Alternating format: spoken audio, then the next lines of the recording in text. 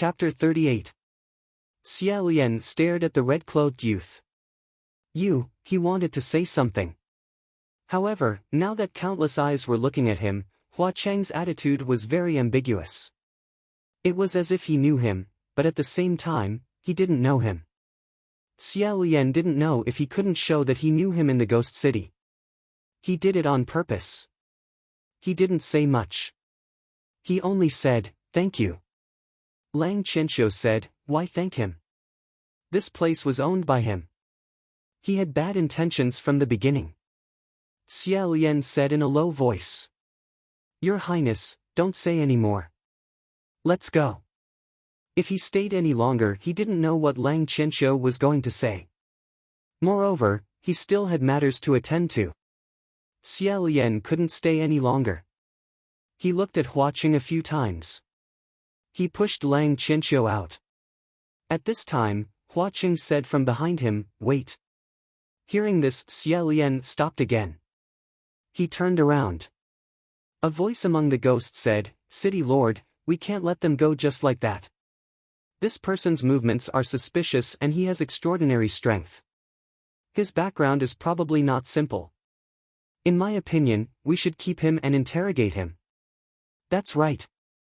Who knows, he might be a spy sent by someone to deliberately cause trouble in our territory."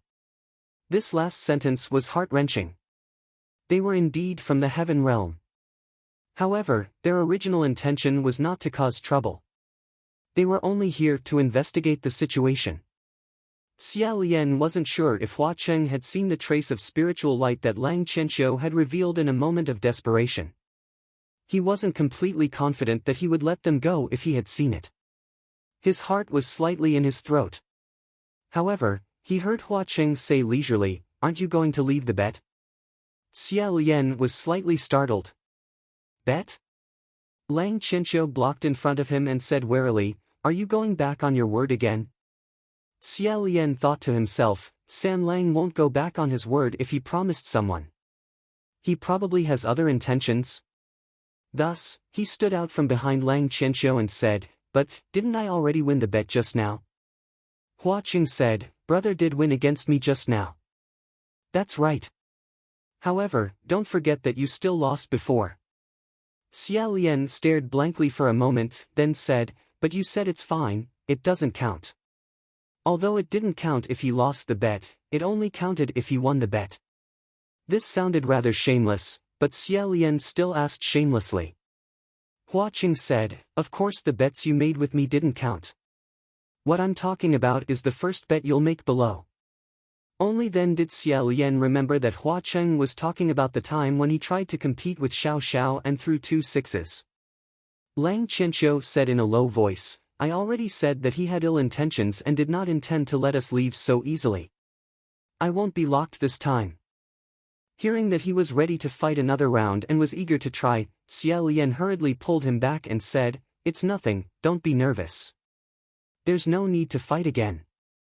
On the other side, Hua Cheng tilted his head and asked, "What do you think? Brother, do you admit it?" Since he was willing to bet, he had to accept his loss. What else could he do other than obediently admit it? Thus, Xia Lian nodded his head and said, "I admit it." Hua Cheng spread out his left hand and said, "Then, give me the stake we agreed on." "The stake we agreed on?"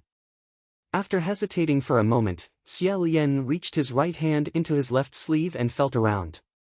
He fished out half a steamed bun. Unable to look at it directly, he braced himself and handed it over. "You're talking about this?" Honestly speaking, when he fished out this half a steamed bun, Xia Lian felt that his face, which had never crumbled in 800 years, suddenly trembled a little and couldn't hold it in anymore. The group of ghosts in the hall had long been speechless and could only watch quietly. This was the first time the city lord had made a bet with someone, and the stake they agreed on was an unfinished steamed bun. That was fine. Perhaps the city lord was just messing around for fun. However, the city lord had actually asked someone to take back this half a steamed bun with a deadpan expression. Speechless, truly speechless. Some of the ghosts couldn't help but have a bold thought, either this half a steamed bun hid a shocking secret, or this person really was the city lord's older brother. Hua Cheng, on the other hand, accepted it with a smile. He lifted it up and gave it a glance before shaking it in his hand. I received the steak. Seeing that he really accepted it, Xia Lian didn't know what to say. After a long time, he finally said that, "It's cold. It seems, it's a little hard." Hua Cheng said, "It's fine. I don't mind." With his reply, Xia Lian didn't have any leeway to continue. He had already said all he could say, so he turned around and walked out. Just now, the group of ghosts in the gambling house had made way for him because they saw that he was the first one to step forward. He was a brave warrior. But this time, when they made way for him, they were all looking at him with reverence and curiosity. Xia Lian had only taken a few steps when he heard the ghosts behind him say, City Lord, where are you going next?" Hua Cheng lazily replied, "I'm in a good mood today, so I'm going to the Extreme Happiness Square." Hearing this, the entire hall erupted in cheers, as if it was a festive occasion. Xia Lian couldn't help but turn around to take a look. Coincidentally, he saw Hua Cheng also turn around. In his hand, he was holding the half-a-steamed bun. He tossed it up and down before casually lowering his head to take a bite. Seeing this scene, the soles of Xia Lian's feet slightly paused. He didn't know why, but he felt that he really couldn't stay in this place for a moment longer. He quickened his pace, pulling Lang Qianqiu along as he ran out at lightning speed. The two of them left the gambling house and madly ran for a long distance. On the way, they almost knocked down all kinds of peddlers' stalls. With great difficulty, they arrived at a slightly more secluded alley. Shi Qingxian immediately emerged and met up with them. Shi Qingxian fanned his fan wildly, causing his hair to fly in disarray. He said, "That was close, that was close. My mother, I was so scared just now that my face turned white." Probably because he rushed too quickly, Xia Lian's heart was also thumping hard. Lang Qianqiu said, "Yeah, Wind Master, I feel that your face is also very white now." Shi Qingxian touched his face and laughed, "Is that so?" "Ha ha ha ha, this isn't because I was scared, this is my natural." Cough. Cough, Qianqiu, in any case, you are also a martial god that oversees a region, how can you be so impulsive? This is the territory of the ghost realm. If you were to be caught and your identity was exposed, it would spread out that the heaven realm's heavenly officials had disguised themselves and sneaked into the ghost city. Their actions were strange and they destroyed the peace of the three realms. How are we going to explain this to the emperor? Lang Qianqiu lowered his head and admitted his mistake honestly, "I'm sorry, I was impulsive just now." He then raised his head and said, "But those gamblers are too crazy. If that man opened that cup, no matter if he won or lost, the result would not be good. Either his daughter would be unlucky, or his peers would suffer. I was angry for a moment, so I broke that cup." Shi Qingxian said, "Then you don't have to rush out by yourself." Lang Qianqiu was stunned and said, "Then Wind Master, what should we do? If I don't rush out, no one else will." He asked seriously. Shi Qingxian used his fan to poke his temples in a bit of a headache and said, "This." Xia Lian smiled and said, "Forget it." Lang Qianqiu looked up at him. Xia Lian continued, "I think that even if His Highness Tai Hua is captured, no matter how he is interrogated, he will not tell the other party his identity. However, in order to prevent the other party from finding out any clues from his words, Your Highness should be careful in the future and not be caught." Lang Qianqiu nodded and said, "All right. I got it." Shi Qingxian said, "Let's not talk about it anymore.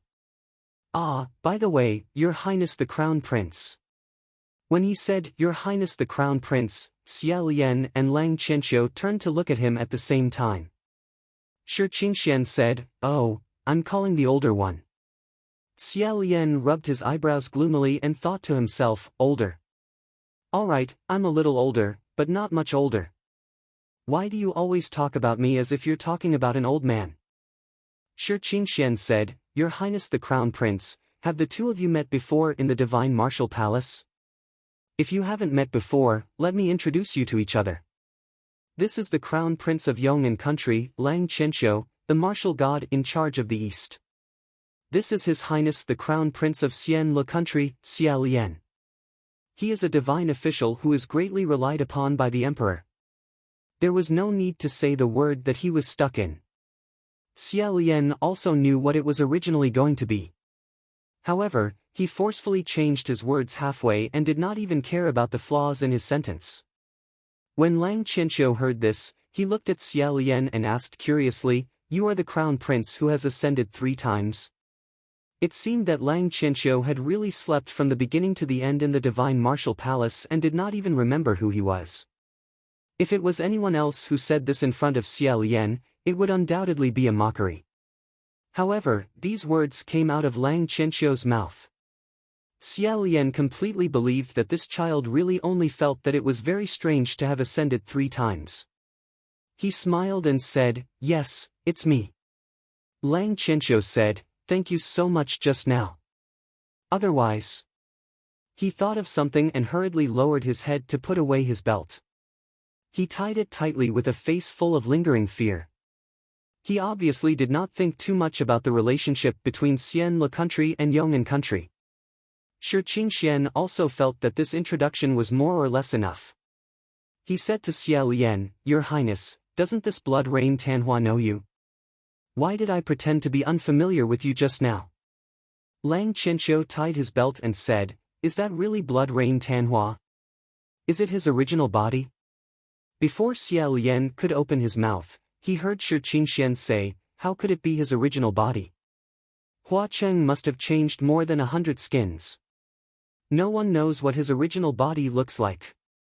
The last time I went to Banyu Pass and saw him, he seemed to be more or less like this. It must be a fake skin. Fake, fake." However, Xia Lian always remembered the words that Hua Cheng had said to him in Pu Chi Monastery, "The next time we meet, I will use my original appearance to see you." In his heart, he said, "It's true." However, of course, he did not say this out loud. Seeing that everyone else was certain that it was a fake skin, only he knew that it was the true appearance of Blood Rain Tanhua. It was as if he knew an incredible little secret. Then he thought again, San Lang's appearance is not much different from before. It seems like he is just a little bigger and a little taller. If that's the case, when he first met me, he was actually more or less using his true appearance. Inexplicably, he felt a little happy. On the other side, Shi Qingxian said again, "Everyone says that Hua Cheng has a strange temper. It seems that he really is strange. He was obviously throwing the game for you, yet he still pretended to not know you with a straight face. I don't know what he's up to. Could it be to make us lower our guard?" Hearing this, Xia Lian coughed a few times. Sure enough, everyone could see that Hua Cheng had thrown the game for them in the gambling house just now. It was no wonder. Rather than saying that he had thrown the game, it would be better to say that he had opened the floodgates. Only Lang Qianqiu could not see it. He frowned and said, "Did he throw the game?" "Why?" The other two patted his shoulder and tacitly chose not to explain more to him. They left Lang Qianqiu standing alone in the same place, thinking about why Hua Cheng had thrown the game for Xia Lian. Was it because they knew each other? The two of them turned around and walked away. Xia Lian said, "Now that our whereabouts have been exposed, what should we do next? Change our skin and come again?" "I don't recommend changing our skin, but it's useless. With His Highness Tai Hua's palm strike, the ghost city should strengthen its vigilance." Shi Qingxian said, "To be honest, I thought that we would be exposed, but I didn't think that we would be exposed so quickly." Xia Lian sighed and said, I understand. Shi Qingxian said, "If you've been exposed, then so be it. Since you've been exposed, why don't you just come out in the open?" Xia Lian faintly guessed in his heart what was meant by, in the open. Sure enough, Shi Qingxian said again, "Right now, if you still want to cover up your lie, you can only go to Hua Cheng in the open and tell him that you specially came to see him this time. He knows that you are a heavenly official from the heavenly realm, right? If he knew, it would make sense that you brought a few heavenly realm subordinates." Unexpectedly, Before Xia Lian could answer, Lang Qianqiu heard it and said, "No." Shi Qingxian said, "Why not?" Lang Qianqiu said seriously, "Your Highness Xian Lu, do you know Blood Rain Tanhua? From what I heard, you and him can be considered friends." Xia Lian nodded. Lang Qianqiu said, "Of course not. Although I don't think that this Ghost King is a good person, he let you off because he treats you as a friend. Since that's the case, you can't lie and deceive your friends." Shi Qingxian said with a headache, "Hey, Qianqiu, you're really stubborn." Xia Lian smiled and nodded, saying, "It's pretty good. His Highness Tai Hua said so." Lang Qianqiu smiled and said, "You also agree with me, right?" Shi Qingxian said, "What's good about it? At least we have 3 heavenly officials. If we come out and return empty-handed, they will definitely say that we are less efficient than Lingwen Palace Hall. It would be so shameful." Xia Lian smiled. Just as he was about to speak, he heard a burst of ghostly wails and wolf howls coming from behind him. The 3 of them couldn't help but turn their heads to look. They saw that outside the alley, a group of demons and ghosts were chasing and fighting as they ran over, shouting, "Where's that little masked guy? Where's that little masked guy?" Xia Lian saw the other 2 people's vigilant expressions and said, "It's okay, they're not looking for us." Chapter 39. Suddenly, he heard the scream. Xia Lian's heart suddenly trembled. Before his thoughts could react, his body had already rushed out. Outside the alley, a group of strange-looking demons and ghosts formed a circle and shouted, "Caught him! Kill him again! Motherfucker, how many things did this little scum steal from me? I must scrape them off his body one by one." Shi Qingxian said, "Your Highness the Crown Prince, what's wrong?" Xia Lian did not answer. Step by step, he walked in that direction. He walked faster and faster. Finally, he started running, forcefully pushing aside the few people outside. He suddenly took a look. The one who was pressed in the middle and beaten up, it was a young man in ragged clothes. Looking at his body, he was only about 15 or 16 years old, curled up into a ball, curled up on the ground, shivering. Although he was tightly holding his head, it could still be seen that this youth's head was messily wrapped with several bandages. These bandages had become as dirty as his hair. Wasn't this the Xia Lian that he had met in a hurry on Mount Yujun? The bandaged youth who disappeared without a trace and was searched for without results? No wonder for the past few days, Lingwen Palace Hall had said that their search for his whereabouts had been fruitless. If this youth had escaped into the territory of the Ghost Realm, how could the Lingwen Palace Hall of the Heaven Realm be found in the human world? The few ghosts that were pulled away by Xia Lian were furious and pulled him away again. One of the ghosts pulled the bandages on the youth's head and said, "This little bastard is probably uglier than me. He's so afraid of people pulling off these things on his face." Lang Qianqiu angrily said, "What are you guys doing?" Lang Qianqiu angrily said, "What are you doing?" He came up and threw those people away again. Shi Qingxian had no time to stop him. He could only throw his fan and said, "Qianqiu, didn't you say you wouldn't be impulsive again?" This time, many people were angered by Lang Qianqiu. They scolded, "What kind of thing did you come out of nowhere again?" and rushed towards him. Lang Qianqiu said, "Wind Master, I'm sorry. This is the last time." Then, he started fighting with them. Shi Qingxian had no choice but to shout, "Hey! I won't go on patrol with you anymore." Next, he naturally had to join the battle. Unfortunately, it wasn't good for them to cast spells and reveal their spiritual light, so they could only punch and kick. There was also a small portion that was beating the youth, but Xia Lian pushed it away. He bent over to help the youth up and said, "Are you all right?" As soon as he heard this voice, the young man's shoulders trembled and he looked at him with his head lowered. Only then did Xia Lian discover that the bandages wrapped around his face had been completely soaked in blood. The black and red stains were extremely frightening. This appearance was even more frightening than the last time they had parted. The 2 large eyes that peeked out from the gaps of the bandages were clear and bright. However, the reflection of Xia Lian in these pitch-black eyes was filled with fear and timidity. Xia Lian held the youth's arm and said, "Come, stand up. Everything's fine now." Suddenly, he let out a loud "ah" and pushed Xia Lian away, jumping up and running.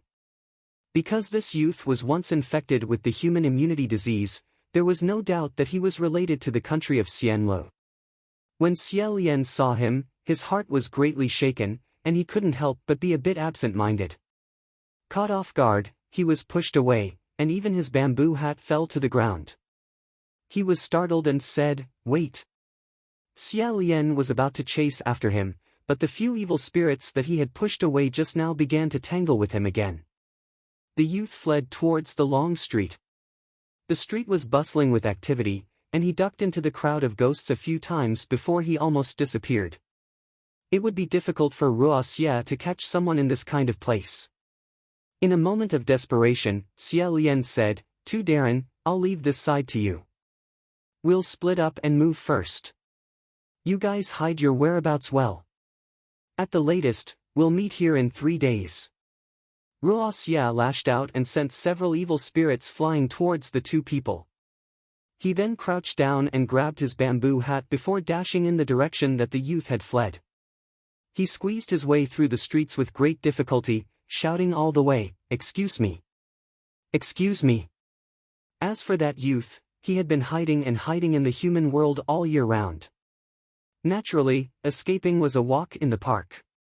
One moment, he could see his head, the next moment, he could see his back, and the next moment, he couldn't be seen anymore. Unexpectedly, he was getting further and further away. Moreover, Xia Lian didn't know if it was an illusion, but he felt that the streets in this direction were getting more and more lively. Everyone was rubbing shoulders with each other, making it more and more difficult to squeeze through. Due to his chaotic state of mind, he accidentally knocked over a few stalls. Xia Lian promptly said, "I'm sorry. I'm sorry." Ghosts weren't people to be trifled with. They scolded, "What's the use of apologizing? Catch him." Xia Lian suddenly felt a chill run down his back, as if a hand was trying to grab him. With a backhand slap, he asked, "Who is it?" The one grabbing him was a tentacle that had appeared out of nowhere. A group of ghosts surrounded him, and voices of varying heights and loudness surrounded him. "Hey! Hurry up and teach this pretty boy a lesson. He actually dares to cause trouble in the ghost city."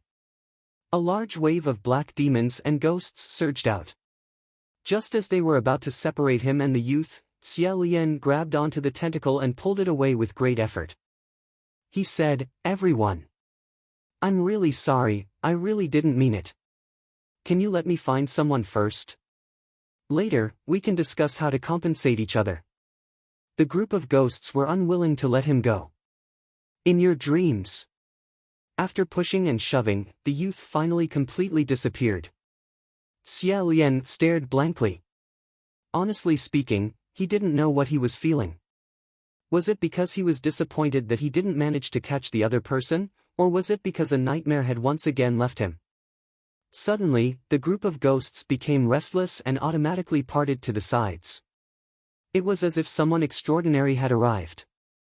Xia Lian regained his senses and saw a tall and slender man dressed in black walking straight towards him from the parting crowd. He said, "Everyone, don't cause trouble. Hurry and let go." Like many of the demons and ghosts on the streets, the man in black wore a ghost mask. The expression drawn on the ghost mask was interesting, as if it was a helpless and bitter smile. The group of ghosts shouted, "The lower crescent moon envoy is here," and finally let go of Xia Lian. It seemed that this was a big shot in the ghost city. When he saw Xia Lian, he bowed and said, "Taoist priest, the mayor invites you in." Xia Lian pointed at himself. "Ah, me?" The lower crescent moon envoy said, "Yes. The mayor has been waiting for a long time at the Extreme Happiness Workshop." Everyone around him sucked in a breath. "The mayor invites you in? I didn't hear wrong, right? The blissful square? That's the mayor's warm bed, he never invites guests in." The person who came from another street said, "Wait, isn't this the person who won against the mayor at the ghost gambling house today?" "No, the Taoist priest who was taught by the mayor. Pairs of eyes that were at least the size of copper bells stared at Xia Lian, forcing him to raise his bamboo hat to block them. The lower crescent moon envoy said, "Please." Xia Lian nodded and followed him. The crowd on both sides automatically parted to form a path. The ghost envoy led Xia Lian through the middle. No one dared to follow them. After the time it took for a stick of incense to burn, the two of them left the bustling street and walked further and further away. During this time, the two of them rarely talked. Xia Lian felt that the lower crescent moon envoy was about to disappear into the darkness, so he followed him even more closely. When he inadvertently swept his eyes over the ghost envoy's wrist, he suddenly discovered that there was a black circle of curse on this person's wrist. He couldn't be more familiar with this thing. Curse? His eyes widened in shock. Suddenly, he heard the ghost envoy say, "This is the place." Xia Lian raised his head and discovered that he had been led to the front of a lake. Many faint ghost fires were chasing each other on the surface of the water. Beside the water stood a dazzling and magnificent skyscraper. Both Heaven Realm and the Ghost Realm had gorgeous buildings. However, Heaven Realm's buildings were gorgeous and dignified.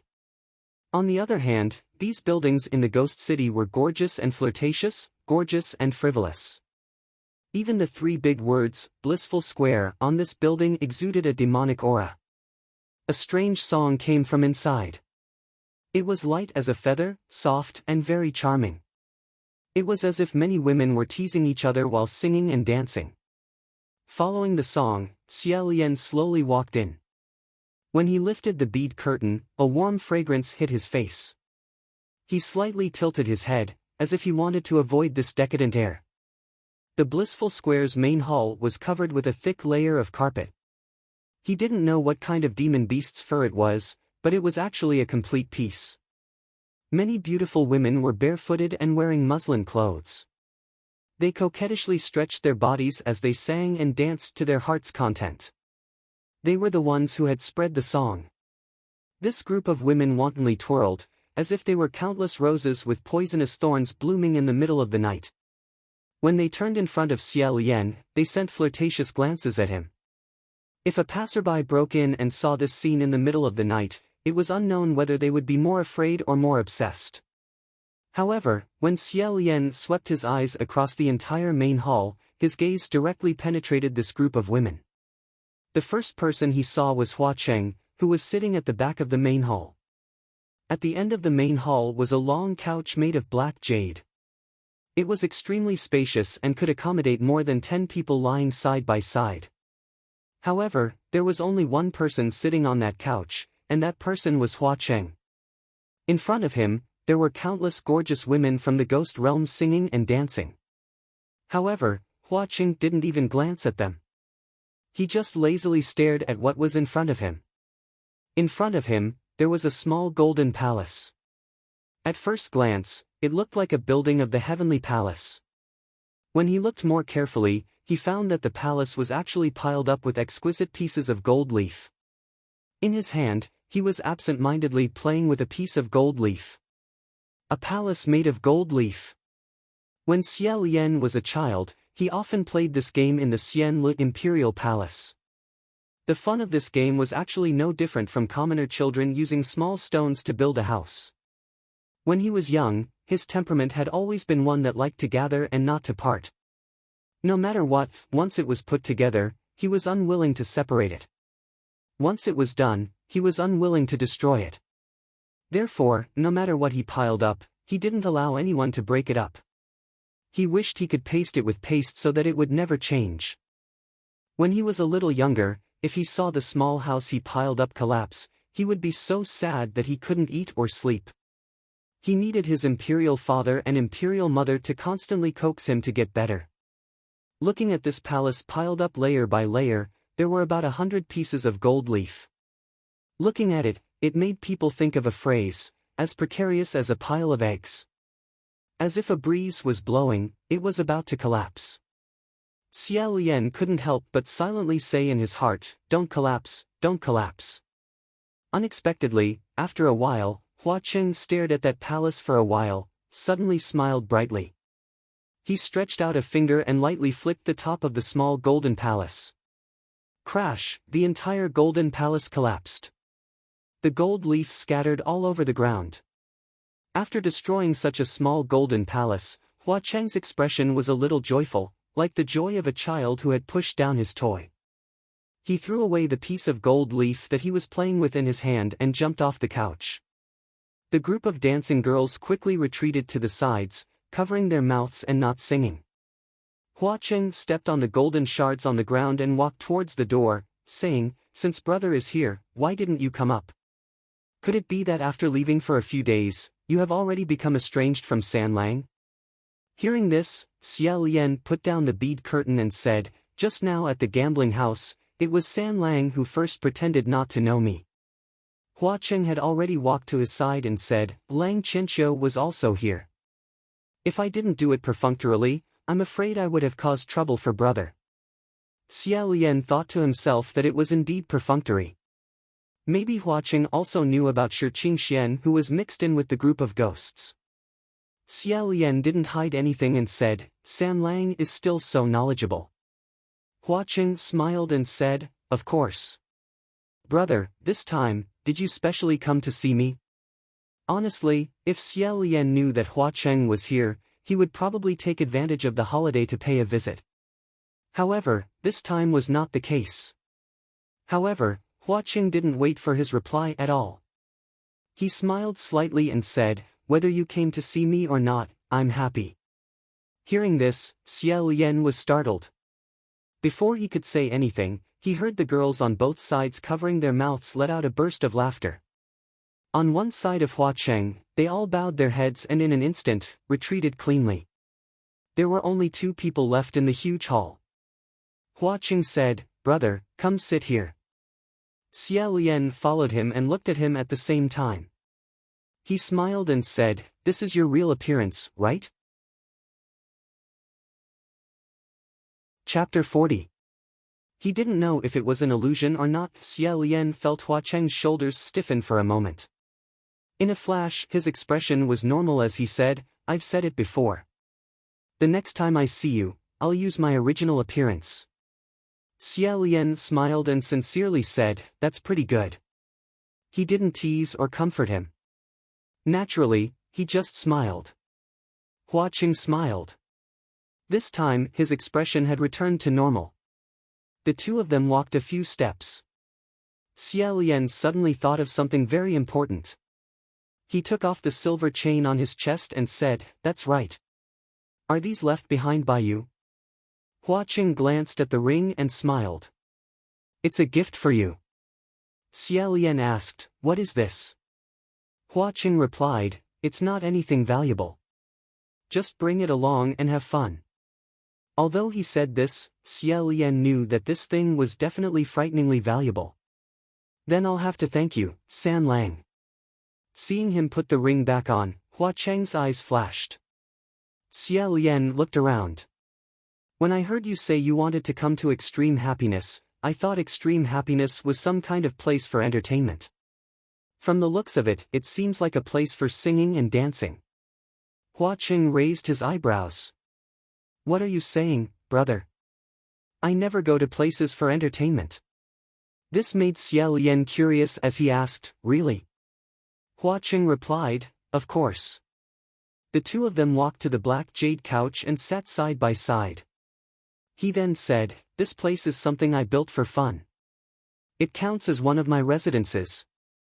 When I have time, I come and stroll around. When I don't care."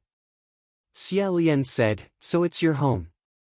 Hua Cheng corrected him, "Residence. It's not home." Xia Lian asked, "Is there a difference?" Hua Cheng replied, "Of course there is. There are family members at home. A place where one lives isn't called home." When Xia Lian heard this, his heart was slightly moved. If that was the case, then he hadn't had a home for over 800 years. Although Hua Cheng's face didn't show any loneliness, Xia Lian felt that they were about the same. He then heard Hua Cheng say, "If it's a home, even if it's a small place like Pu Chi Monastery, it's still 1,000 times better than my extreme happiness." Xia Lian deeply agreed. Smiling, he said, San Lang is actually a person who is true to his emotions. But you actually compared Pu Chi Monastery with this place, it really makes me feel ashamed. Hua Cheng laughed and said, what's there to be ashamed of? To tell you the truth, although Big Brother's Pu Chi Monastery is small, I feel that it is much more comfortable than my blissful place. It's more like a home. Xia Lian warmly said, is that so? If you don't mind, you can go and stay there whenever you want. The doors of my Pu Chi Monastery are always open for you. Hua Cheng's eyes curved, Big Brother, since you said so, I'll do as you say. Don't think I'm annoying in the future. Xia Lian said, no, no. By the way, San Lang, I have a favor to ask of you. I wonder if you have the time. Hua Cheng asked, what is it? In my place, if you have something to say, just say it. Xia Lian replied, previously, when I was dealing with some matters on Mount Yujun, I met a youngster who might have some connections with my homeland. Hua Cheng narrowed his eyes, but didn't say anything. Xia Lian continued, that youngster was so frightened that he ran away. I looked for him for a long time, but I couldn't find him. Just now, I randomly wandered around your ghost city, only to discover that he actually ran over here. Since San Lang is the owner of this place, I wonder if you can help me look for him. That youngster's face was wrapped in bandages, and he had just escaped from this blissful place. Hua Cheng smiled and said, all right, I got it. Big Brother, don't worry, just wait. Xia Lian let out a sigh of relief and said, I really have to thank you again. Hua Cheng said, this is nothing. However, you're just going to abandon Lang Qianqiu like this? Xia Lian thought to himself, if Lang Qianqiu was here, he would be so straightforward, so it would be hard to say what kind of trouble he would cause. It would be better to meet up later. He casually said, just now at the gambling house, His Highness Tai Hua caused you trouble. I'm sorry. Hua Cheng's face once again revealed that slightly disdainful smile as he said, what are you saying? He's qualified, how could he be considered trouble? Xia Lian said, the things he smashed. Hua Cheng smiled and said, for Big Brother's sake, I won't settle the accounts with him for the things he smashed. Don't wander around in front of me, let him wander around by himself. Xia Lian curiously asked, San Lang, there's a heavenly official wandering around your territory, and you're not going to do anything about it. Could it be that Hua Cheng really had nothing to fear? Hua Cheng smiled and said, you don't know about this. Big Brother, although this place of mine is said to be a turbid hell, where demons run amok, in reality, everyone wants to wander around. Even those heavenly officials of yours who pretend to be disdainful on the surface, secretly come here in disguise to do their shady business. I've seen many of them. If they don't cause trouble, I'm too lazy to care. If they cause trouble, I'll just wipe them all out. Xia Lian said, His Highness Tai Hua didn't intentionally cause trouble. It's just that when he saw that gambling house, he felt that he had to stop it, so he acted on impulse. Hua Cheng indifferently said, that's because he's too inexperienced. Between letting himself live another 10 years or letting his enemies live 10 years less, he unhesitatingly chose the latter. This is human. After he finished speaking, he crossed his arms and said, even a fool like Lang Qianqiu could ascend. It's really that there's no one capable in the heaven realm. Xia Lian felt a bit guilty as he rubbed the space between his eyebrows. In his heart, he said, you can't say things like that. After all, people like me have also ascended 3 times. After hesitating for a moment, he continued, San Lang, what I'm going to say next might be a bit overboard, but I'll still say one more thing. That gambling house of yours is extremely dangerous. Will something happen to it? This kind of gambling house that gambled on men, women, and people's lifespans and sudden deaths was truly sinful. Moreover, it was fine if it was just a small fight, but if one day the gambling house became too big, sooner or later, the heaven realm wouldn't just stand by and watch. Hearing this, Hua Cheng looked at him and said, Your Highness, have you asked Lang Qianqiu why he wanted to rush out? Xia Lian was slightly startled. He didn't know why Hua Cheng suddenly asked this. Hua Qing continued, I'm guessing that he definitely told you that if he didn't do it, then no one else would. His guess was actually extremely accurate. It was clear that he had seen through Lang Qianqiu. Xia Lian said, that's indeed what he said. Hua Qing continued, then, I'm in the complete opposite situation. If I don't control this kind of place, there will still be someone else who will. Rather than being in someone else's hands, it would be better for it to be in my hands. Xia Lian had always understood the propriety of getting along with people. He nodded and said, I understand. It seemed that although Hua Qing was an emotional person, he cared more about the power in his hands than he had imagined.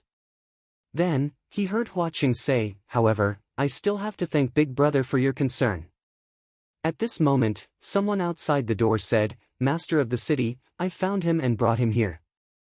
Xia Lian looked towards the door and saw the crescent moon envoy standing outside the bead curtain. He was currently bowing slightly. In his hand, he was holding the ragged and bandaged teenager. Hua Qing didn't even turn his head as he said, bring him here.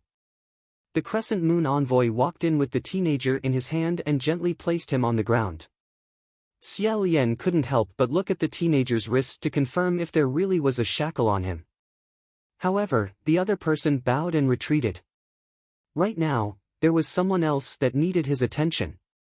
Xia Lian rushed to speak to the teenager first, don't be afraid. Last time was my fault, but I won't do it again. The teenager's large eyes were filled with bewilderment. Perhaps it was because he didn't have the strength to run anymore, or perhaps it was because he knew he wouldn't be able to escape. He glanced at Xia Lian, then glanced at the small table on the black jade couch. Xia Lian followed his gaze and saw a plate of brightly colored fruits on the small table. Presumably, this teenager had been hiding for a long time and hadn't eaten for many days. Xia Lian turned towards Hua Qing. Before he could say anything, Hua Qing said, do as you please. You don't need to ask me. Xia Lian couldn't be bothered to be polite anymore and said, many thanks. He took the plate of fruits and handed it to the bandaged teenager. The teenager immediately snatched the plate and began stuffing the fruits into his mouth. It seemed like he really was very hungry. Even when Xia Lian was at his lowest and starving like a wild dog, he might not have been able to eat as ravenously as this teenager. Xia Lian said, slow down. After a pause, he tried asking, what's your name? As the teenager ate, he vaguely looked as if he wanted to speak, but he couldn't speak clearly. Hua Qing said, he probably hasn't spoken to anyone for many years, so he doesn't really know how to speak. Indeed, this teenager didn't seem to have spoken more than a few words with little Ing. He was afraid that this had happened a long time ago. Xia Lian sighed and said, let's take it slowly. The plate of fruits had already been completely devoured by him like a tornado sweeping away clouds. Xia Lian looked at the bloodstains on the bandages on his face. After thinking for a moment, he warmly said, You have an injury on your face. It seems to be very serious. Let me help you take a look. When he mentioned this, the teenager's eyes once again revealed fear. However, Xia Lian continued to gently persuade him, so he obediently sat down. Xia Lian took out a bottle of medicinal powder from his sleeve. Slowly, he untied the messily tied bandages. Sure enough, although the teenager's face was badly mangled, those terrifying human faces had all disappeared. All that was left was a series of bright red scars. The last time they met at Mount Yujun. Although his face had been burned, there weren't so many bloodstains on the bandages. Sure enough, this teenager later used a knife to cut or scratch the human faces left behind by the human face plague. As Xia Lian applied the medicinal powder on the teenager's face, his hands trembled slightly. At this time, Hua Qing grabbed his wrist and said, Let me do it. Xia Lian shook his head and gently shook off his hand. He said in a low voice, No need. I'll do it myself. 800 years ago in Xianlu Imperial City, many people who were infected by the human face plague would choose to do this when they had no other way out. That scene was truly hell on earth. Some made mistakes, and the knife cut where it shouldn't have been, causing them to bleed to death. Although some had their human faces removed, their wounds would never heal. As Xia Lian wrapped new layers of bandages around him, he discovered more and more that the shape of this youth's face and facial features were actually extremely regular. The bridge of his nose was elegant and straight, and his eyes were even more distinct black and white. Originally, he should have been a handsome youth, but now, he had such a suffocating appearance. He was the same as those people. Even if he cut off those deformed human faces, this was still a face that would cause people to have nightmares. Afterwards, he would never be able to restore his original appearance. With great difficulty, Xia Lian wrapped new bandages around the teenager's face. Only then did he ask in a trembling voice, Are you from Xianlu country? The teenager's pair of big eyes looked over. Xia Lian asked again, but the teenager shook his head. Xia Lian asked, Then who are you? The teenager struggled to answer. Yong'an. The human face plague had only broken out in Xianlu country. But this teenager was actually someone from Yong'an country. Xia Lian's vision darkened. He blurted out, Have you ever seen Bai Yi bringing disaster to the world? Bai Yi bringing disaster to the world. The source of the plague. An ominous sign. Before the birth of Blood Rain Tanhua, he was the nightmare of the previous generation of immortals and gods. If Junwu hadn't personally exterminated him, it was likely that this nightmare would have continued to this day. This absolute wore snow-white mourning clothes all year round. His large sleeves fluttered in the wind, and his face wore a sad and happy mask. The so-called sad and happy mask was a mask. The right half of the face was crying, while the left half was smiling. It seemed both happy and sad. As long as he was seen anywhere, it meant that this place was about to fall into chaos. In the final battle, Xia Lian stood on top of Xianlu Imperial City's city gate tower. With a face full of black ash and tears, he blankly looked down. In his blurry vision, there was only a white silhouette standing outside the city amidst corpses. His large sleeves fluttered in the wind, extremely clear. Xia Lian lowered his head to look at him. That white specter also raised his head to look at Xia Lian, waving at him. Chapter 41.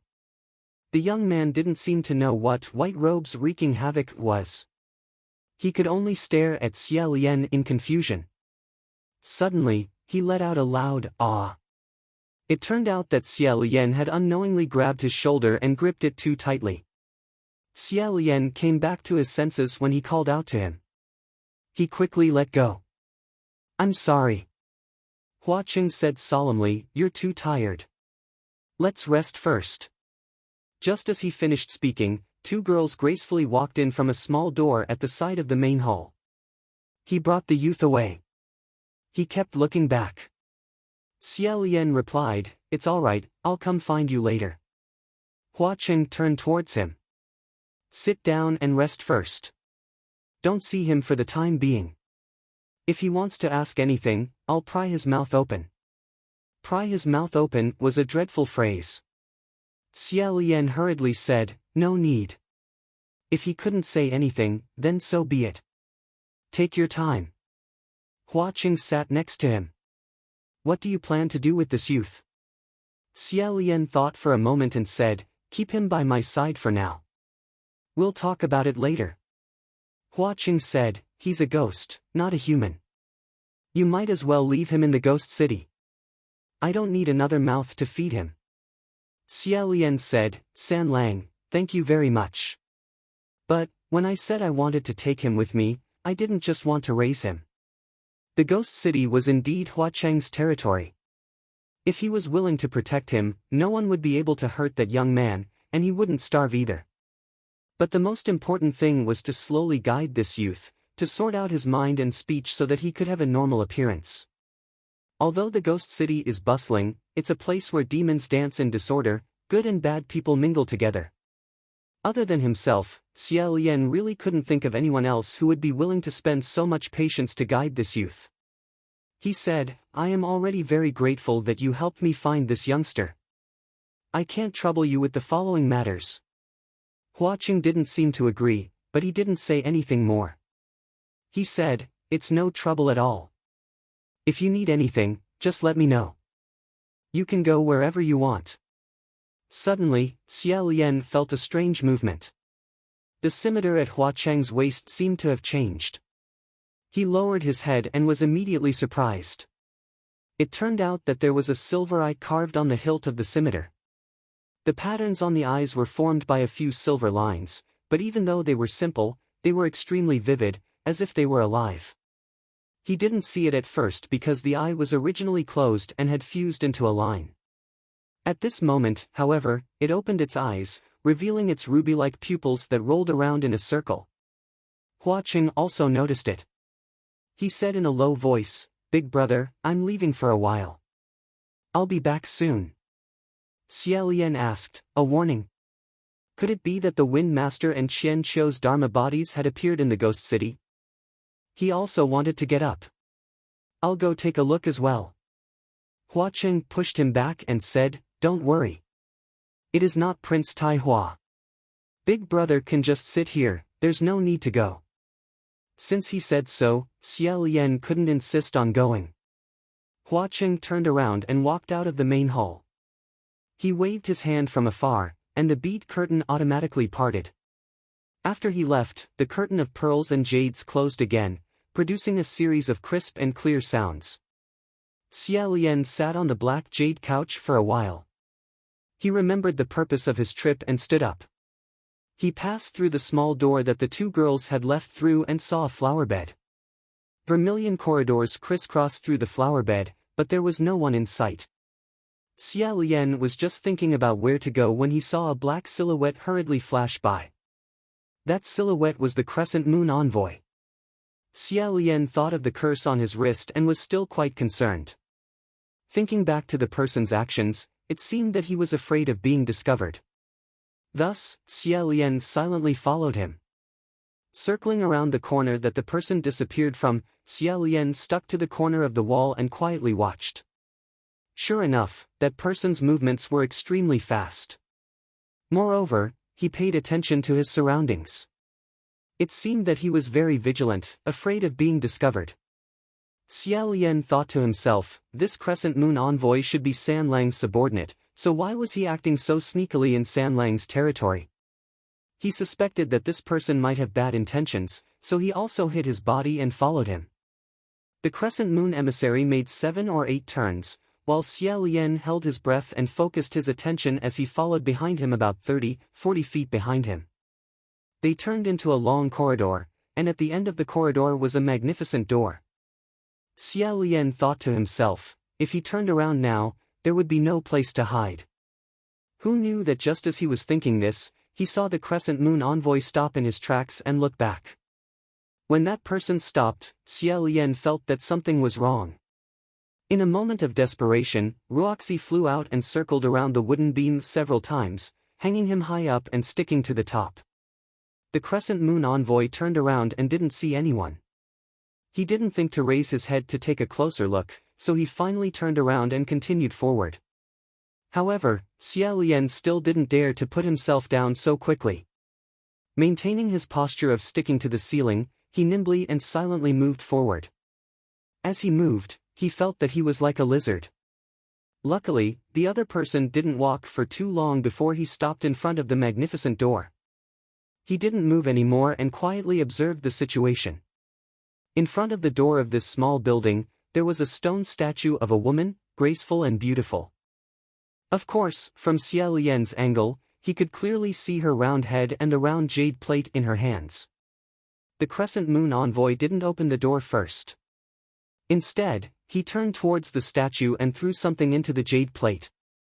Hearing 2 ding-dang sounds, Xia Lian secretly guessed, dice? He had heard this sound many times today, and he was afraid that he wouldn't forget it for a long time. As expected, when the Crescent Moon envoy moved his hand away, there were 2 dice on the jade plate. Both of them were bright red SXS. Only then did the Crescent Moon envoy put away the dice and open the door. The door was actually not locked. After he entered, he closed the door behind him. Xia Lian didn't hear the sound of the door being locked or bolted. After waiting for a while, He floated to the ground like a piece of paper. He hugged his arms and examined the door. Logically speaking, this room didn't look big, and whatever he was doing inside, there should be some sound coming out. However, after the Crescent Moon envoy closed the door and entered, there wasn't a single sound coming from the room. Xia Lian decisively raised his hand and pushed. Indeed, after opening the door, there was no one in the room. Looking at it, it was an ordinary but gorgeous little room. The furnishings in the room could be seen at a glance, so there was no possibility of a secret passage being hidden.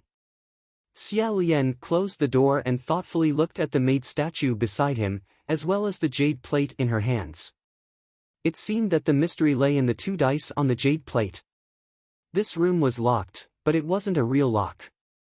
Instead, it was a magic lock. In order to open this lock, he needed a key or a password.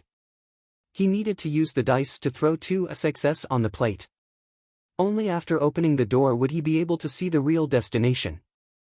However, for him to throw out 2 success on the spot, this was absolutely impossible. Xia Lian could only look at the room and sigh. After walking around the door for a while, he pulled himself out and walked back. After walking for a while, he suddenly stopped in his tracks. Walking towards him was a tall man dressed in red with a slender silver scimitar hanging from his waist. It was Hua Cheng. He hugged his arms and said as he walked, "Gidge, you really made it hard for me to find you." Just like when he went out, he came back the same way. However, the scimitar hanging from his waist had already been unsheathed. Together with the scabbard, it hung from the hem of his bright red clothes.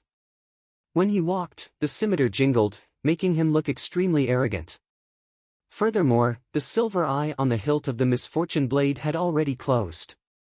Xia Lian calmly said, "I originally wanted to go see that child, but who knew that your room was too big, so I took a wrong turn." He originally wanted to tell Hua Cheng about what happened just now, but when the words reached the tip of his tongue, he changed his mind and swallowed them back down. The reason he came to the Ghost City this time was to investigate the whereabouts of the missing heavenly official. He couldn't let go of any strange clues. Perhaps the missing heavenly official was locked in this room. It was better to first think of a way to enter this door and take a look.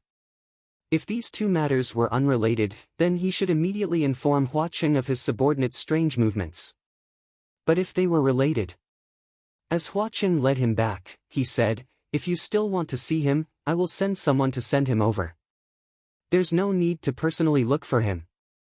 Probably because he had a guilty conscience, Xia Lian's tone towards Hua Cheng involuntarily softened. He said, "MHM. You finished dealing with the matter so quickly?" Hua Cheng said, "I finished dealing with it. It's just another group of trash making a fool of themselves." When he heard him say, "trash," in a very familiar tone, Xia Lian guessed, "Is it Green Ghost Chi Rong who came to cause trouble?" Hua Cheng smiled and said, "That's right. Didn't I say it before? Who else is thinking about this place of mine? That trash has wanted to go to the Ghost City for more than a year or 2, but the most he can do is think about it. He's extremely jealous, so he often sends some trash that's even worse than him to cause trouble. I'm already used to it. Don't mind it, it just so happens that I have a place I want to show brother. Brother, are you willing to give me face and come with me?" Xia Lian happily said, "Naturally." The 2 of them passed through several long corridors before Hua Cheng led him to the front of a majestic main hall. The main hall's door seems to be made of fine steel, carved with ferocious and evil beasts, making people tremble in fear. Hua Cheng walked in, and the beasts automatically parted to open the door. Xia Lian hadn't even entered when he felt a murderous aura hitting him in the face. Blue veins popped on the back of his hand. Ruo Xia was ready to go. However, after seeing the situation inside the room, he blinked and instantly dropped his defensive stance. His legs automatically brought him inside. Inside the main hall, all kinds of weapons were displayed on the 4 walls. There were sabers, swords, spears, shields, whips, hammers. It was actually an armory. No matter who it was, as long as they were a man, being in such an armory, surrounded by all kinds of weapons on all sides, they would certainly feel as if they were in heaven, their blood boiling. Xia Lian was no exception. His eyes widened, his face shining. The last time he showed such an expression was in Junwu's armory. His face was as calm as before, but his heart was already surging to the point that he choked on his words. Can I touch it? Hua Qing smiled and said, brother, feel free. Xia Lian's hand touched it, lingering between the various weapons and treasures. As if intoxicated, he said, these are all treasures. This sword is good. In a battle against many, it will definitely be able to display a godly skill. This sword is also good. Wait, this saber is also very. Hua Cheng leaned against the door and stared at his flushed face, unable to let go of the weapons. He said, brother, what do you think? Xia Lian looked at those weapons and was reluctant to turn his head. He asked, what do you think? Hua Cheng asked, do you like it? Xia Lian replied, I like it. Hua Cheng asked, do you like it a lot? Xia Lian replied, I like it a lot.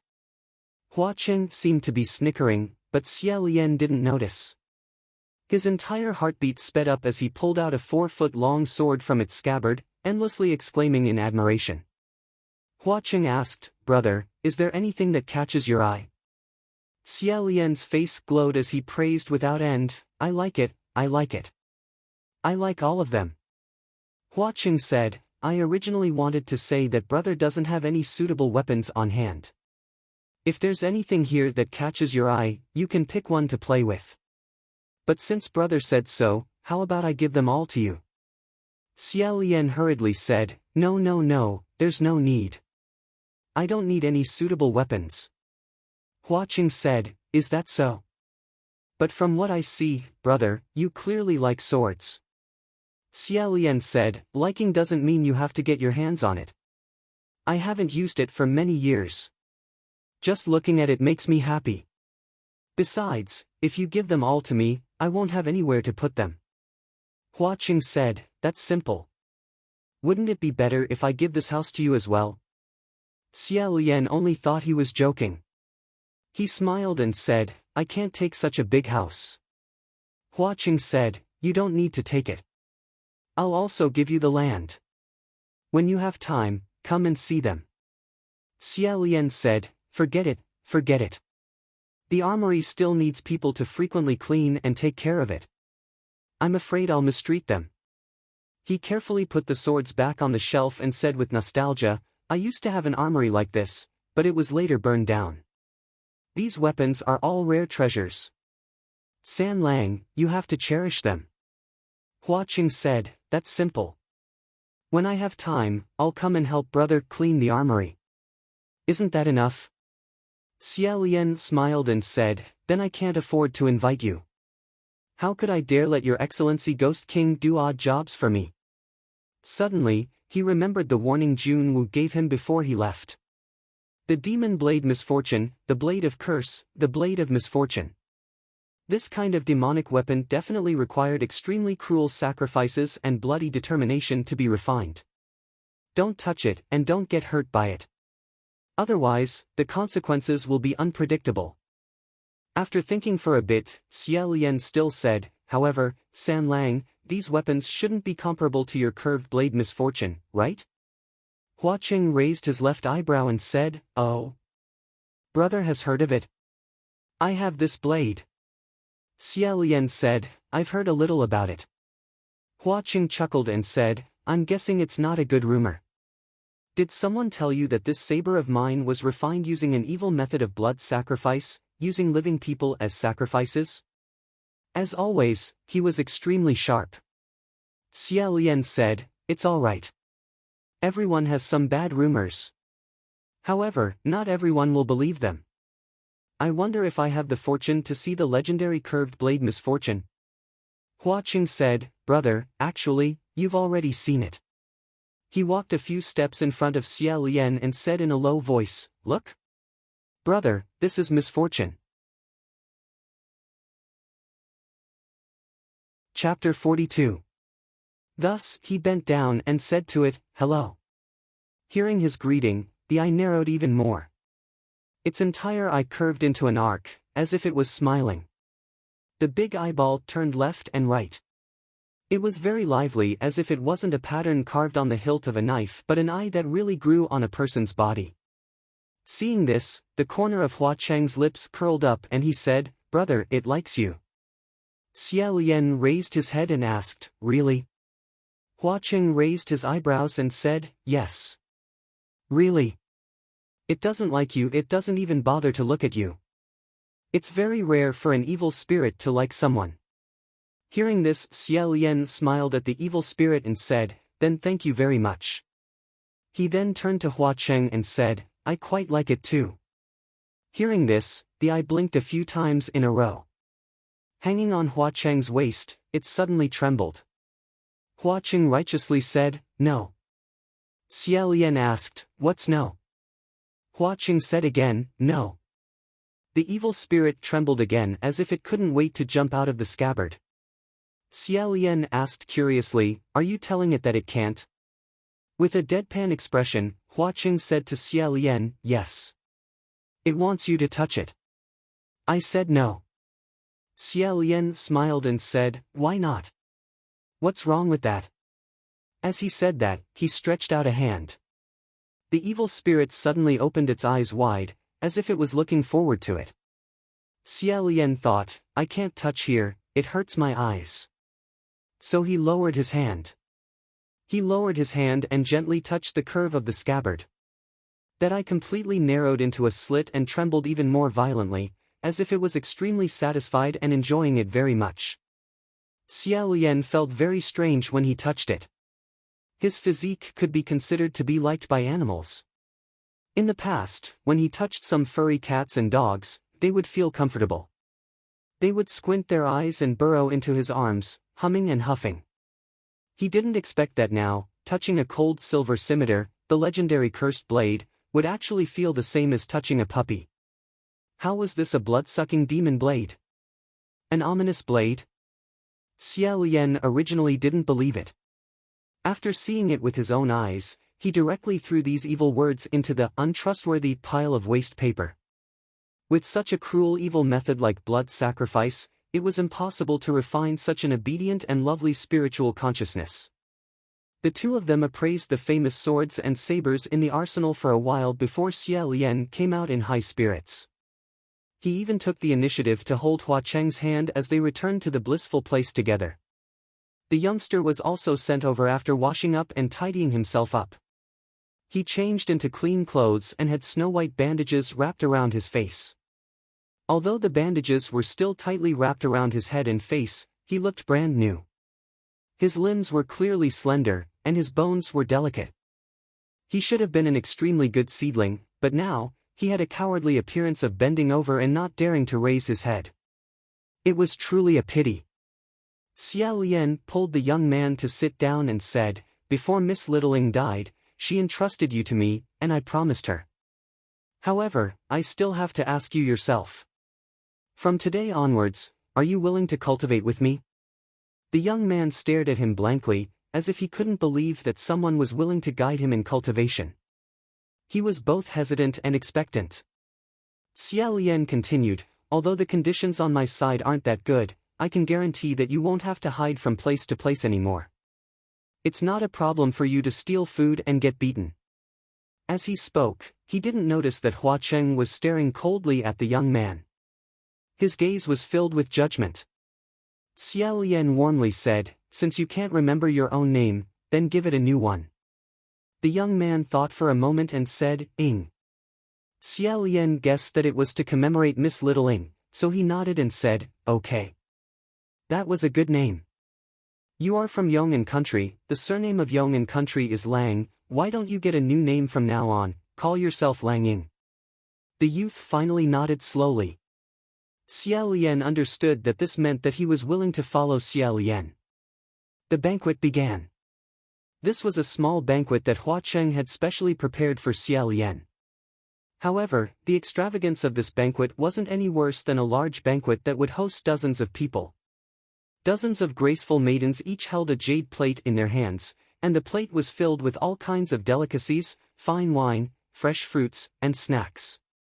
Their delicate steps were like a horse lantern as they leisurely walked around the main hall, and every time they passed by the black jade couch, they would offer up the jade plate in their hands. Lang Ying only watched, but did not move. Xia Lian pushed a few plates in front of him, and only then did he slowly pick them up and eat. Looking at this youth, a scene appeared in Xia Lian's mind. It was also a youth whose face was covered in bandages. His entire body was filthy, and he was squatting on the ground with an offering plate in his hands. His head was lowered as he wolfed down the fruits on the plate. At this moment, a graceful maiden wearing a purple muslin dress brought up a cup of wine. Hua Cheng raised his hand and poured a cup for him. He said, "Gidge, drink a cup." Xia Lian had something on his mind just now, so he was distracted. He casually took the cup and put it in his mouth. As soon as it entered his mouth, he knew it was wine, so he turned his gaze back. Who knew that when he turned around, he just happened to see the maiden behind Hua Cheng giving him a flirtatious look. He immediately spurted it out. Pooh! Fortunately, he had already swallowed that mouthful of wine, so he didn't spurt anything out. He only choked on it and coughed incessantly. Lang Ying was also startled by him, and the pastries in his hands fell onto the table. Xia Lian coughed as he said to him, "It's nothing. It's nothing." Hua Cheng gently patted his back and said, "What's the matter? Is this wine not to Gidge's taste?" Xia Lian hurriedly said, "No. The wine is very good. It's just that I suddenly remembered that in order to cultivate my Tao, one must abstain from alcohol." Hua Cheng said, "Oh. Then it's my fault. I didn't think about this and caused Gidge to break the precepts." Xia Lian said, "It's not your fault. It was me who forgot." He rubbed the space between his eyebrows and turned around. Without leaving a trace, he glanced towards the center of the main hall. The maiden who brought up the wine had her back facing him as she gracefully walked forward. Her posture and gait were truly amorous. Hua Cheng only cared about the matter at hand or was completely focused on Xia Lian. He didn't even spare a glance at these beautiful maidens. Naturally, he also didn't pay attention to the faces of these maidens. However, Xia Lian's unintentional glance just now allowed him to see them clearly. That graceful maiden who brought up the wine, wasn't she the Wind Master, Qing Xian? In order to sneak into the Extreme Happiness Workshop, the Wind Master actually didn't hesitate to disguise himself as a woman and sneak in. Xia Lian was really quite startled by that charming glance. In his heart, he wanted to say, "You should bring the wine so I can suppress my shock." At this moment, he heard Hua Cheng casually say a few words. He said, "Cultivating the Tao, I used to think that it was about seeking freedom and happiness. If you want to abstain from this and that, then it's better not to cultivate. What did you think?" Xia Lian quickly regained his composure. Acting as if nothing had happened, he said, "That depends on what Tao you cultivate. Some sects don't pay attention to these things. However, when cultivating my Tao, the convention is to abstain from alcohol and sex. Alcohol can be used occasionally, but the latter must absolutely not be violated." When he said the two words, "abstain from sex," Hua Cheng's right eyebrow slightly raised. It couldn't be said whether it was a happy expression, or an expression of feeling that it was a bit troublesome. Xia Lian continued, "Actually, there's another thing to abstain from anger. For example, when one is in a casino, it's extremely easy to get angry, so one should also abstain from it. However, if one can control their mind and not worry about winning or losing, then there's no need to deliberately abstain from gambling." When Hua Cheng heard this, he laughed out loud. No wonder Gidge is still interested in going to the casino to play. After going around and around, Xia Lian finally naturally brought up the topic of the word gambling. He said, "Speaking of which, San Lang's gambling skills are truly godly."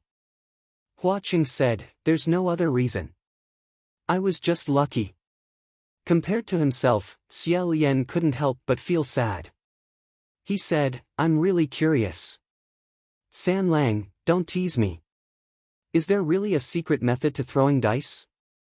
If there wasn't, Hua Cheng wouldn't be able to throw as many dice as he wanted in the casino.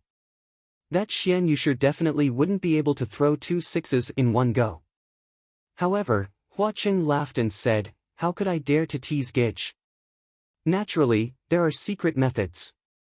However, it's not something that can be learned in a day. Even if there's merit, not everyone can learn it. Xia Lian had more or less expected this answer. However, he heard Hua Qing say, however, I can tell you a quick method. Gage Bao will be able to do it with ease and win every battle. What method? Hua Qing raised his right hand. The third finger that was tied with the red thread was this right hand. That red thread was tied into a small butterfly knot on the back of the hand. It was extremely bright.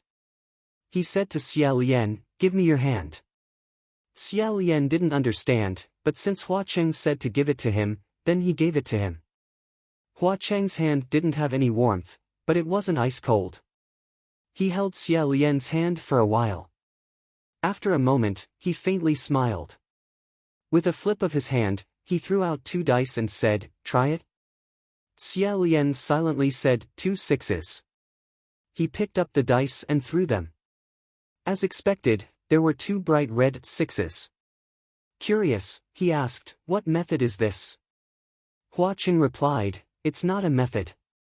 I just lent a bit of luck to Gage. Curious, Xia Lian asked, so luck is the same as mana? It can also be borrowed? Hua Qing smiled and said, naturally. Next time Gage wants to gamble with someone, come find me first. However much you want, I'll lend you.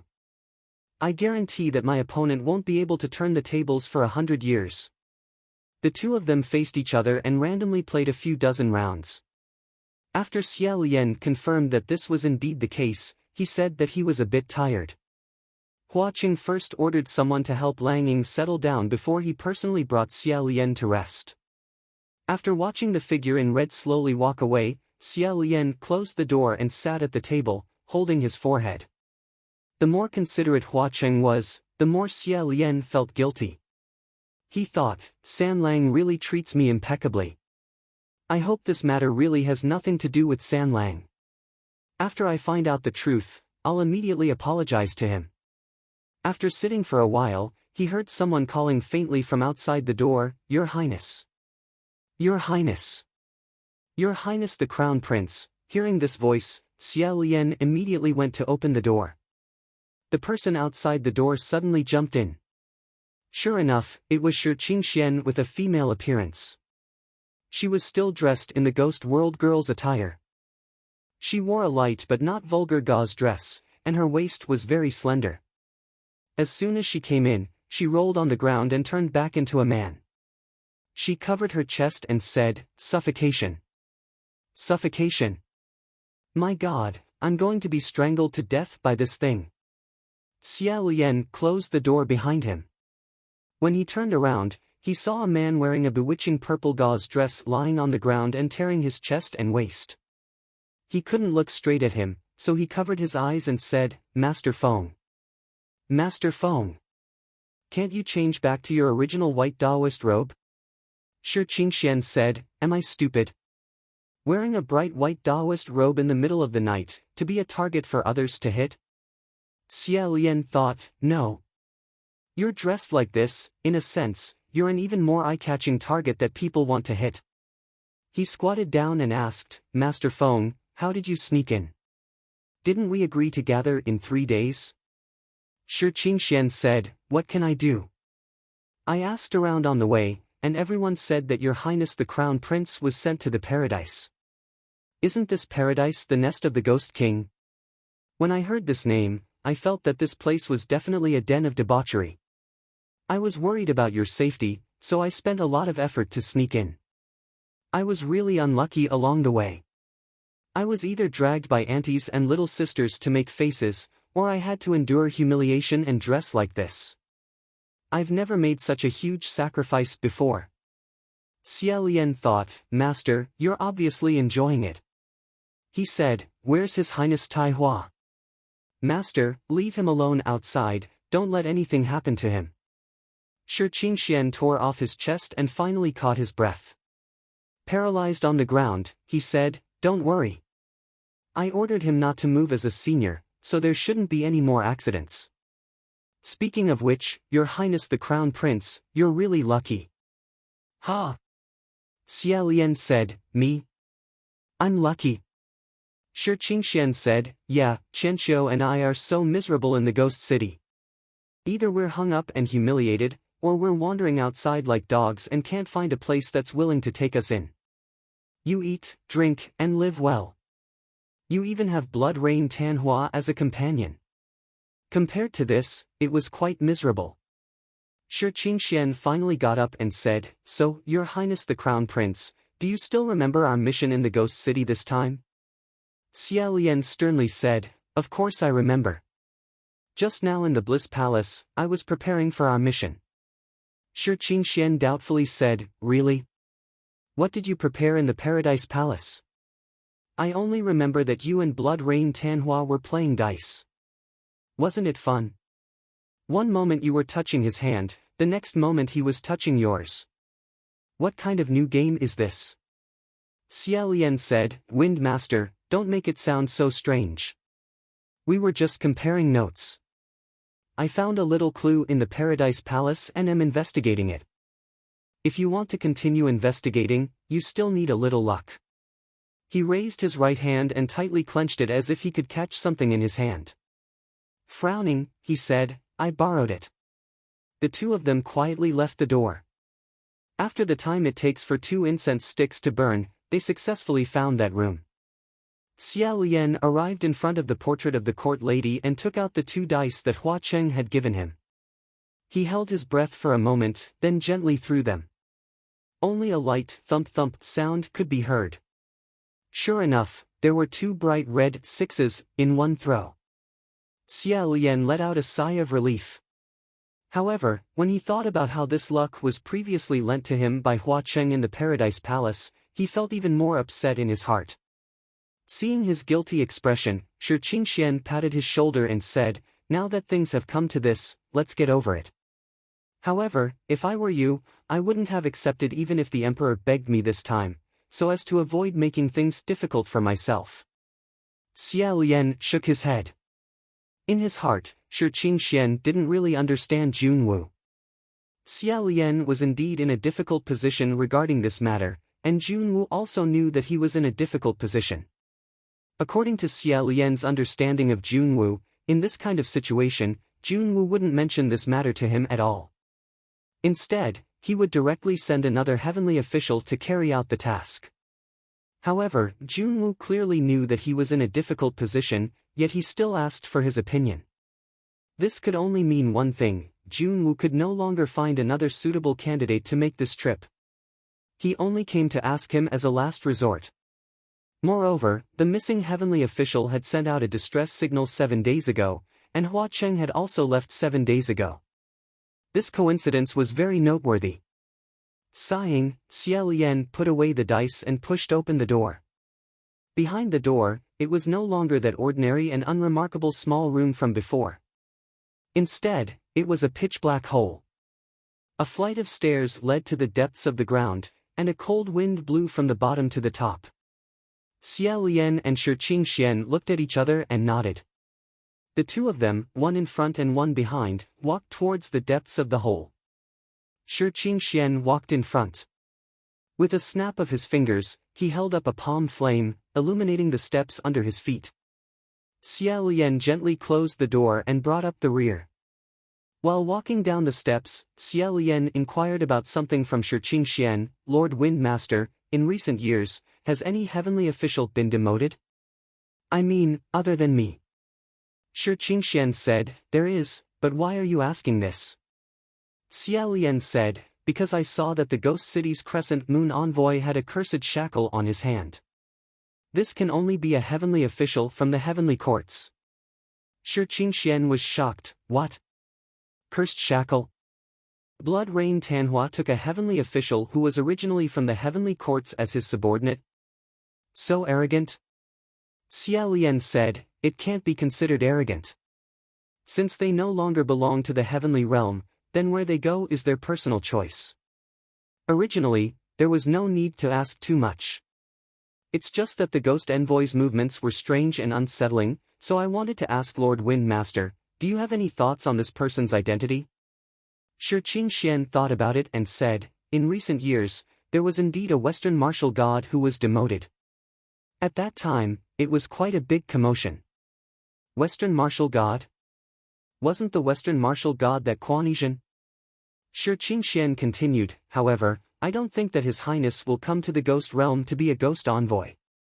Because his background is very orthodox, his temperament is also not the erratic kind. Since that was the case, why was he demoted?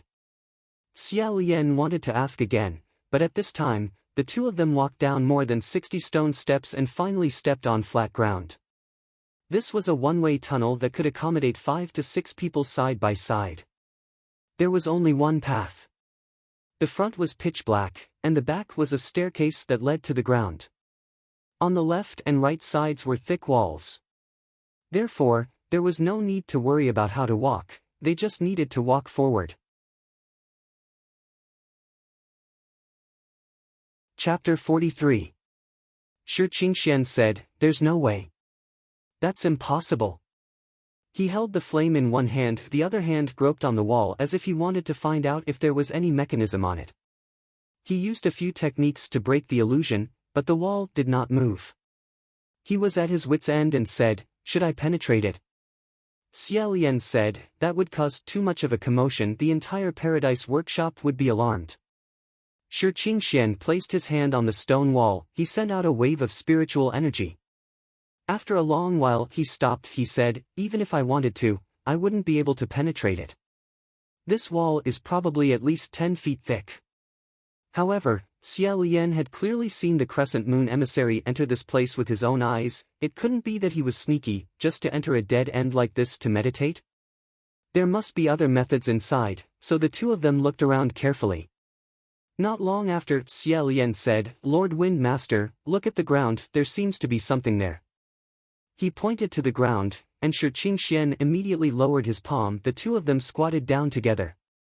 The ground of this tunnel was paved with countless square bricks, each square brick was the size of a small door. And in front of this stone wall, the square brick they were stepping on had a picture drawn on it. The picture was not big, it was a small person, throwing dice. Shi Qingxian raised his head and said, could it be that this is the same as the method to open the door above, that we have to throw the correct number to open this stone wall? Xia Lian nodded slightly and said, it seems like that's the case. However, I didn't come in with the crescent moon emissary, so I don't know how many points are needed to clear this place. Shi Qingxian said, we're already here, it's not practical to go back and investigate. Let's just randomly throw one to see. Xia Lian also agreed and said, Lord Wind Master, you can try. I don't know how many times this luck I borrowed can last. Shi Qingxian did not decline. He took the dice and threw it on the ground, saying, how is it? He threw a 2 and a 5. The two of them waited for a moment, but the stone wall did not open. Xia Lian kept the dice and said, as expected, it won't work. Shi Qingxian suddenly said, Your Highness, look at your feet, the pattern has changed. Xia Lian immediately lowered his head. Sure enough, the pattern on the square brick on the ground was originally a small person playing dice. At this time, the color gradually faded, and gradually deepened, turning into another picture. It looked like a round, fat, black worm. Shi Qingxian said, What is this thing? Xia Lian guessed, Earth Dragon. Leeches? They look very similar. There are many of them in the fields. I've seen many of them. Shi Qingxian said, What exactly did you do to see so many? As soon as he finished speaking, he disappeared. Not only him, but Xia Lian had also disappeared. Just now, when they said the word toy, both of them felt the ground beneath their feet become empty. The next moment, they fell into a hole in the ground. It turned out that the stone wall was not a door at all. It was a real stone wall, and the square brick they were stepping on was the real door. After throwing the dice, the door suddenly opened and immediately closed. Xia Lian and Shi Qingxian fell from the air for a moment before landing heavily on the ground. Fortunately, the ground was extremely soft. Although two deep human-shaped pits were formed, the two of them did not feel much pain from the fall and were about to stand up immediately. Who knew that when they stood there, their heads would bump into each other, and both of them let out an "ah." Xia Lian covered his head with one hand and groped above with the other. He only touched the soil that was as soft and wet as the ground under his feet. There was no stone slab. The stone door had long since disappeared. When they fell just now, the palm flame in Shi Qingxuan's hand extinguished. At this time, he reignited it and illuminated the surroundings. Only then did the two of them realize that they were actually in an earth path cave. This cave was circular, and the walls were all soil. It did not seem like there were any traces of artificial excavation. Shi Qingxian rubbed his forehead and said, "What is this place? Is it because I threw the wrong number that we were thrown here?" After pondering for a moment, Xia Lian said, "It's very possible. The stone door has already disappeared, which means that we are not given a chance to go back. Let's think of a way to get out first." The two of them discussed for a moment before moving forward along the cave. This cave was winding. If an adult wanted to stand up straight in this cave, it would be a little difficult. They could only walk with their waist bent or crawl in the cave. Their speed was slow and it was quite tiring. Moreover, the air in this cave was humid and warm. The soil was also difficult to deal with. With every step they took, their feet would sink. Occasionally, they would even step on the corpses of some small animals and plants that were rotting in the soil. Xia Lian's expression did not change, but Shi Qingxian had goosebumps all over his body. The more Xia Lian walked, the more he felt that something was wrong. He said, "Wind Master, I'm afraid we have to hurry up. This place." Right at this moment, a series of strange rumbling noises rang out. The loud sound was heard, and the entire cave trembled slightly. The scattered soil above was shaken until it fell to the ground. The two of them looked at each other. Without saying a word, they quickly ran in the opposite direction of the loud sound. However, the loud sound and the tremors were rampaging. Their speed was much faster than theirs, and they kept getting closer. The two of them rolled and crawled in the winding cave, but they could not see the exit of the cave. There was not even a trace of light. Not only that, in the direction they were running, there was actually a loud sound and tremor that was similar to the one behind them. Both the front and back paths were blocked, so the two of them could only stop. Accompanied by the rumbling sound of a heavy and huge body being dragged through the soil, two giant worms wriggled and appeared in front of the two of them. These two giant worms were incomparably huge and bloated. Their bodies were purplish-black in color, and their skin was slightly transparent. The worm's body was segmented, and they had no eyes or feet. Their two heads were just two meat tips. If they were not two extremely long earth dragons, what else could they be? The stone door opened and actually threw them into the nest of an earth dragon monster. Xia Lian raised his hand to block in front of him. Ruo Xia was ready to attack. Shi Qingxian, on the other hand, took out the Wind Master fan from somewhere. Unfortunately, he could not bring up a strong wind in this narrow underground. If he brought up a strong wind, he might even faint. Such a high-grade magic treasure would probably not be able to be of use. At this moment, Xia Lian remembered that the earth dragons were afraid of light and heat. He said, "Wind Master, please lend me some magic power to make the flame in my palm bigger." Shi Qingxian followed his words. His left hand hit him, and the flame in his right hand rose a few inches. Xia Lian also quickly lit up a bright flame in his palm. Sure enough, the two earth dragons felt the scorching heat and shrank back, putting a distance of 10 feet between them. Thus, the two of them used the power of the flame to continue to walk slowly while forcing the two earth dragons to maintain a distance from them, hoping to find an exit. However, the cave was narrow, and with the fire burning, not only were the two earth dragons afraid of the heat, after a long time, Xia Lian and Shi Qingxian were also sweating profusely, as if they were in an oven, and it was rather uncomfortable. Moreover, what was even more terrifying was that although Shi Qingxian tried his best to use magic power to support the the flame in his palm seemed to be getting smaller and smaller. When the two earth dragons realized this, when they retreated, they were no longer able to avoid it. Xia Lian took a few more steps and felt that his breathing was slightly sluggish. He said, "Wind Master, I'm afraid this palm flame won't be able to last for long. Although the soil is moist and loose, it is still deep underground. Not long after, the air flow might be blocked, the fire will be extinguished, and people will also faint." Shi Qingxian clenched his teeth and said, "Then I can only use 1,000 miles shrinking." Although the two of them could not free their hands to draw the formation and the terrain was extremely unfavorable, there was no other way. Xia Lian said, "I'll find a flat area." Just at this moment, he felt that he was stepping on a piece of ground that was not so wet. It seemed to be a stone slab. Xia Lian's heart moved, and he immediately bent down to check. Sure enough, it was another stone door. This stone door also had a drawing of a small person throwing a die. Shi Qingxian also stepped on it and was overjoyed.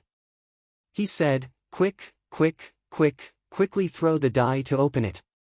Xia Lian was about to throw it when he suddenly thought, "Don't let me throw an even more ridiculous number and open the door to an even scarier place." He handed the die to him and said, "You do it." Shi Qingxian did not say anything and grabbed it and threw it. Twirl. This time, it was a 3 and a 4. Xia Lian immediately put away the die, and the two of them stood on the door. The palm flame in Shi Qingxuan's hand had already become smaller, and the two earth dragons were ready to move. Xia Lian carefully stared at the drawing on the door. It gradually faded, and gradually turned into another drawing.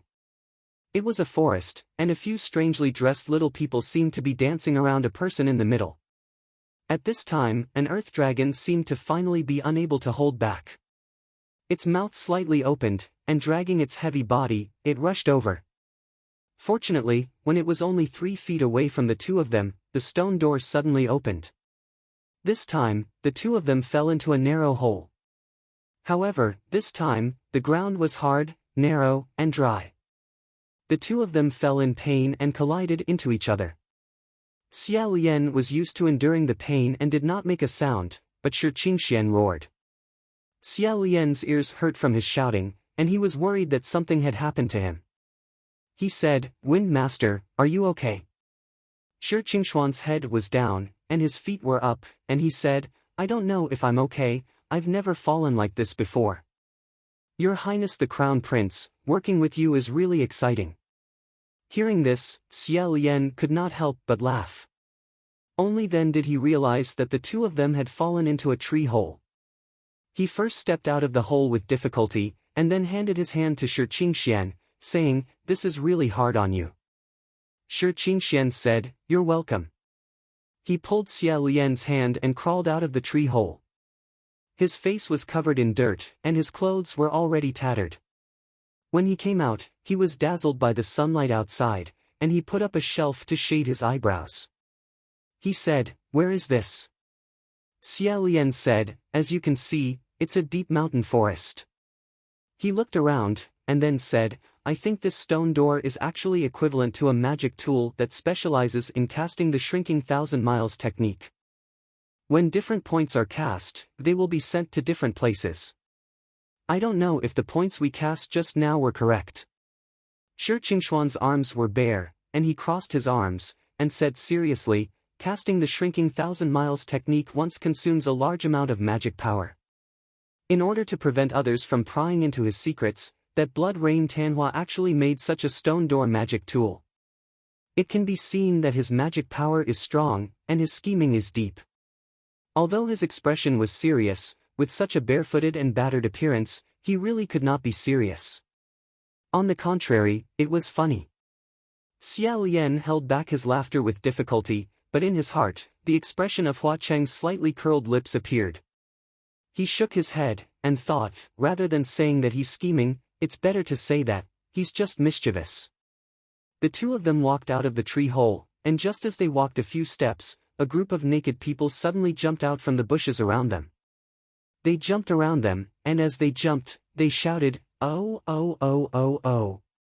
The two of them were extremely shocked. Shi Qingxian said, "What is it this time?" Xia Lian raised his hand and said, "Don't be nervous, don't be nervous. Let's take a look first."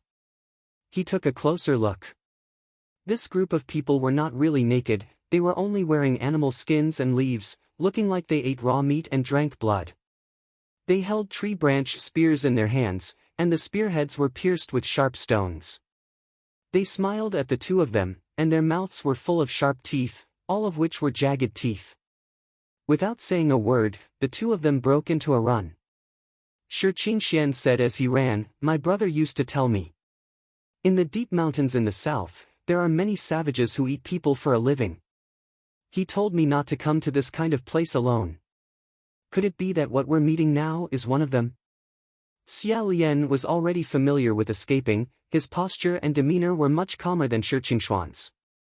He said calmly, "It's very possible. In short, let's find the door first, let's see if there are any more stone doors."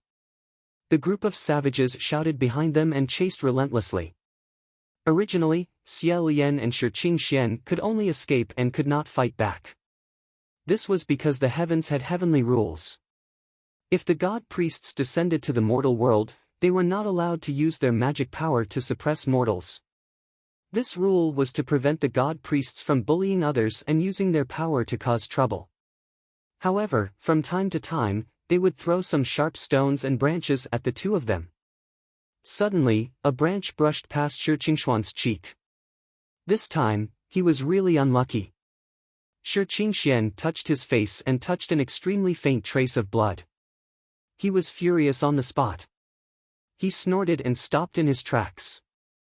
He turned around and said, "You bunch of mountain savages who have never seen the world, not only did you not submit when you saw me, the Wind Master, you actually dared to mess up my appearance. How preposterous." After he finished shouting, he suddenly shook out the Wind Master's fan and opened it. With a whoosh, the group of savages immediately flew up from the ground and were fanned several feet away. They hung on the tree and cried out loudly. The two of them were finally able to stop and gasp for breath. While gasping for breath, Xia Lian's thought appeared again, being a god priest is really hard. Humans, ghosts, gods, no one has it easier than anyone else. Shi Qingxian spat out a breath of resentment and said to Xia Lian, "Your Highness, you saw it. They asked for it. It's not that I'm relying on the law to bully others." Xia Lian said, "That's right, I saw it." Shi Qingxian touched his face again and muttered a few words like, "Even my brother doesn't dare." He turned around and said, "Let's go find the stone door." Xia Lian silently nodded. He saw Shi Qingxian straighten his clothes and tidy his hair. He really had a natural and unrestrained appearance. Unfortunately, he was wearing a tattered purple muslin robe. This natural and unrestrained appearance was inevitably mixed with a very strange flavor. It was truly unforgettable. Xia Lian couldn't help but sigh in his heart. Thinking back to when he first met the Wind Master at Banyu Pass, he thought that this person was definitely an unfathomable person. If he wasn't a peerless demon, then he was an expert of a generation. Who knew that only after they became familiar with each other did he realize that this was his illusion? The two of them wandered aimlessly in the forest for a few rounds. Finally, they found a stone door beside another tree hole. This time, Shi Qingxian refused to throw the dice again. He scratched his head and said, "I don't know what's going on. In the past, even if my luck wasn't good every time, it wasn't bad every time. But today, my luck seems to be bad. I've lost 2 dice. One was when I arrived at the Earth Dragon Cave, and the other was when I encountered the Savage Spirit. I don't know what I'll encounter next time." Xia Lian coughed lightly and said apologetically, "Maybe it's because I'm next to you that I brought bad luck to you." Shi Qingxian said, "What are you talking about? How can this Wind Master's luck be brought down by others? But it's better if you do it. Maybe that San Lang of yours still has some luck left." For some reason, when Xia Lian heard the word San Lang of yours, he felt a little embarrassed. He wanted to explain something, but when he thought about it again, what was there to explain? If he had to explain, it would be weird. So he didn't say much. He picked up the dice and gently rolled it. 2 sixes. Holding his breath for a moment, Xia Lian paid attention to the changes in the pattern on the stone door so that he could be mentally prepared for what he was going to encounter next. But this time, the pattern didn't change at all. The stone door creaked open. Behind the door, there was another pitch-black stone staircase that led deep into the ground. It was giving off cold air. The two of them looked at each other and thought, could it be that after making such a big fuss, we've circled back to the same place? Even if they circled back to the same place, it was still better than encountering more strange dangers. They had already had enough. Thus, the two of them decisively walked down the stone steps. The stone door closed heavily behind them. When they reached out to push it, they touched a smooth stone wall. Xia Lian said, "We can only continue walking down." Shi Qingxian also said, "Sigh, all right, let's take a breather for a moment and continue playing with that hateful blood rain Tanhua." Once again, the two of them walked along the square underground stone path. Unexpectedly, after walking more than 200 steps, Xia Lian gradually became aware of something and said, "Good news, Wind Master, this isn't the first time we've walked through that tunnel. Although it looks very similar." Shi Qingxian also noticed, "That's right. At that time, we encountered a stone wall after walking 200 steps. But now, we haven't encountered it." Xia Lian said softly, "It seems that this time, we went the right way." As soon as he said that, the two of them stopped at the same time. In the darkness in front of them, there was a smell of blood. Accompanying it was the sound of a man's heavy breathing. The two of them didn't move and didn't say a word. There was no light or fire, but the other party had already sensed their arrival. Because after they stopped walking, a cold sentence was thrown over from the other side. A man said in a deep voice, "No comment." Chapter 44. Xia Lian did not expect him to suddenly light a fire, there was no time to stop him. The fire was extremely bright, it reflected the figure of a man in black. The man in black lowered his head and leaned against the stone wall at the end of the road. His face was as pale as paper, and his black hair was messy. However, the eyes in his messy hair were deep and spirited, like two burning icicles. Although he was sitting cross-legged, there was a strong smell of blood in the air, but it meant that he was seriously injured, he was obviously imprisoned here. When he said, "No comment," just now, it was he probably treated them as people who had come to interrogate him. Shi Qingxian saw the man's face clearly and said, "It's you." The man did not seem to have expected someone to come, he paused for a moment, it was as if he wanted to say, "It's you," but in the end, he held back. Xia Lian put away Ruo Xia, who was secretly accumulating power, he said, "So the two of you know each other?" After a few twists and turns, he finally found the person here. Shi Qingxian revealed a gratified expression and was about to answer, who knew that the man said firmly, "I don't know you." Shi Qingxian was furious when he heard this. He pointed at him with his folding fan and said, "Is knowing me something shameful?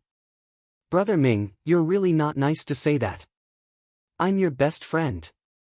The man flatly refused, "I don't have a friend who runs around dressed like this."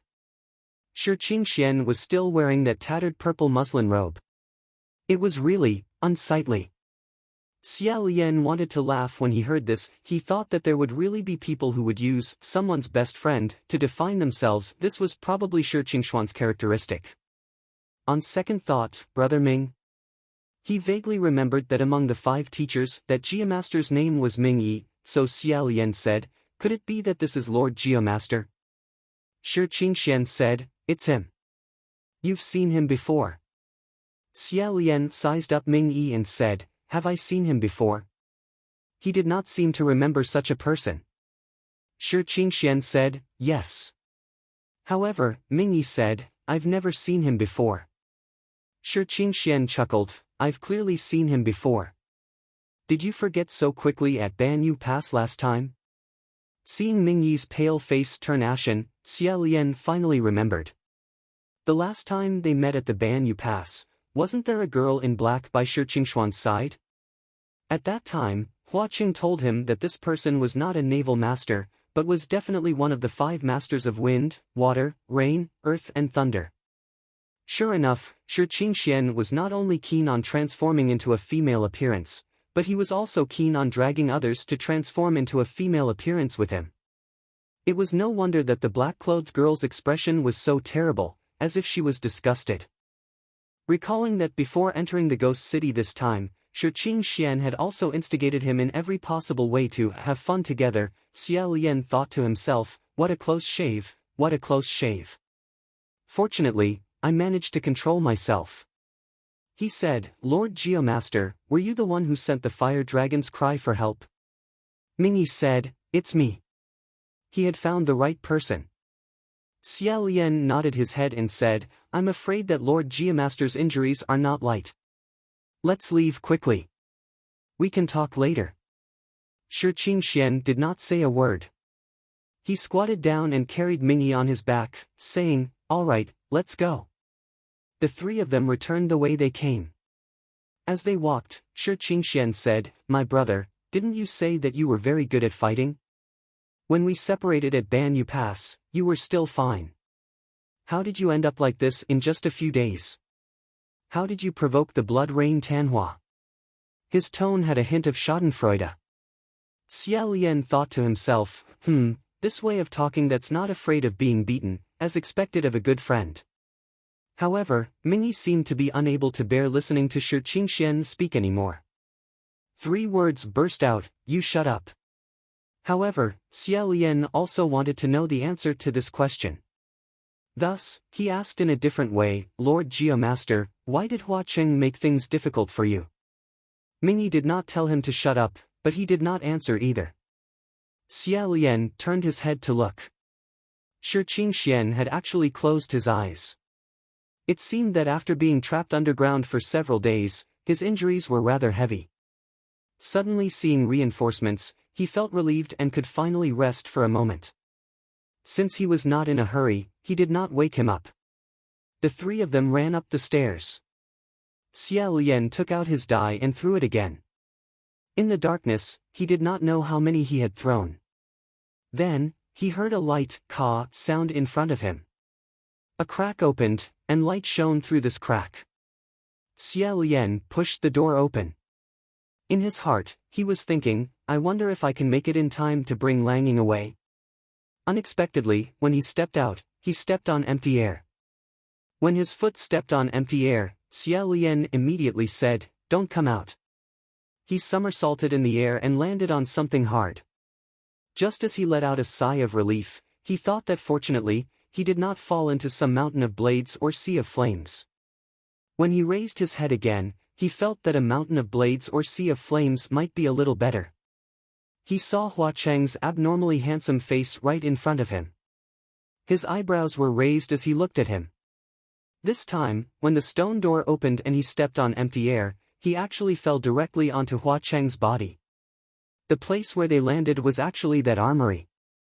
At this moment, Hua Cheng was sitting on the main seat of this armory. He was leisurely wiping his curved blade, misfortune. Even if someone suddenly fell from the sky and landed on his leg, he only moved his hand away and stopped wiping. He was not very surprised. He looked at Xia Lian calmly, as if waiting for him to give an explanation. Of course, Xia Lian could not give an explanation. He could only lie on his leg and bite the bullet to look at him. Suddenly, from the corner of his eye, he saw someone at the side. He turned around and saw that it was Langing. The bandaged youth was sitting on the ground. He was extremely terrified. He even held his head with both hands and stared at the 2 of them. Why was Langing here too? From the looks of it, Hua Cheng seemed to be interrogating him about something. In the blink of an eye, Xia Lian saw Fang Shi Qingxuan's white boot step out halfway. In a moment of desperation, he grabbed Hua Cheng's shoulders and said, sorry for the offense. With that said, he pounced on Hua Cheng. With this pounce, he pushed Hua Cheng 10 feet away. He even rolled a few times on the ground. After rolling, he suddenly stood up. Shi Qingxian had already jumped down with Mingyi on his back. He landed safely at the place where Hua Cheng was originally sitting. Xiao Lian braced himself and turned his face. Hua Cheng was still looking at him. He did not express anything, but one of his eyebrows was raised even higher. Xiao Lian immediately jumped up and retreated a few feet. As he retreated, he said, "Sorry, sorry." Lang Ying looked at Hua Cheng as if she was extremely afraid. She pounced behind Xiao Lian and hid. Xiao Lian protected him and said, "San Lang, let me explain." Hua Cheng said, "Yes, I'm waiting." Shi Qingxian said, "Wait, it's the opposite, right? He should be the one explaining to you." The disappearance of the heavenly officials this time was all his doing. "Your Highness, be careful." This was the situation that Xiao Lian did not want to face the most. He stared at Hua Cheng and said, "San Lang, I don't know what kind of misunderstanding Master Geomaster has with you. Why don't we settle this peacefully? The best situation would be for Hua Cheng to let them leave safely now." Although the Geomaster was injured, his life was not in danger. He did not lose an arm or a leg. If he stopped here, it would not worsen the situation. If Hua Cheng let them go now, when he returned to the heavenly court to report, Xiao Lian wanted to try to beg Junwu to let them go. Unexpectedly, Hua Cheng said, "Geomaster." "What Geomaster?" He paused and said, "Oh, are you talking about the one on Master Feng's back? That's just a useless subordinate of mine." Hearing this, Xiao Lian and Shi Qingxian were both startled. Shi Qingxian said, "This is clearly the heavenly officials that I sent to the heavenly court. Why do you insist on calling a deer a horse?" Hua Cheng smiled and said, "Then, I don't know why the esteemed heavenly officials of the heavenly court would hide their identity and condescend to be a ghost emissary here." Following the arc of the misfortune, Hua Cheng continued, "If that person is really the Geomaster, then he is really patient. He acted for 10 years. In these 10 years, although I occasionally felt that something was wrong with him, I never had any evidence. If I didn't go to the Banyu Pass and bump into him traveling with Master Feng, I really wouldn't have full confidence." In that instant, Xiao Lian's mind raced. So that's how it is. It turned out that the reason why the Geomaster disappeared and was trapped was because he had concealed his true identity since 10 years ago and became a ghost emissary under Hua Cheng. To put it bluntly, he was a spy. Although Hua Cheng occasionally felt that this subordinate was strange, because there was no evidence, he still kept him for observation. And not long ago, the Geomaster's identity as a spy was exposed by Hua Cheng. A few days ago, during the trip to Banyu Pass, Hua Cheng saw the Geomaster who traveled with Master Feng. Although the Geomaster was instigated by Master Feng to change into a woman's appearance, Hua Cheng still saw through this fake skin and discovered that this girl in black was the ghost emissary he suspected. He locked her identity as one of the 5 masters. After the matter of Banyu Pass, Hua Cheng left Pu Chi Temple, probably to find him to settle the score. It was probably when she was being chased by Hua Cheng that Mingyi cast a spell to ask for help in an extremely critical situation. Then, Junwu found Xiao Lian and asked him to make this trip. The heavenly officials were not good at working in the heavenly court, but they disguised themselves and hid in the ghost realm for decades. This was really a scandal. Regardless of these schemes, if Mingyi was left here to continue to be imprisoned and tortured, and he was really beaten to death, the grudge between the heavens and the earth would be huge. At that time, wouldn't the situation become even more chaotic? When that day came, no one would be able to remain unscathed. After thinking about it, Xiao Lian could only say, "I understand. This matter is our fault. However, San Lang, I still hope that you can give us a way out today." Hua Cheng stared at him for a moment, then said in a calm voice, "Your Highness, actually, it's better if you don't get too involved in some things." Suddenly, at the side, Shi Qingxian said, "Wind, come." As soon as he waved his fan, a gust of wind immediately blew in the armory. The many weapons on the 4 shelves faintly trembled, buzzing non-stop. Xiao Lian said, "Master Feng, we haven't made a move yet." Shi Qingxian said, "From what I see, none of you will take the initiative to make a move. Why don't I be the bad guy? Wind, wind, wind, wind, come." With a loud caw-caw sound, Xie Lian felt dust falling from the top of his head.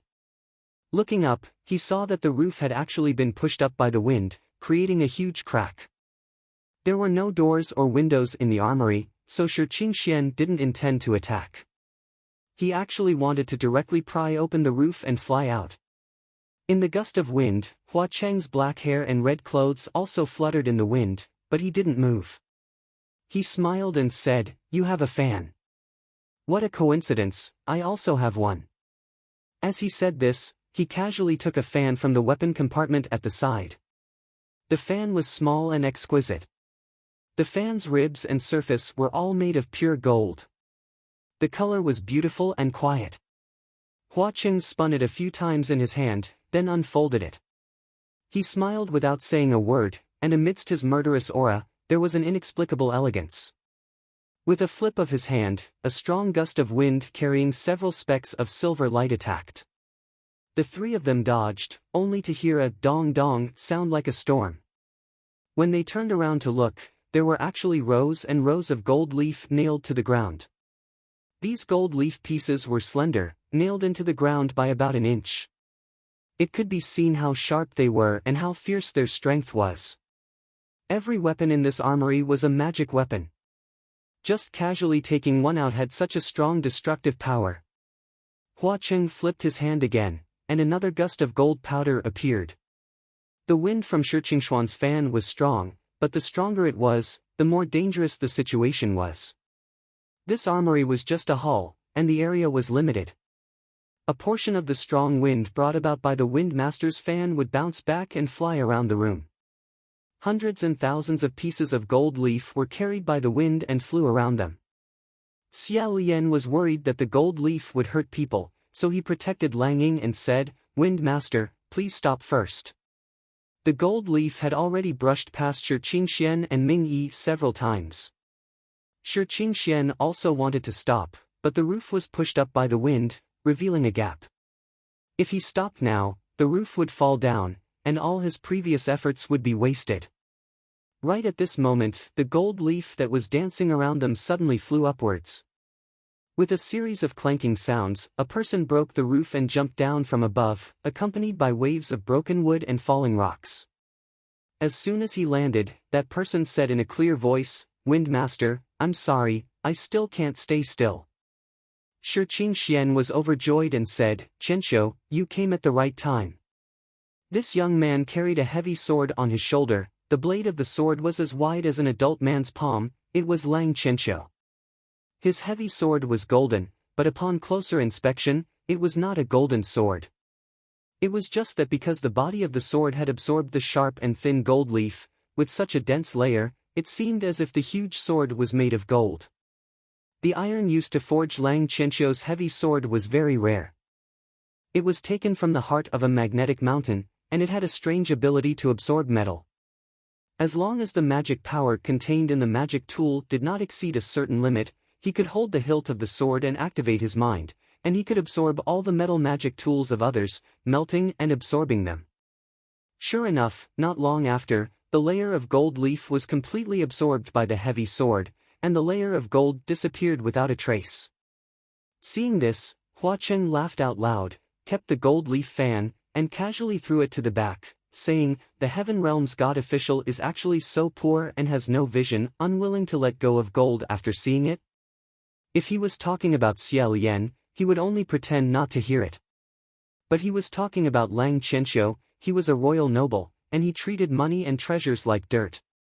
Hearing the enemy ridicule him like this, even though he knew it was malicious, he was still very angry. He raised the heavy sword and slashed towards Hua Cheng. Hua Cheng held the curved blade in his hand, and with one hand holding a few silver flowers, he calmly raised the blade to meet the attack. Lang Qianqiu used all his strength in this slash. He was a newborn calf that was not afraid of tigers, but Xie Lian had long seen the difference in strength between the two of them. If this sword of his really slashed down, he would definitely die. Even if Shi Qingxian, who did not use a sword, could not see the specific difference, he was still shocked, and shouted, "Qianqiu, don't take it head on." But the arrow was on the bowstring. It was a matter of life and death. how could it be stopped with a shout? Who knew? Just as the blade and the sword were about to collide, an extremely dazzling white light exploded in the arsenal. The white light was extremely huge, it almost covered the entire arsenal, and everyone's vision was temporarily blurred. What they could see was only a dazzling white. But because Xia Lian was already prepared, he could barely see. His right hand condensed all the mana that he borrowed from Shi Qingxian, turned it into a flame, and struck out in one direction. An empty corner of the armory suddenly burst into flames. Immediately after, Xia Lian threw out Ruo Xia, and tied himself, Shi Qingxian, Ming Yi, Lang Qianxiu, and Lang Ying together, and shouted, "Wind Master, raise the wind and go up." Although Shi Qingxian still could not open his eyes, he still did as he was told. He raised his fan and waved it fiercely, a tornado rose from the ground, and finally broke through the roof that was on the verge of collapsing. Ruo Xia tied up the 5 of them and flew straight up into the sky. In midair, the few of them finally regained their vision. Shi Qingxian saw that there was a fire surging into the sky tens of feet below, thick smoke billowed. It was actually the arsenal that was on fire. He was afraid that Hua Cheng would catch up again, so he fanned with a backhand. This time, he was really fanning the flames. The violent wind brought about a huge increase in the fire in an instant, the flames leaping to the other houses, and more than half of the Extreme Happiness Square was burned red. With great difficulty, Xia Lian caught Shi Qingxian, who was fanning with all his might, and said, "Wind Master, don't fan anymore. If you fan anymore, it'll all be burned." Shi Qingxian was caught by him, and said, all right, I won't fan anymore, I won't fan anymore, Your Highness Crown Prince, let go of me. Your hand strength is too strong. Only after Wind Master stopped the wind did Xia Lian let go of him, and look down. In this sea of red flames, Xia Lian still saw that scarlet figure. He flew too high, so he couldn't see clearly, but his intuition told him that at this very moment, Hua Cheng was standing there, looking up at him. He did not chase after them, nor did he go to extinguish the flames, he just stood there, letting the raging flames wreak havoc. On the streets of the ghost market outside of the Extreme Happiness Square, screams rang out everywhere, and the ghosts fled.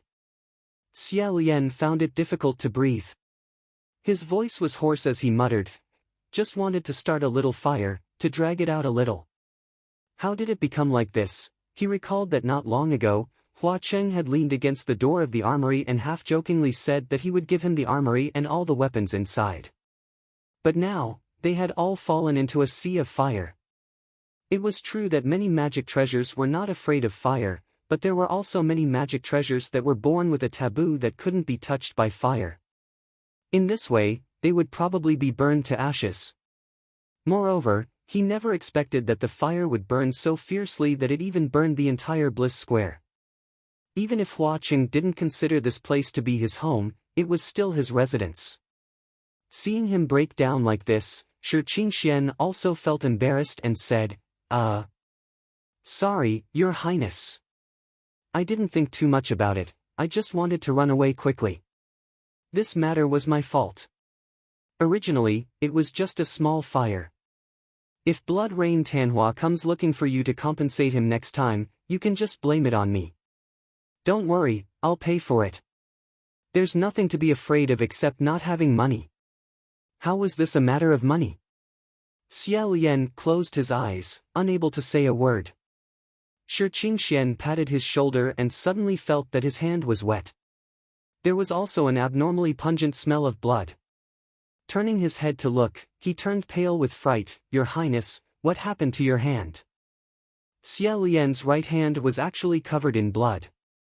His entire arm was soaked in this blood. That trembling could no longer be described as slightly.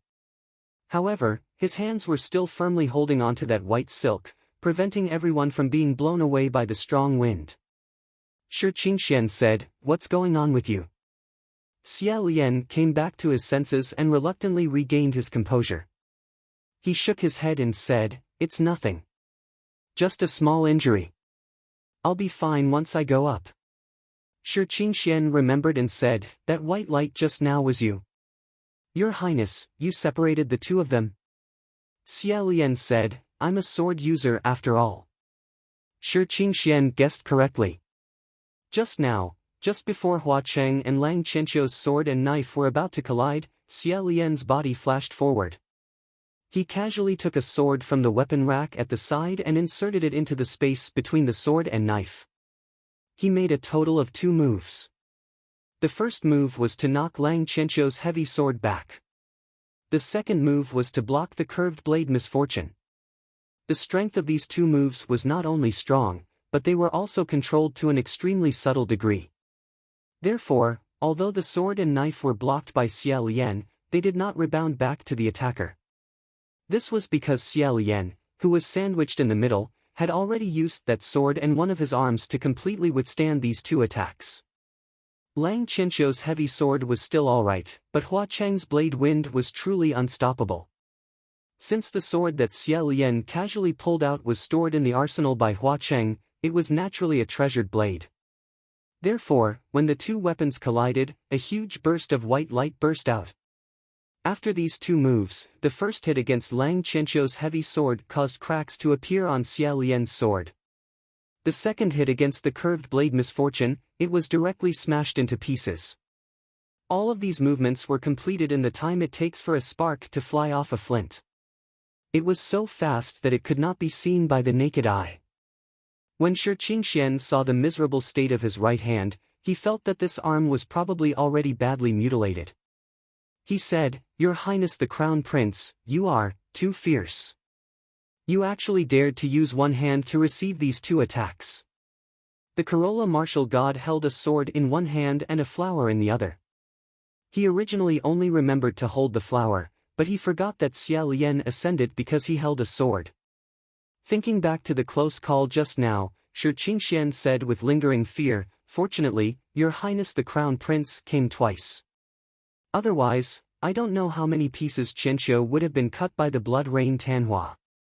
The strange thing was that although Lang Qianqiu looked fine, he was in a daze, as if his soul had flown away. Shi Qingxian said, "Qianqiu? Qianqiu? What's wrong with you? Wake up. What's going on? Your eyes were blinded by that light and you still haven't recovered." The group of people rode this gust of wind and finally flew up to the immortal capital. They rushed through the Ascension Gate and headed straight for the Divine Martial Palace.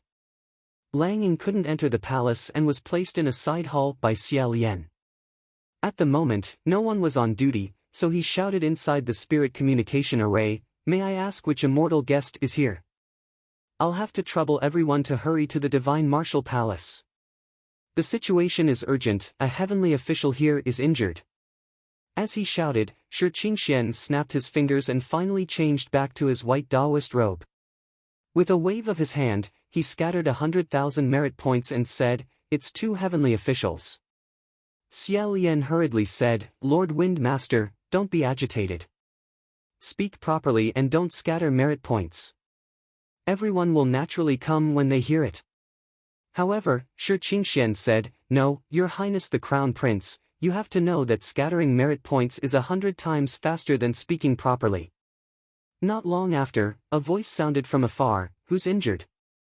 When that voice said, "Who," it was still far away, but when it said the last word, the person had already appeared. It was Feng Xian. He entered the palace, looked at Xia Lian, then looked at Lang Qianqiu, and his expression froze. Xia Lian said, "I'm fine. Lord Earthmaster's injuries aren't light." After a moment of silence, Feng Xian asked, "What's wrong with your right hand?" At this time, another voice said, "So what if I'm injured? There are so many heavenly officials in the heavenly court, which time didn't they get injured?" This voice was extremely refined and gentle, but the words weren't very pleasant to listen to. Naturally, it was Mu Qin. When he entered the Divine Martial Palace, he first looked at Xia Lian, then looked at Lang Qianqiu. However, his expression was completely different from Feng Xian's. He slightly raised his eyebrows, as if he wanted to watch a good show. Seeing that Feng Xian had gone to look at Xia Lian's arm, he bent over to look at Ming Yi and said, "This is Lord Earthmaster." During this time, many other heavenly officials arrived one after another. Earthmaster Ming Yi had always been elusive. Most of the people present were seeing him for the first time, so they couldn't help but stare intensely. Everyone was confused and didn't know why they were suddenly summoned here. However, since they received Master Win's merit points, they couldn't help but come and take a look. Xia Lian said to Feng Xian, "Many thanks. However, it's no problem, it'll be fine if I leave it." Feng Xian also didn't say much and said, "Take care of yourself." Xia Lian once again gave his thanks in a low voice. When he turned around, he saw Lang Qianxiu staring at him in a daze. He asked, "Your Highness Tai Hua, what's wrong?" Feng Xian also noticed that Lang Qianxiu's expression wasn't right. He said, "Is your Highness Tai Hua also injured somewhere?" Xia Lian said, "I don't think so. Let me see." As he said this, he extended his hand and probed the space between Lang Qianxiu's eyebrows. Who knew that Lang Qianxiu's eyes and hands were sharp, and he grabbed his wrist. Although Lang Qianxiu's expression was still somewhat hesitant, as if he had discovered something, but he couldn't confirm it, there was already a flame burning in his eyes. Xia Lian felt a wave of anger tremble from Lang Qianxiu's arm to his own. This time, the surrounding heavenly officials all felt that the situation was abnormal, and they started whispering to each other. Shiqing Xian and Mu Qing both stood up. Feng Xian said, "Your Highness Tai Hua, what are you doing?" Lang Qianxiu finally opened his mouth. He only said 2 words, but when he heard them, Xia Lian's heart sank to the bottom. He clenched his teeth and said, "State teacher." Xia Lian's pupils slightly contracted. Some of the surrounding heavenly officials were confused, and they quietly asked around, "What state teacher? Who is the state teacher?" Some of the more meticulous ones immediately figured it out. Lang Qianxiu was the crown prince of Yong and country, and the state teacher of Yong and country from the same generation as him was the other of the Demon Dao dual teachers, state teacher Feng Xian. No one knew what this person's identity was or where she came from. And at this moment, Lang Qianxiu grabbed Xia Lian and called him state teacher. Didn't this mean that Xia Lian was the demon Dao that brought disaster to the country? State teacher Feng Xian? However, Xia Lian was the crown prince of Xian Le country, and Xian Le country was destroyed by Yong and country. How could he become the state teacher of Yong and country? His Highness Tai Hua was famous for being cheerful in the heavenly court. He always had no schemes, and he never made things difficult for others. Moreover, he had never shown this kind of expression before, one that seemed sad and angry, one that seemed like hatred and hatred. Lang Qianxiu firmly grabbed onto Xia Lian, his chest rapidly rising and falling. With great difficulty, he said, "You. I clearly personally killed you, personally sealed you into the coffin, you. State teacher, you really have remarkable abilities."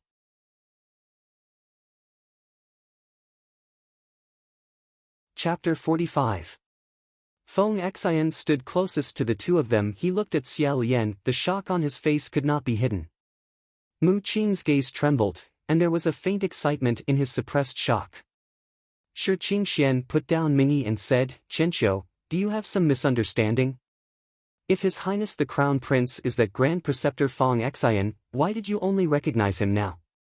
At this moment, a man at the side said, "Qing Xian, this is what you don't know. That legendary Grand Preceptor Feng Xian has always been aloof, mysterious and cold. He has never shown his true appearance to others and has always worn a silver mask.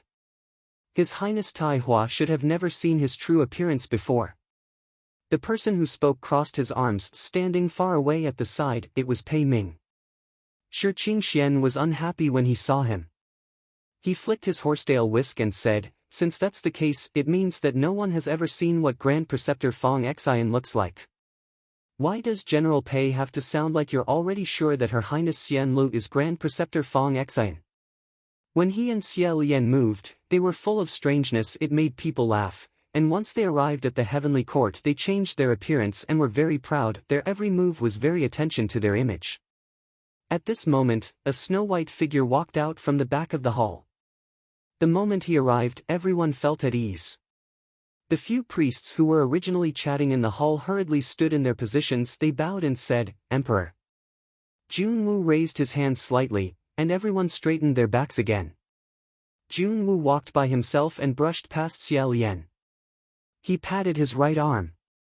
Just now, blood was still dripping down Xia Lian's sleeve, but after this pat, it immediately stopped. After examining Minnie for a moment, Junwoo said, "It's not a big deal. Settle down the Earth Master first." Thus, 4 medicine gods came up to help Minnie up and brought her away. Shi Qingxian seemed to want to follow them down to take a look, but when he saw the situation in the Divine Martial Palace, he was still worried and did not leave. Junwoo returned to the throne with his hands behind his back and said, "Tell me, what's wrong? Why is Tai Hua not letting go of Shenla? And why is Shenla lowering her head?" Lang Qianqiu once again glanced at Xia Lian. Seeing that he still hadn't uttered a single word, and now that they were surrounded by heavenly officials on all sides, he wasn't afraid that Xia Lian would escape. Lang Qianqiu loosened his grip and turned towards Junwoo.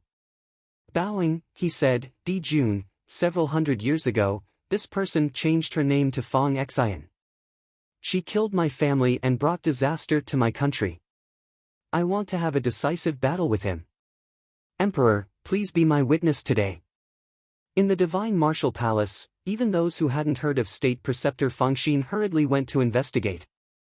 He wouldn't have known if he hadn't checked, but the moment he did, he was shocked.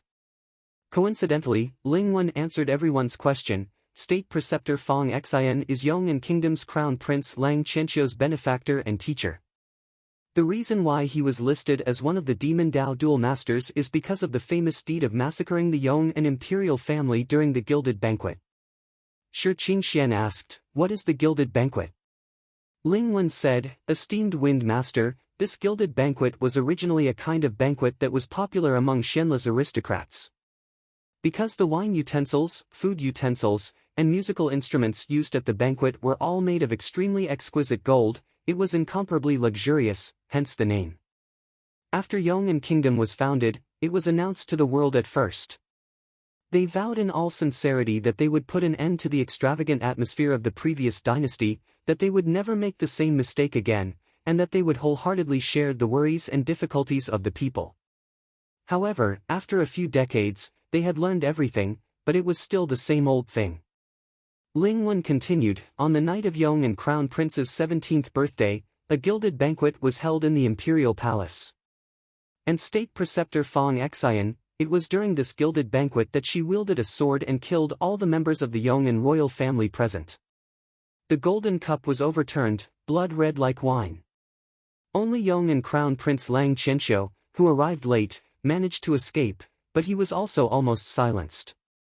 This shocking change was undoubtedly a heavy blow to Yong'an royal family. If it wasn't for Lang Qianqiu's consistent popularity and his efforts, chaos would definitely have broken out. After stabilizing the situation with great difficulty, the Yong'an royal family summoned all the eccentric people in the world to pursue and kill the fleeing murderer. In the end, they finally captured him. Lang Qianqiu personally killed the demonic State Preceptor Fong Xian and sealed her corpse into a 3-layered coffin, burying her into the earth. However, the Yong'an royal family's vitality was still greatly damaged. From then on, it was inevitable that they would gradually decline and be replaced by the next dynasty. Lang Qianqiu unwaveringly stared at Xia Lian and said, "Why did you do that? I never understood. You said that you couldn't bear to see us sitting in this position, but I never believed it. I also didn't feel that you wanted to usurp the throne. Now I finally know why." All the heavenly officials were flabbergasted, muttering one after another. "This is revenge. Isn't it revenge? Xianla country was destroyed, so he wants to destroy Yong'an country as well. The people of Yong'an killed his father and mother, so he also wants to kill the Yong'an crown prince's father and mother, a tooth for a tooth, an eye for an eye." But it wasn't Lang Qianqiu's generation that destroyed Xianla country. His anger is too unreasonable. I thought that the laughingstock of the 3 realms was born stupid, but it turns out that he's a ruthless character. He ran to an enemy country to become the state preceptor, stirring up trouble in the dark, and slaughtering the entire royal family in one move. Amazing, Xia Lian sensed Junwoo's gaze and closed his eyes.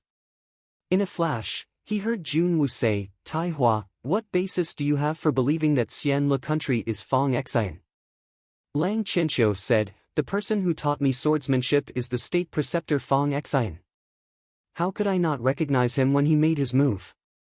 The undercurrent surged even more.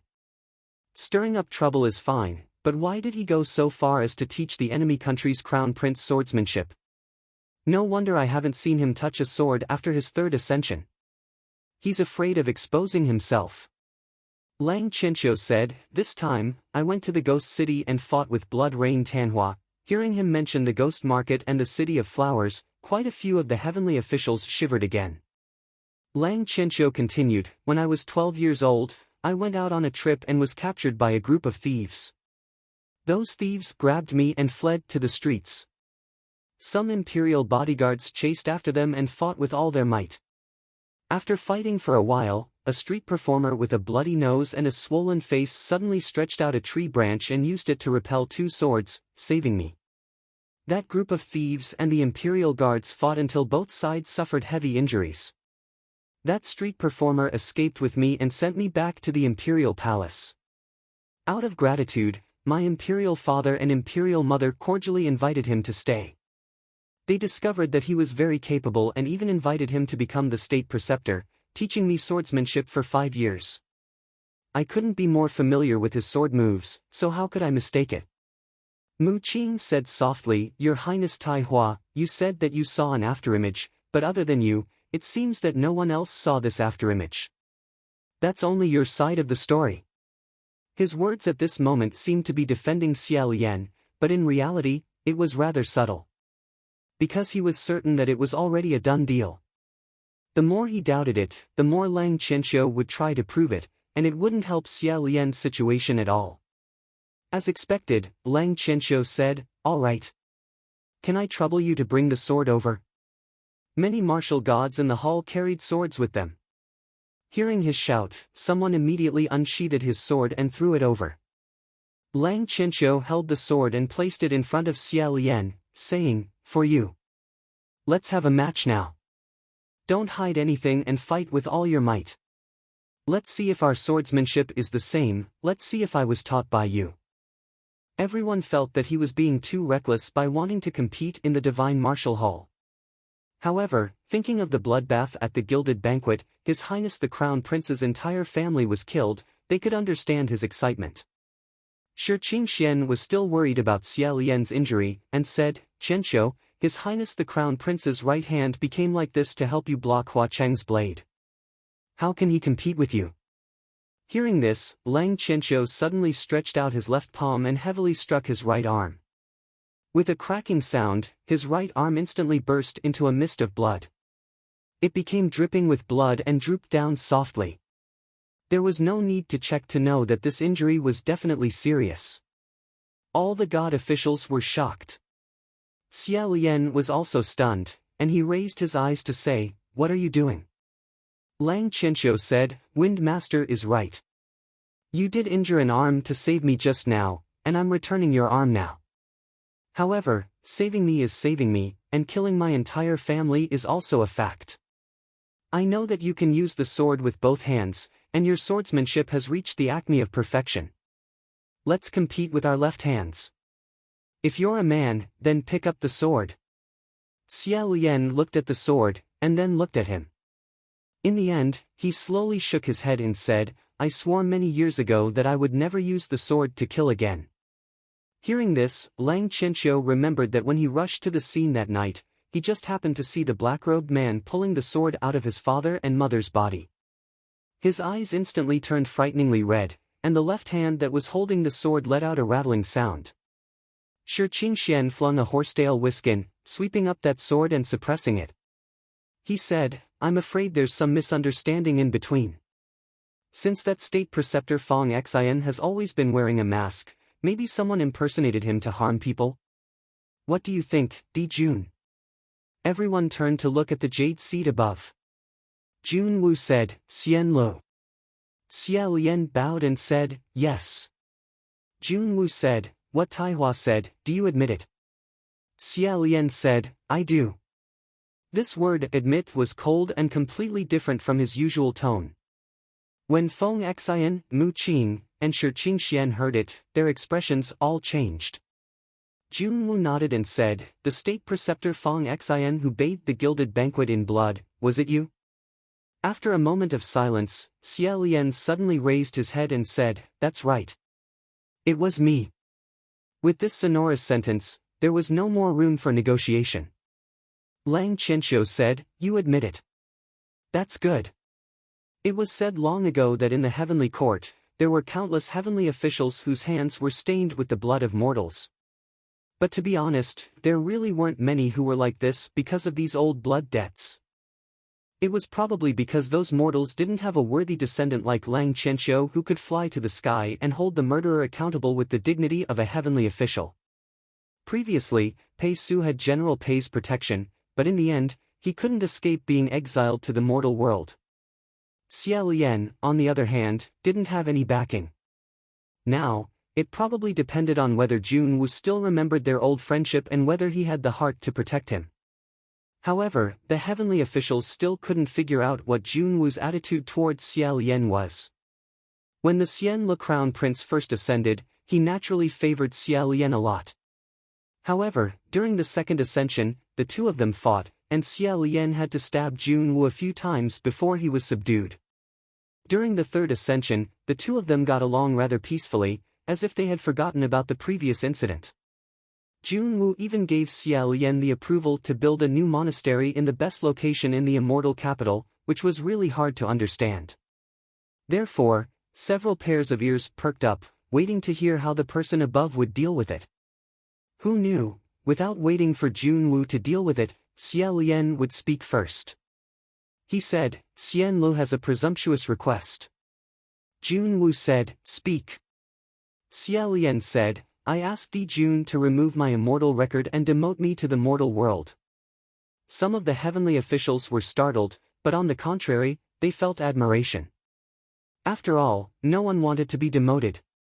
How difficult was ascending? After painstakingly climbing to such a high place, and then suddenly falling down, they regretted it to death. They dared to directly ask Junwu to demote them, but in any case, they couldn't do it. But there were also some heavenly officials who didn't care. After all, they had already caused trouble to this point. Advancing as retreating might be better than refusing to admit it to death.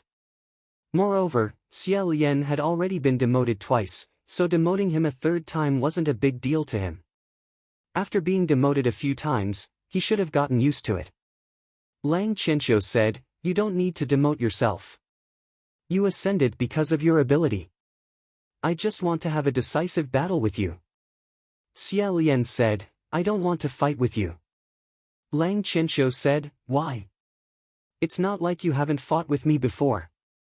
Regardless of life or death, this battle will end here."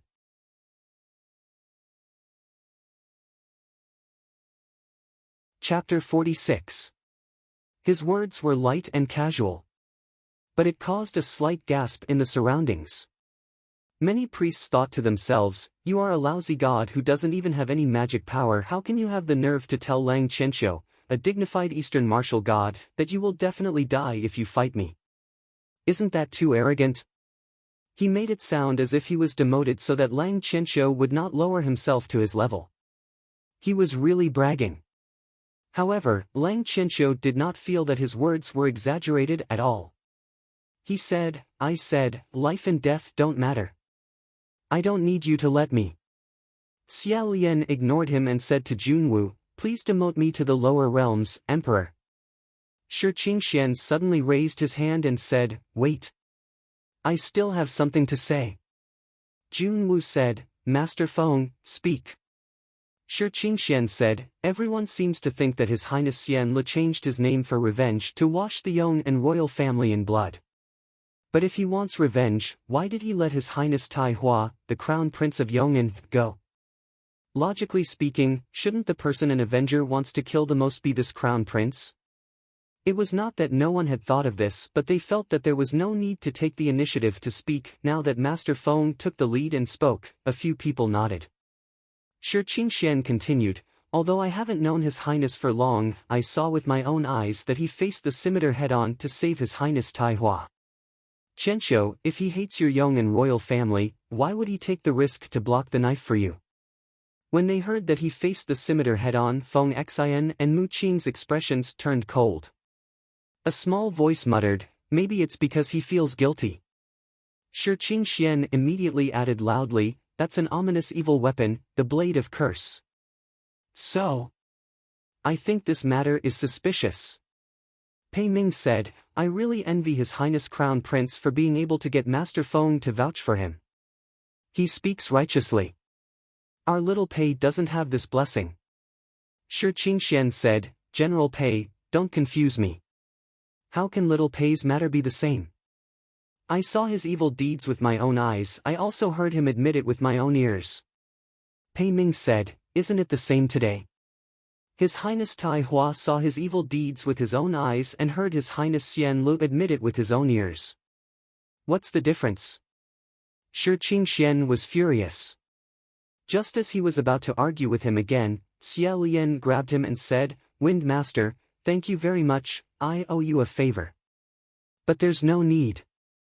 Shi Qingxian did not know how to refute Pei Ming. He pointed at him and held his breath. At this time, Junwu finally spoke.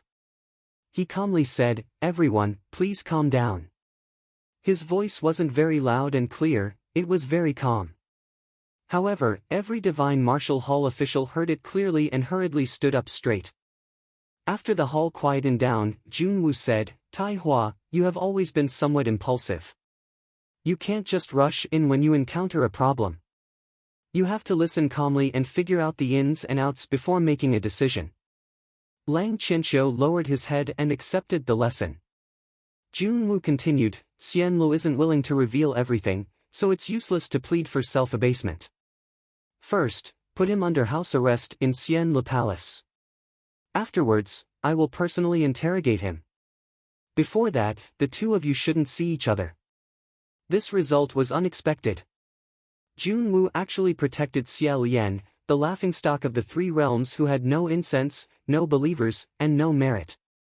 Lang Qianqiu was the martial god who oversaw the East. He might be dissatisfied because of this, and that would really be a losing deal. But even so, he still wanted to protect him. Could it be that Xia Lian was very appreciated by Junwu? Many of the divine martial officials saw the signs and secretly decided not to mention the words, Three Realms Laughingstock, in any public occasions in the future. Shi Qingxian heaved a sigh of relief and praised the emperor for being wise. Lang Qianqiu stared at Xia Lian and said, whatever the emperor wants to ask, feel free to interrogate him. But no matter what the final result is, I will still have to fight with him. After saying that, he bowed to Junwu and turned to leave the hall. Junwu waved his hand and a few divine martial officials gathered and brought Xia Lian away. When passing by Shi Qingxian, Xia Lian said to him in a low voice, Wind Master, thank you very much. But if you really want to help me, you don't have to speak up for me anymore. Can I ask you for two things? Shi Qingxian was quite embarrassed because he fanned the flames and burned the extreme happiness workshop. Now, he wished that Xia Lian could get rid of him for 100 things. He said, say it. Xia Lian said, the youngster I brought up is in the side hall. I'll have to trouble you to take care of him. Shi Qingxian said, it's a small matter. What's the second thing? Xia Lian said, if General Pei still wants to find trouble with Half Moon in the future, I hope that Wind Master can lend a helping hand.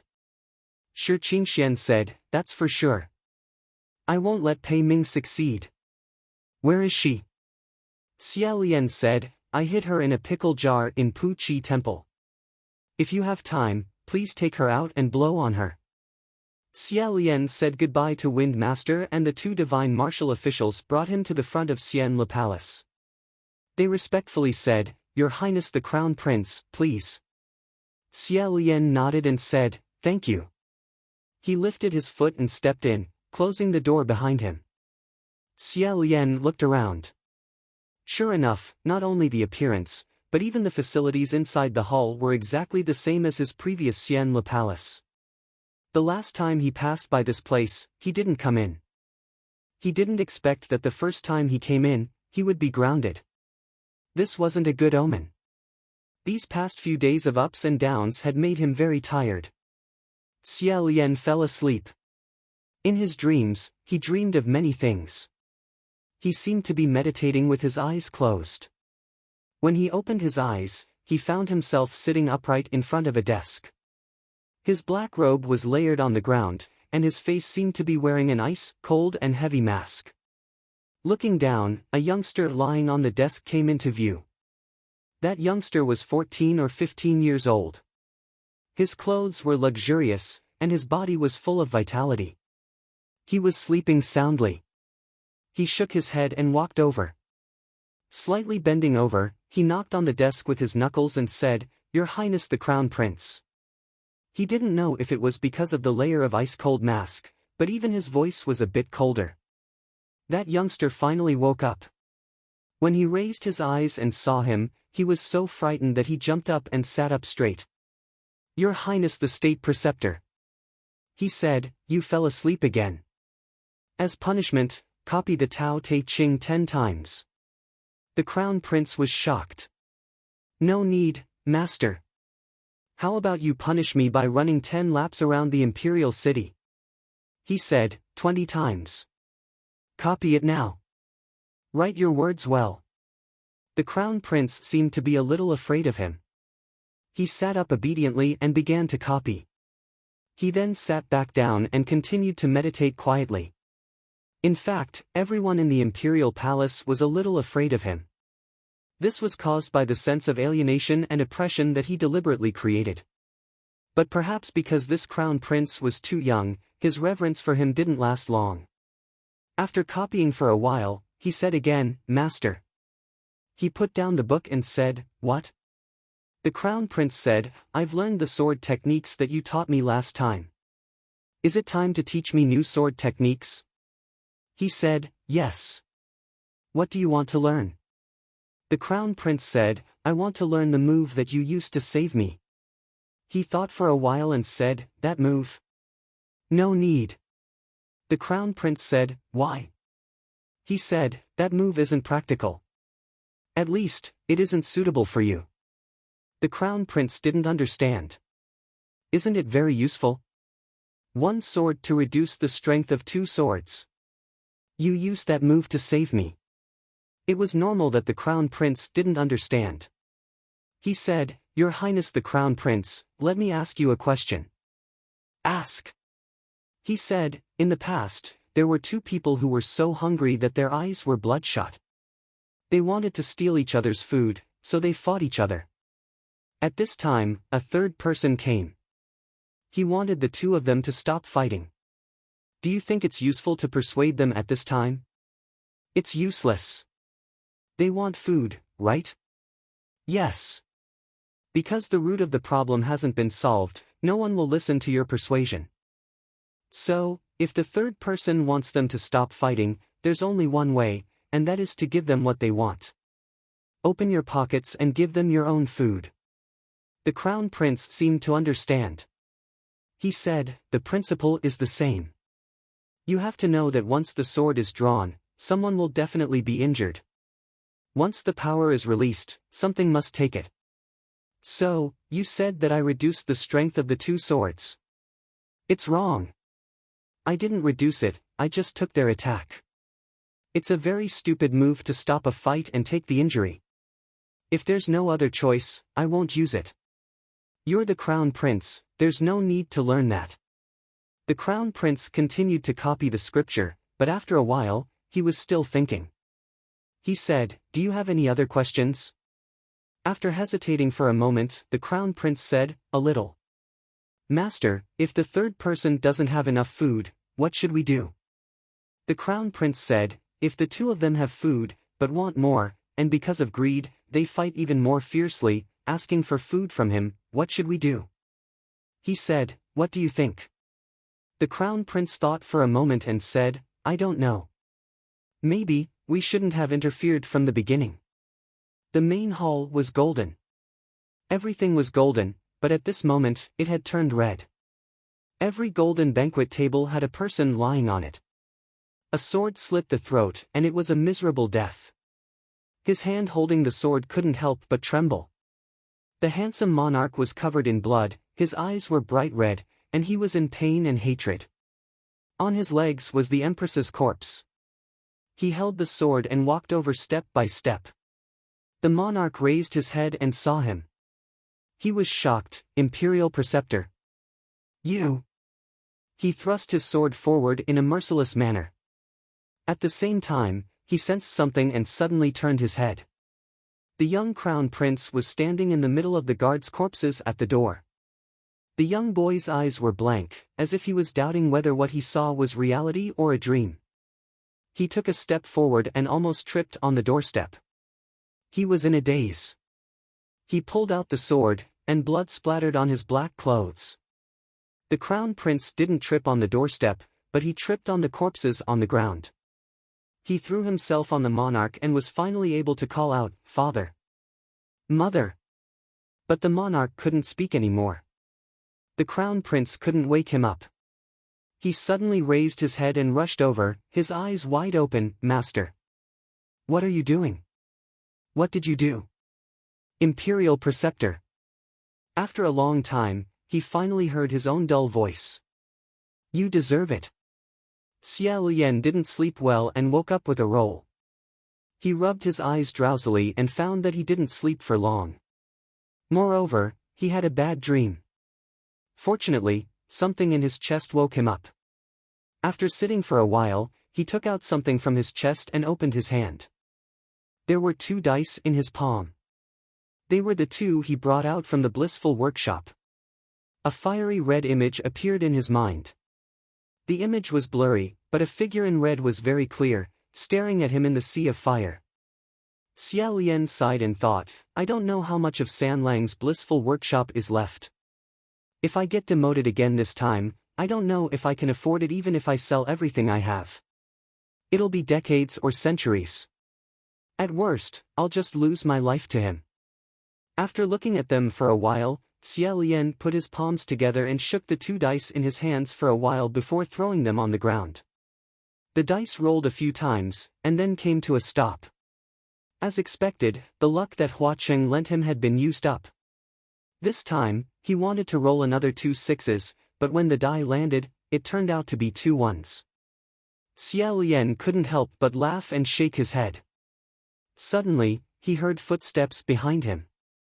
He stopped moving and put away the smile on his face along with the 2 dice. The footsteps weren't Jun Wu's. Jun Wu's footsteps were steady and unhurried. Although Hua Cheng's footsteps were a bit careless and sloppy, the aura of confidence in these 2 people's footsteps was completely the same.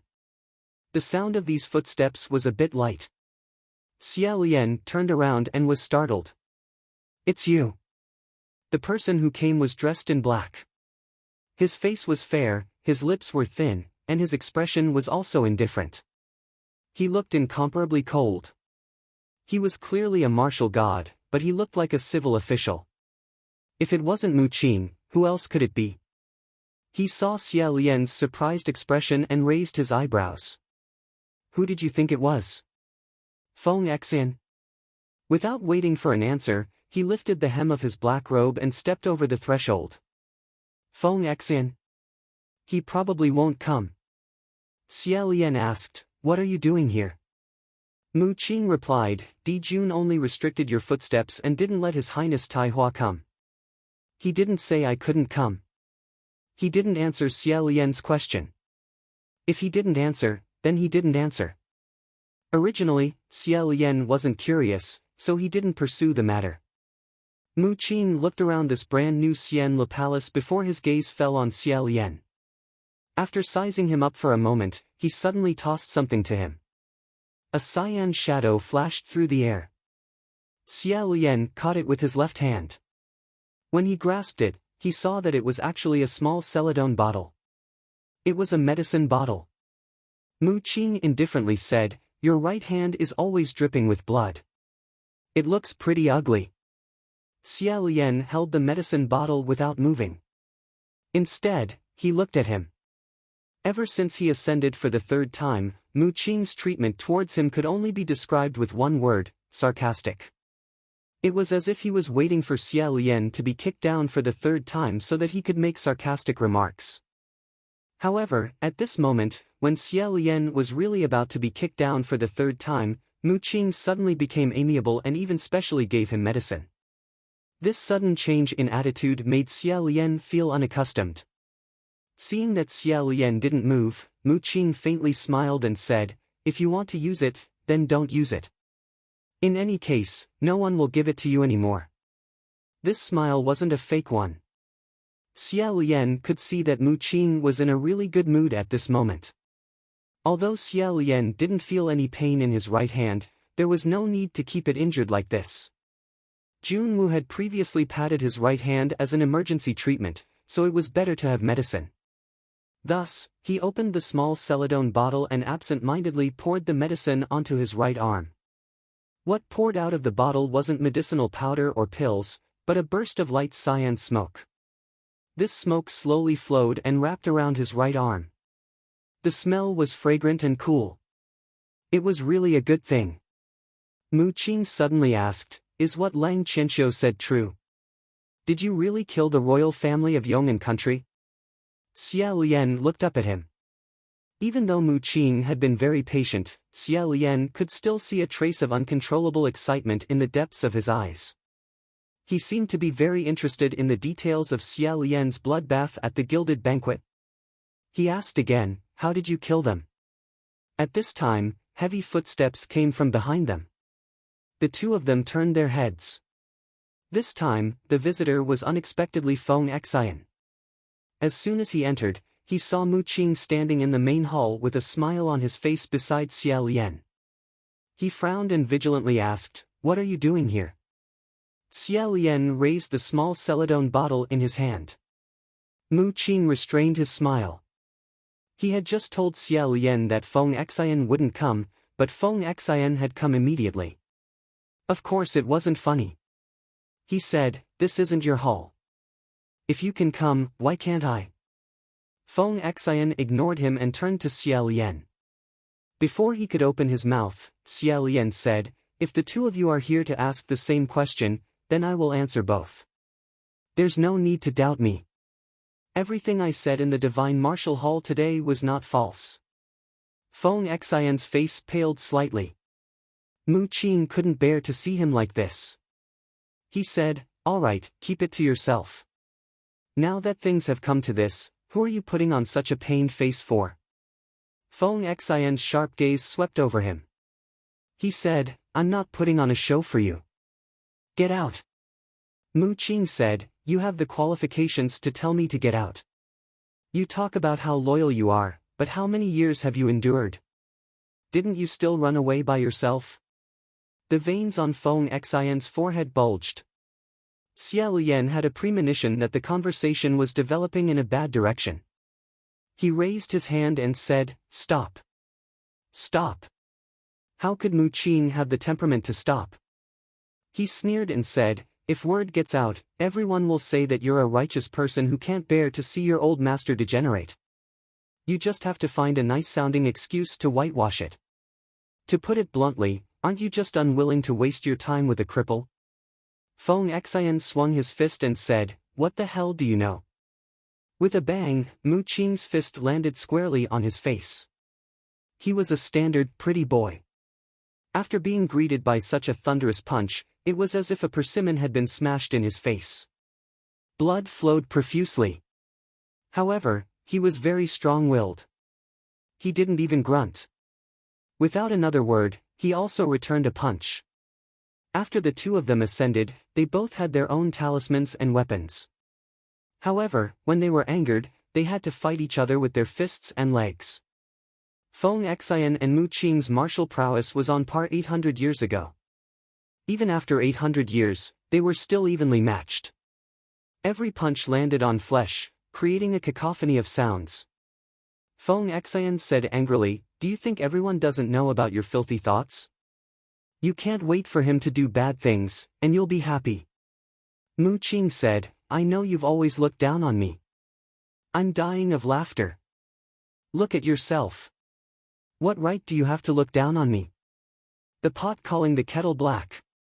Lang Qianxiu and Xia Lian hadn't started fighting yet, but Feng Xian and Mu Qing had already started fighting. The two of them had accumulated grievances for a long time. They fought each other, cursing each other. They didn't even listen to each other's curses, so who would listen to Xia Lian? Xia Lian still remembered that when the three of them were young, Mu Qing spoke softly and didn't even yell at anyone. If Feng Xian wanted to hit someone, it would be Xia Lian who told him to. He would hit when he told him to. Now, it was no longer the case. Xia Lian dragged his arm and rushed to the door. He wanted to call a few heavenly officials to stop the fight. Unexpectedly, before he could step out of the main hall, he heard a loud bang in front of him. Feng Xian and Mu Qing were also startled by this loud bang. They both stopped fighting and focused their attention in the direction of the sound. The main door of the Celestial Music Palace had been kicked open. Outside the main door wasn't the wide and open divine martial street of the celestial capital. Instead, it was a stretch of deathly darkness.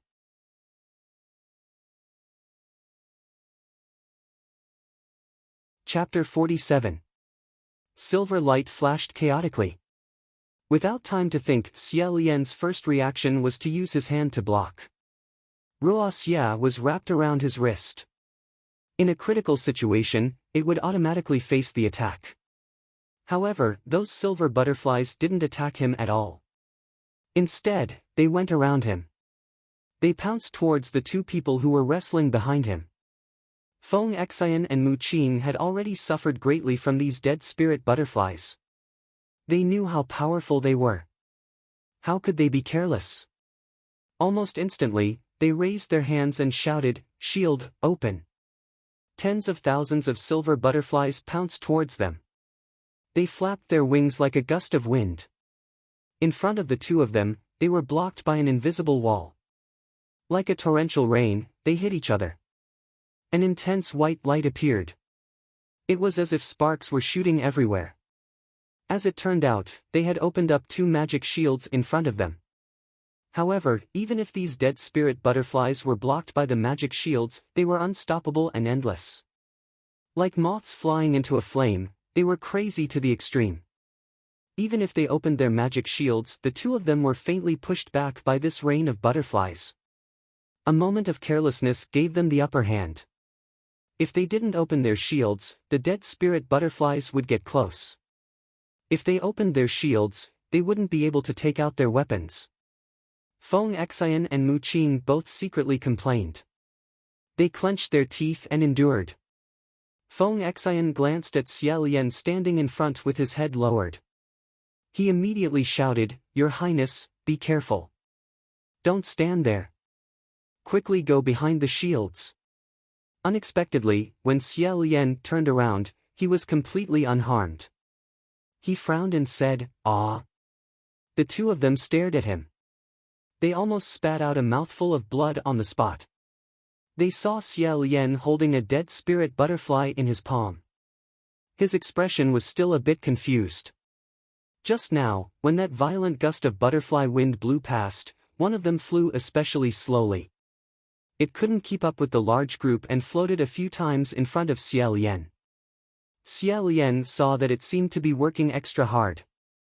He kept feeling that this small silver butterfly would soon be unable to fly anymore. Thus, he couldn't help but reach out his palm and support it. The silver butterfly danced merrily on his palm and did not want to leave. Seeing this, the veins on Feng Xian's forehead bulged. He said, "Don't touch that thing with your hands." At this moment, Xia Lian's wrist suddenly tightened. Unexpectedly, someone had grabbed him and forcefully pulled. His entire body was pulled into the darkness behind the door. However, although he was in the dark, he did not feel the slightest bit uneasy or vigilant. This darkness seemed to be a layer of gentle armor. Not only was there no danger, but it also inexplicably made people feel at ease. Although the person behind the darkness had yet to appear, the silver butterfly had already arrived.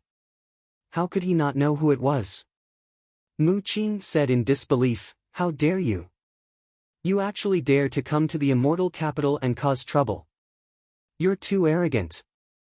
A voice laughed and said, likewise, isn't your heavenly court quite arrogant in my territory as well? Even though Xia Lian had already guessed who the person who had grabbed him was, he was still shocked when he heard this familiar voice. Immediately after, Feng Xian heard, Hua Cheng, the celestial emperor is in the celestial capital. Put him down. Hua Cheng scoffed, that depends on whether you have the ability or not. As soon as he finished speaking, the door slammed shut. Xia Lian felt Hua Cheng's hand gripping tightly onto him as he brought him along. His surroundings were pitch black, and he could only hear the tinkling of the silver chains on the black boots. The ground beneath his feet was uneven. Indeed, this wasn't the broad and bright main street of the immortal capital. Instead, it was a desolate valley. Hua Cheng must have used thousandly shrinking to connect the main gate of Xian Le Palace to this valley. However, it wasn't an easy task to connect a place in the immortal capital to another place using thousandly shrinking. At the very least, it was impossible for non-heavenly realm heavenly officials to do it. How did he do it? Xia Lian was about to speak when he suddenly heard a loud shout explode beside his ear, Your Highness! Where are you? This angry shout came from Feng Xian. Although the voice was beside his ear, the person wasn't in front of him. This shout came from within the spirit communication array. Xia Lian's eardrums began to ache from his shout.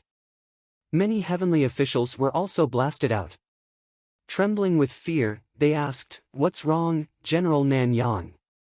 Did something happen? Mu Qing also entered the spirit communication array and said, Something happened. Where is Ling Wen? Quickly report to the Celestial Emperor that Xia Lian has escaped. He usually spoke in a gentle and refined manner, but at this moment, there was a trace of fluster and exasperation in his voice. Ling Wen said, What? I'm going to Xian Le Palace to take a look. A heavenly official said in shock, Third. His Highness the Crown Prince escaped? Wasn't he grounded in Xian Le Palace? Shiqing Xian also entered the spirit communication array and said, Just now, I clearly saw a large group of little martial gods from the central celestial court watching outside Xian Le Palace. One can only enter but not leave, so how could he have escaped? Feng Xian said again, He didn't escape, he was kidnapped by someone. Your Highness, can you still hear what we're saying? Where are you right now? When they heard that he was kidnapped, everyone was even more shocked. This is the immortal capital, who is so arrogant. For a moment, everyone wanted to speak loudly, and everyone wanted an answer. The matter between Imperial Preceptor Feng Xian and Lang Qianqiu hadn't been cleared up yet. Lang Qianqiu had grounded Xia Lian's feet, yet he was gone. Wasn't this creating more trouble for no reason and stirring up more gossip? No matter what, they had to quickly find him before anything else. Hence, Ling Wen went to check out the situation and check Xia Lian's current location. Feng Xian and Mu Qing shouted loudly inside the array, looking for martial god officials who could free themselves to come out and chase after him. Shiqing Xian scattered a few more waves of merit. Inside the spirit communication array, everyone was in a mess, and everyone was talking at once. It was so chaotic that Xia Lian couldn't get involved at all. He took a deep breath and was about to shout to ask everyone to calm down when Hua Cheng suddenly turned around and stretched out 2 fingers. That ice-cold finger gently placed on his temple. Hua Cheng laughed and said, Haha, long time no see, how are you, everyone? His 2 fingers gently touched, and through Xia Lian, he touched the spirit communication array of the celestial court. This calm and composed sentence was not only heard by Xia Lian beside him, but also by all the heavenly officials in the celestial court's spirit communication array. After they heard it, they instantly fell into a deathly silence. In everyone's heart, there was a silent roar. No wonder he was so arrogant, I was wondering who it was, so it was this person. Hua Qing said again, I don't know if you guys missed me, but I didn't miss you guys at all. There were indeed many heavenly officials in the heaven realm who secretly missed him every day, but when they heard him say that he didn't miss them, they all silently chanted the heavenly official's blessing, thank you, please don't miss us in the future. At this time, Hua Cheng laughed and said, however, I've been very free lately. If there's someone who's also very free and wants to exchange pointers with me, I'll welcome that person.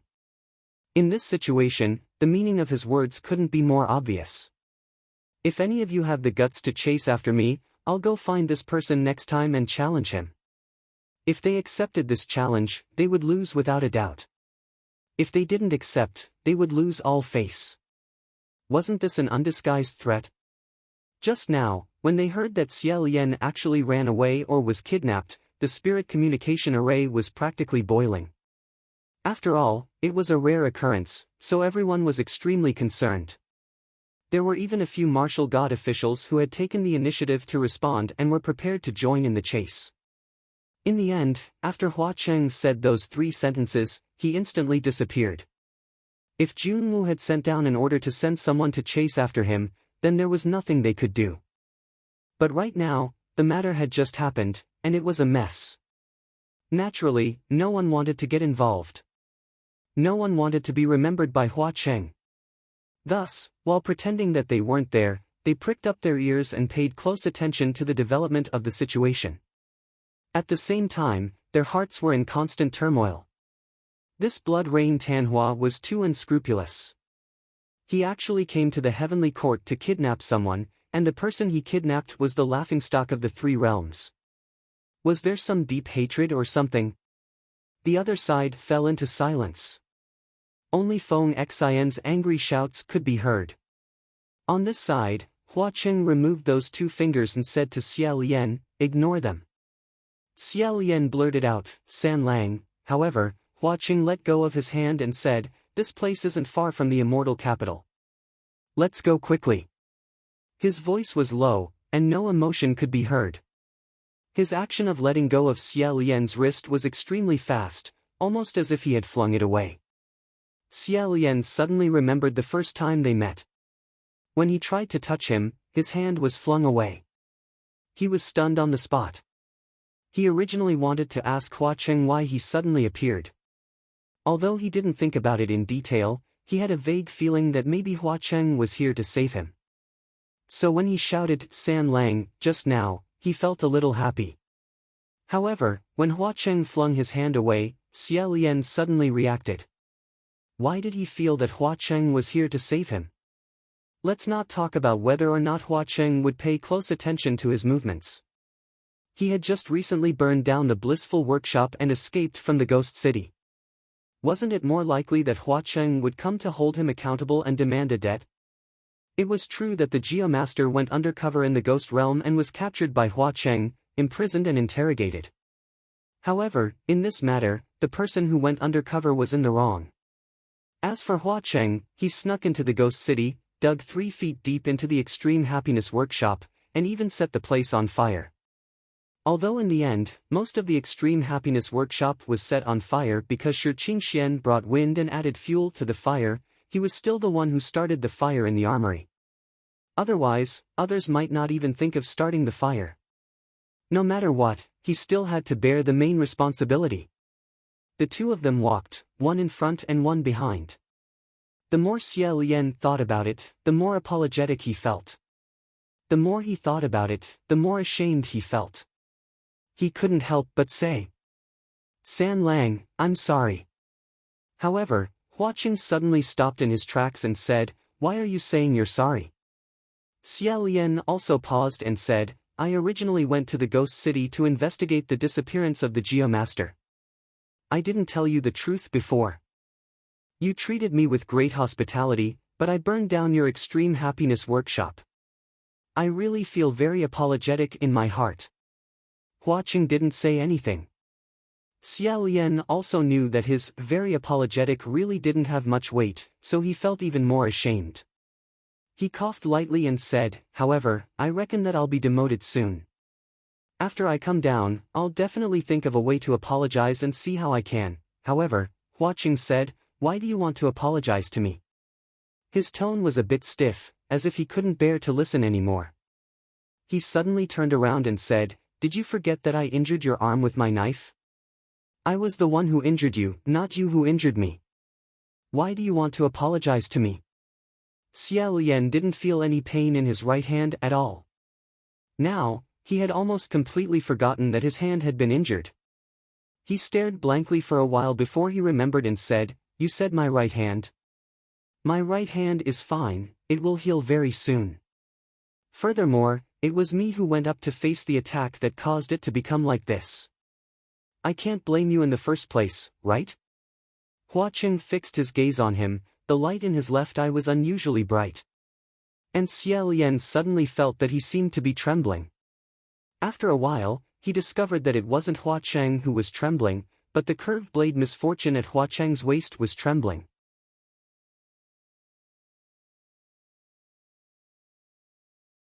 Chapter 48. Seeing this, Xia Lian could not help but stretch out his hand. He wanted to touch it and said, "What's wrong?" However, Hua Cheng turned his body slightly and avoided his hand. He even slapped the hilt of the saber fiercely and said, "Nothing. Ignore it." The blade of curse, the scimitar that caused the immortals and gods to tremble in fear, was hit by his palm. It trembled even more. At this moment Xia Lian heard Feng Xian say in the spirit communication array, "Why can Hua Cheng use the 1,000 miles shrink in the immortal capital? How can this door be opened?" Shi Qingxian said, "General Nanyang. Me. I roughly know how to open it. Previously, when I was on official business with the Crown Prince, I suffered a lot from Hua Cheng's trick. First, take 2 dice and throw them at the door. Open the door again and try." Xia Lian remembered. Just now, didn't he accidentally throw 2 dice in the main hall for fun? The sorry state of him and Shi Qingxian running for their lives in front of the Earth Dragon Cave and the savage spirit was still vivid in his mind. If they really opened the door, he did not know how many dangers they would encounter. He hurriedly said, "Wait. Don't. Be careful." However, his voice did not enter the spirit communication array. It was probably because he did not have time to replenish his magic power in time in the immortal capital. Now, his magic power was exhausted. He could only listen and not say anything. And even if he could say it, it was probably too late. Feng Xian seemed to have done as Shi Qingxian said without saying a word. How did he know?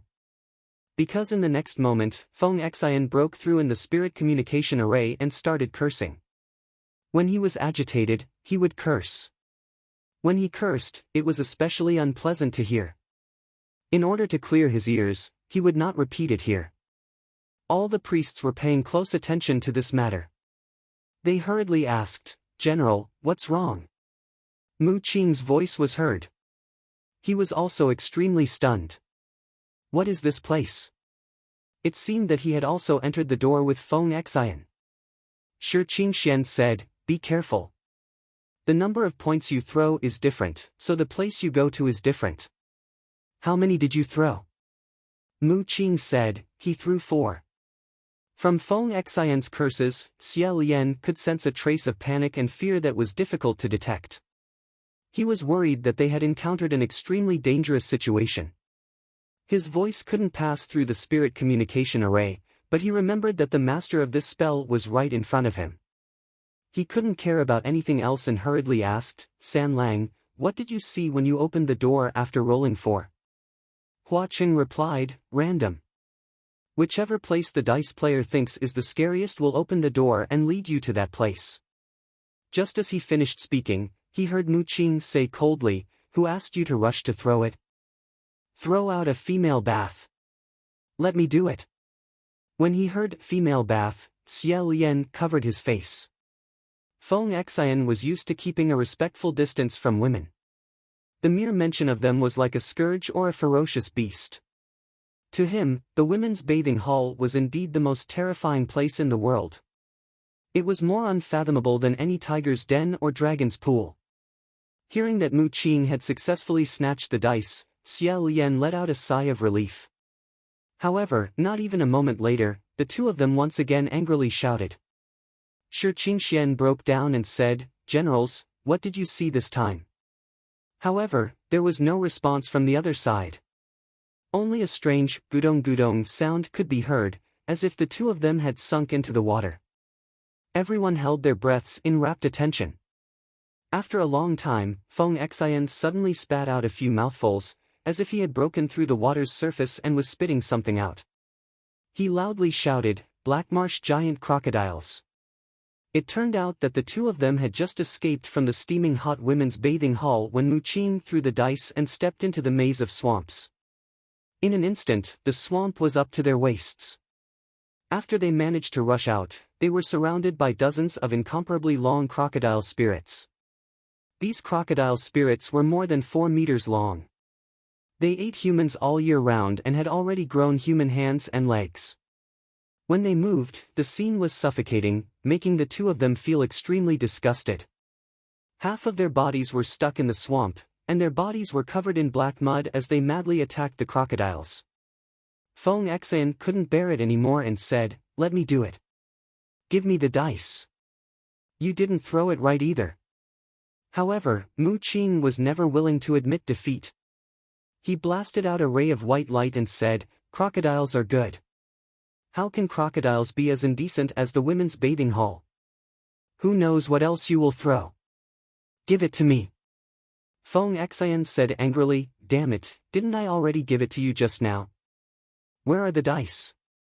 The two of them had completely forgotten that their consciousness was still connected to the spirit communication formation. They both despised each other for having bad luck and started to fight each other again. Who knew where they had thrown the dice? The god officials listened to them scolding each other in the spirit communication formation. They didn't mind the commotion getting bigger. Splendid, splendid, too splendid. The two generals finally shed all pretenses of cordiality and couldn't hold back their laughter anymore. Some of them even started to pound on their thrones in their own shrines, wishing that they could personally come to the scene and cheer. Although Feng Xian and Mu Qing's luck didn't seem to be too good, they were both respected martial gods. At most, these wild monsters would only give them a bit of trouble, making it impossible for them to chase after them. Thus, they couldn't be considered a major crisis. Xia Lian could only hope that they would give up sooner and be free from this predicament. At the same time, he was slightly glad that he had thrown the dice just now. He hadn't thrown any monsters, and he had thrown them out of Hua Cheng's sight. As he walked, he said, "I threw a 2 on the dice just now. Does that mean that as long as I throw 2, I will be able to see you?" As soon as he finished speaking, he immediately realized that this question sounded a bit strange. It sounded as if he really wanted to see Hua Cheng, which made him feel slightly uncomfortable. However, Hua Cheng said, "No." Xia Lian felt a bit embarrassed. Scratching his cheek, he said, "Oh, so it wasn't. Then I made a mistake." Hua Cheng walked in front of him and said, "If you want to see me, no matter how many dice you throw, you will still be able to see me." Hearing this, Xia Lian's throat moved. He even forgot what he wanted to say. He didn't have the time to carefully ponder over the meaning of these words when he suddenly heard a deep voice from within the spirit communication array, "I'll do it." After this person said this, not long after, a dazzling white light streaked across the horizon. An earth-shattering sound of metal and stone cracking rang out. Hua Cheng and Xia Lian's path forward was blocked. When that white light gradually cooled down and faded away, Xia Lian finally saw clearly that the thing that had flown in from beyond the heavens and blocked in front of them was a sword. This sword was slender and slender. It was inserted into the ground at an angle, and the body of the sword was still trembling. The sword looked as if it had been forged from black jade. It was deep and awe-inspiring, and its surface was as smooth as a mirror. If someone were to approach it, they would be able to clearly see their own reflection on the blade of the sword. Only at the heart of the sword was a thin silvery white line that ran through most of the sword's body. The name of this sword was Maidenheart. A figure landed in front of this sword and said, "This is your sword."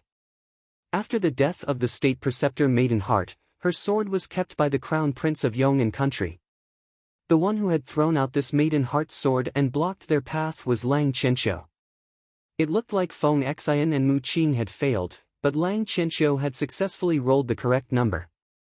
He really didn't know whether this was his fortune or Xia Lian's misfortune. The only thing that could be said was that although both of them were crown princes, Lang Qianqiu's luck had always been much better than Xia Lian's. Hua Cheng stood with his hands clasped behind his back. His expression did not change, but his body moved slightly. The moment he moved, Xia Lian immediately raised his hand to stop him. Oh. In a low voice, he said, "Let me." In the middle of the valley, Lang Qianqiu blocked the way, dragging his heavy sword as he said, "I only want to fight you with all my strength. No matter what the result is, even if I kill you, I don't need you to repay anything. I don't need you to ask the emperor for a demotion. My swordsmanship was taught by you, so you might be able to defeat me. Why aren't you willing to fight me?" Even without Lang Qianqiu saying it, Xia Lian knew that he would naturally do his best. However, if he went all out, Xia Lian would have no choice but to face him seriously. Xia Lian didn't want to see any result like this. However, if Lang Qianqiu didn't fight him, he definitely wouldn't give up. After a long time, Xia Lian slowly nodded and said, "Fine." He walked a few steps and arrived in front of the sword. Pulling it out of the rubble, he softly said, "You asked for this." After several hundred years, the maiden's heart had finally returned to its master's hands. It let out a low hum on Xia Lian's hand. Not far away, Hua Cheng's eyes were also stimulated by the incessant hum of the sword. With the long sword in his hand, Xia Lian waved it, the tip of the sword slanting towards the ground. He coldly said, "No matter what the result of this battle is, don't regret it." Lang Qianqiu loudly said, "I definitely won't regret it." His scalp felt like it was about to explode. With both hands gripping the hilt of the heavy sword, he focused all his attention and held his breath. His gaze tightly locked onto the black jade-like edge of the maiden's heart. He didn't dare to be careless in the slightest. Xia Lian shook the blade of the sword and rushed forward like an arrow. Lang Qianqiu's gaze sharpened. Just as he was about to face the attack, his forelimbs suddenly stiffened. It was as if he had been tied up by something and fell heavily to the ground. When he looked down, he discovered that he really had been tied up. He didn't know when, but a snow-white piece of silk had already coiled around his body countless times like a poisonous snake. Lang Qianqiu had been taught swordsmanship by the state preceptor since he was young, so he held a deep reverence for the state preceptor. Even when blood flowed like a river during the gilded banquet, this reverence hadn't diminished in the slightest. Therefore, when Xia Lian gripped his sword, Lang Qianqiu had wholeheartedly focused on all of his opponent's movements.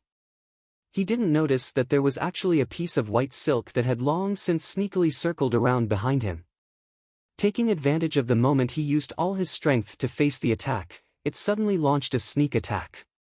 How could there be such a shameful thing? Seeing Ruoxia succeed, Xia Lian's tense expression and mood relaxed in an instant. He immediately threw away his maiden's heart and let out a long sigh of relief. In his heart, he thought, that was dangerous, that was really dangerous. Lang Qianqiu lay on the ground and struggled endlessly. Who would have thought that this white silk was extremely evil? The more he struggled, the tighter it became. He angrily said, "State preceptor, what are you doing? Quickly release me, we will fight to the death." Xia Lian wiped the sweat off his forehead and said, "Just a moment ago, we were fighting to the death. Right now, what's wrapped around your body is one of my transcendent artifacts. You have already lost." Lang Qianqiu said, "How can this be counted?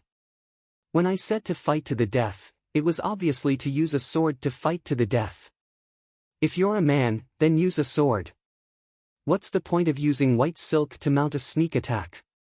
How despicable." He truly felt that the sword was the ancestor of all weapons, so he didn't think too much about it. However, it sounded like he was discriminating against male heavenly officials who used white silk as a transcendent artifact.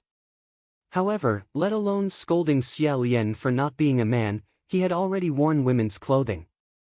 Every time he opened his mouth, he would say that he was impotent, so why would he care about this? Xia Lian squatted down beside him and said, "This is because you didn't think things through in advance. You didn't say that you had to use a sword, so you let me take advantage of a loophole.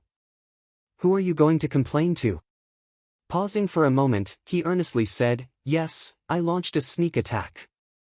So what if it was a sneak attack? I succeeded. Yes, I'm despicable. So what if I'm despicable? I won.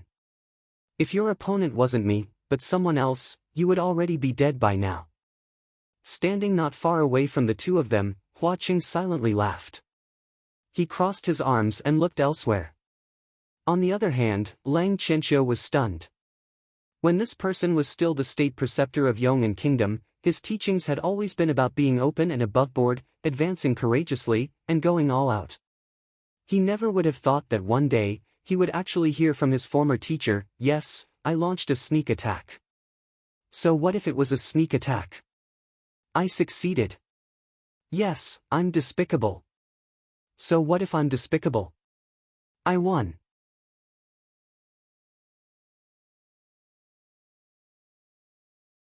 Chapter 49. Seeing that he was about to leave, Lang Qianqiu immediately said, stop right there. Xia Lian really did stop. Lang Qianqiu gritted his teeth. You have to give me an explanation. Xia Lian asked, what explanation do you want? Lang Qianqiu said, the gratitude and grudges of the previous generation, the hatred of the country and the enmity of the family, you hate Yong'an, it's not that I can't understand. But... He choked for a long time before he could speak again. His voice trembled as he said, but the state preceptor. My father and mother, the empress and I, to the remnant citizens of Xianlu country. Isn't it good? I am good friends with many people from Xianlu. I did everything I could to protect them. Everything he said was true. After the destruction of Xianlu, many of the remnant citizens of the old country had never forgotten their identity. Even if Yong'an established a country and began to rule, this group of people and their descendants still called themselves the people of Xianlu. They often clashed with the citizens of Xian dynasty. The first few generations of the Eternal Peace royal family used strong policies to suppress them, brutally killing many of the Xianlu survivors who resisted stubbornly. On the other hand, there were also many Xianlu players who formed alliances. He planned to assassinate the nobles of Yangon City and succeeded several times. Just like that, the enmity grew deeper and deeper. But when it came to Lang Qianqiu and his parents' generation, they adopted a completely different and gentle attitude towards the remnant citizens of the previous dynasty. They had always strived to integrate the citizens of the new dynasty and the remnant citizens of the old dynasty. They had even considered making a descendant of the Xianlu imperial family a king, something as absurd as that. All of this was to show their sincerity and treat them with courtesy. Lang Qianqiu himself had never been prejudiced against the people of Xianlu because of the hatred of his predecessors. Back then, Grand Preceptor Fang Xian was extremely mysterious. She had never revealed her identity, so no one knew which side the murderer of the Gilded Banquet belonged to. However, the enmity between Yong'an and Xianlu was too deep. Regardless of which side was in trouble, they would firmly believe that the other side was the mastermind behind the scenes. The Yong'an royal family and the courtiers who had luckily escaped this calamity all believed that the power of Xianli's remnant citizens was manipulating this matter from behind the scenes. Thus, there were many people who proposed using this as a reason to completely wipe out the remnant citizens of Xianlu in Yong'an country. However, all these suggestions were vetoed by Lang Qianqiu. His determination had protected the lives of countless innocent Xianlu citizens, preventing them from suffering an unexpected calamity and being inexplicably massacred. However, now that he thought about it, he felt wronged because he had done well in the past. It wasn't that he didn't think it was worth it, but that he felt wronged. Doing the right thing would never be worth it. However, it was clear that one had shown kindness, but did not receive the corresponding kindness from others. It was inevitable that one would feel wronged. Lang Qianqiu's eyes were red as he questioned, Imperial Tutor, where did I not do well enough? What did my parents do wrong? Why must you treat me like this? The more he thought about it, the more unwilling he became. Under Ruoxie's restraint, he struggled to raise his upper body and said, don't you think you should give us an explanation? Xia Lian said, I can't give it to you. His answer was very straightforward, causing Lang Qianxiu to choke back his anger. Imperial Preceptor, you've changed a lot. You weren't like this before. Xia Lian's knuckles rubbed the tip of his eyebrows as he said, I remember telling you a long time ago that you shouldn't arbitrarily erect a sacred and inviolable monument in your heart. I'm not who you think I am. In the end, you're the one who will be disappointed. Lang Qianxiu lay back on the ground and muttered. The you of the past and the you now, which is the real you? I don't know anymore. Xia Lian said, it's all me. However, in the past, you were only 17 years old. Now that you've grown up, the things I've taught you are naturally different. Lang Qianxiu shut his mouth. Suddenly, he said, is it because your 17 years old was a hurdle, so you want to turn my 17 years old into a hurdle as well? Xia Lian didn't say anything. Seeing that he didn't answer, Lang Qianxiu's anger bubbled up. Holding his breath, he roared, if that's what you have in mind, then I won't go along with your wishes. Hearing this, Xia Lian's eyes slightly widened. Lang Qianxiu couldn't stand up, but his eyes were bright like stars. His voice was sonorous, as if there were white flames burning in his eyes. He seemed to be acting out of spite, but also like he was declaring war. In a stern voice, he said, if you want me to be like you and become filled with resentment, then I won't. If you want me to be like you and abandon myself to despair, then I definitely won't. Definitely not. No matter how you treat me. I definitely won't become like you. These bold and visionary words caused Xia Lian's entire person to be dumbfounded. After a long while, he finally let out a snort and laughed out loud. Lang Qianxiu's eyes were brimming with hot tears. Filled with hot blood, he was roaring at the top of his lungs, but this laughter had pierced through him. Immediately, he felt a burst of shock and anger. On the other hand, Xia Lian laughed as he clapped. The more he laughed, the more unbridled he became. In a loud voice, he said, good. He already couldn't remember when was the last time he laughed so heartily. With great difficulty, he stopped laughing. Rubbing his eyes, he nodded and said, good. Remember what you've said today. You definitely won't become like me. All this time, Hua Cheng had his arms crossed as he coldly watched from the sidelines. Just as Xia Lian finished speaking, a burst of red smoke suddenly exploded in front of him. Caught off guard by this explosion, Xia Lian was startled. Thinking that Lang Qianxiu had used some strange move, he hastily dodged and focused his attention to guard against it. However, although this explosion was loud, it didn't seem to have any destructive power. It was just that when the smoke dispersed, the place where Lang Qianxiu was originally lying had disappeared without a trace. All that was left was a roly-poly doll that stood in its original spot, swaying left and right. This roly-poly doll's head and body were both smooth and round, like a large gourd. It had long eyebrows and black eyes, a tiger's head and tiger's brain, and a charmingly naive appearance. At this moment, it was glaring angrily at Xia Lian. On its back was a broad-bladed greatsword, and it looked extremely impressive. It was exactly the appearance of Lang Qianxiu, but it had turned into a big toy that a child couldn't bear to part with. Xia Lian's smile disappeared and he said, Qianxiu? Without the person tied up, Ruo Xia whizzed back around his wrist. Hua Qing leisurely walked over and flicked the roly-poly doll. He sneered and said, this person really looks stupid no matter what form he takes. Xia Lian lifted the roly-poly doll up. He didn't know whether to laugh or cry as he said, this. San Lang, is this Qianxiu? How did he become like this? Don't play with him anymore. Hurry up and change him back. However, Hua Qing said, no need. Take him with you. Xia Lian asked, go where? At this time, the two of them had already arrived in front of a narrow cave. Hua Qing didn't answer. He tossed out a die and it landed on Xia Lian's palm. Lowering his head to glance at it, he took the lead and entered the cave. Turning a person into a roly-poly doll, this spell was truly very naughty. It was extremely in line with Hua Cheng's style, but it was also very difficult to dispel. In any case, Xia Lian couldn't dispel it, and he didn't dare guarantee that the other heavenly officials would be able to dispel it. Thus, he could only take the Qianqiu roly-poly doll in his hand and chase after Hua Cheng. Suddenly, he remembered that he had tossed his heart onto the ground. He hurriedly turned back to retrieve his sword and slung it over his back. Then, he followed Hua Cheng inside. He wanted Hua Cheng to dispel the spell, but Hua Cheng declined to comment. The two of them walked in the cave for a short while. The narrow entrance of the cave grew wider and wider, and the sound of footsteps echoed throughout the spacious cave. In front of them, they could faintly hear the light of fire and singing. When Xia Lian had been looking for the Extreme Happiness Workshop in the Ghost City, he had also heard a burst of singing.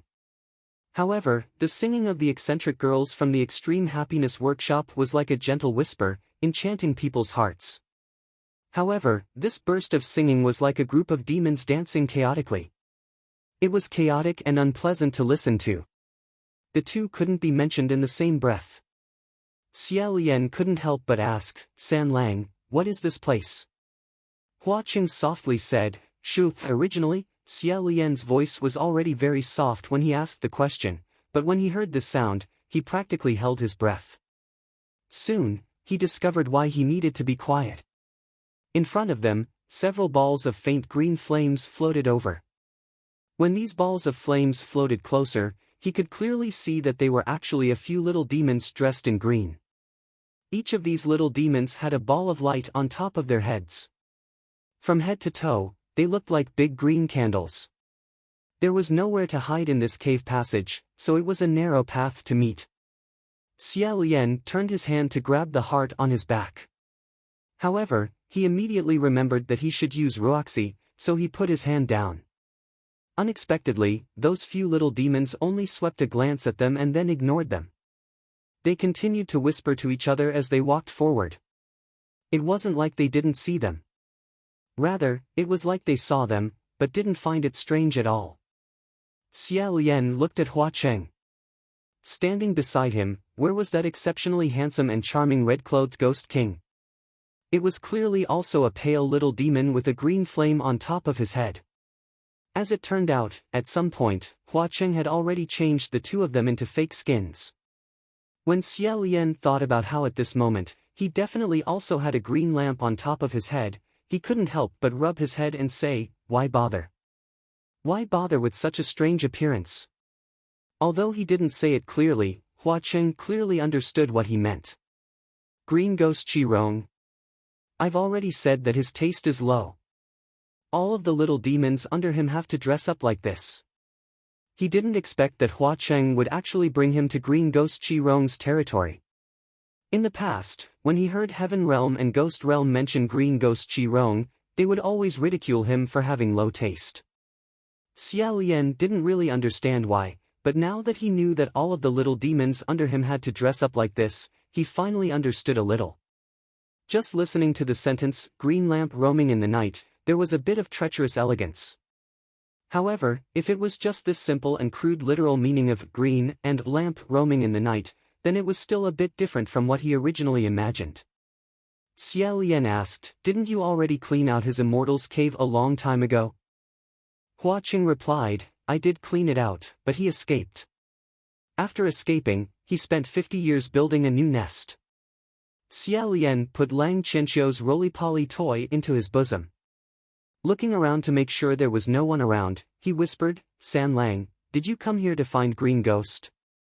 Why don't you first remove Qianqiu's spell and let him go first, then I'll accompany you."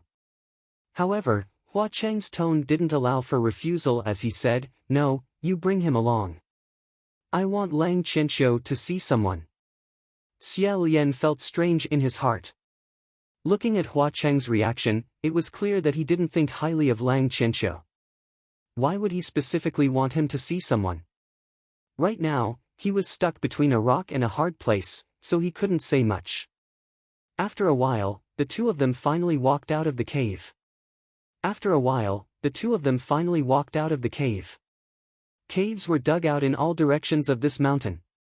The caves were connected to the tunnels, and the tunnels were connected to the caves. At every cave entrance, there were demons and ghosts with green lamps on their heads going in and out. It was like a huge beehive of ants. If Xia Lian walked alone, he definitely wouldn't be able to remember the way after walking for a while. However, Hua Cheng acted as if he was in his own home. Without the slightest hesitation, he shuttled back and forth between the caves with extreme ease, as if he was very familiar with the route. The two of them were wearing the skin of the green flame little demon. Seeing that no one was blocking their way, Xia Lian let out a sigh of relief. Hua Cheng thought he was sighing and asked, "What's wrong?" Xia Lian replied, "Nothing. I thought you would break into the mountain from the front. I didn't expect you to sneak in. I'm not too good at fighting, so I'm relieved." When he said, "not too good at fighting," he was speaking from the bottom of his heart. Although fighting was good, dealing with the aftermath wasn't good. When Hua Cheng heard this, he seemed to smile. Then, he said, "Last time, I broke into the mountain from the front, but Qi Rong ran away when he heard the news. This time, I want to find him personally. Naturally, I can't let him find out." Xia Lian thought to himself, could it be that the person San Lang wants Qianqiu to see as green ghost? What's the relationship between these two? Sigh, I don't know what he wants to do. In short, I'll accompany him on this trip first. Then, I'll slowly ask him to remove the curse on Qianqiu's body. Because he still remembered that he had burned down Hua Cheng's blissful square, it was inevitable that he would feel guilty. Just as he was thinking, he heard Hua Cheng speak again, "This trash can't do anything, but his vigilance is very high. The little demons can't get close to him, and it's not easy to disguise as his trusted aides. If you want to get close to him, there's only one way." At this moment, 4 little demons walked over, talking and laughing. Hua Cheng slowed down his pace, and Xia Lian followed suit. Behind these 4 little demons in green, they were actually dragging a group of living people with ropes. In this group of living people, some were dressed in rags, while others were dressed in luxurious clothing. From the looks of it, they were all young men and women under the age of 30. There was also a child who was tightly holding onto the corner of a young man's clothes. They were probably a pair of father and son that had been captured. Both of their hands were tied, and as they walked in this devil's den, they all had frightened expressions on their faces. Hua Cheng brushed past them, then turned around without leaving a trace, and followed at the back of this group. He only lightly nudged Xia Lian with his elbow, and Xia Lian maintained the same movement as him. When he looked at Hua Cheng again, he had actually changed his appearance in an instant. This time, he was a young man with delicate features, and he was probably about the same type. This group of people made many turns, making their way through the cave. The few little demons in front of them seemed to be very satisfied with their task, and they always remembered to display their authority. They often ordered the group behind them, saying, "Behave yourselves, don't cry.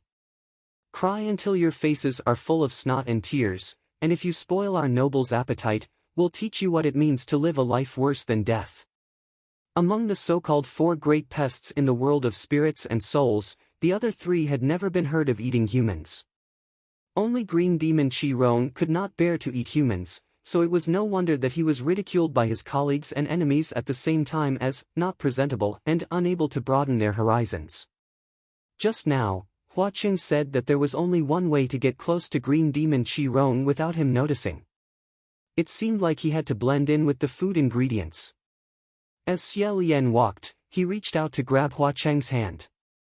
This was the first time he did so, and he felt Hua Cheng stiffen, as if he wanted to pull his hand back.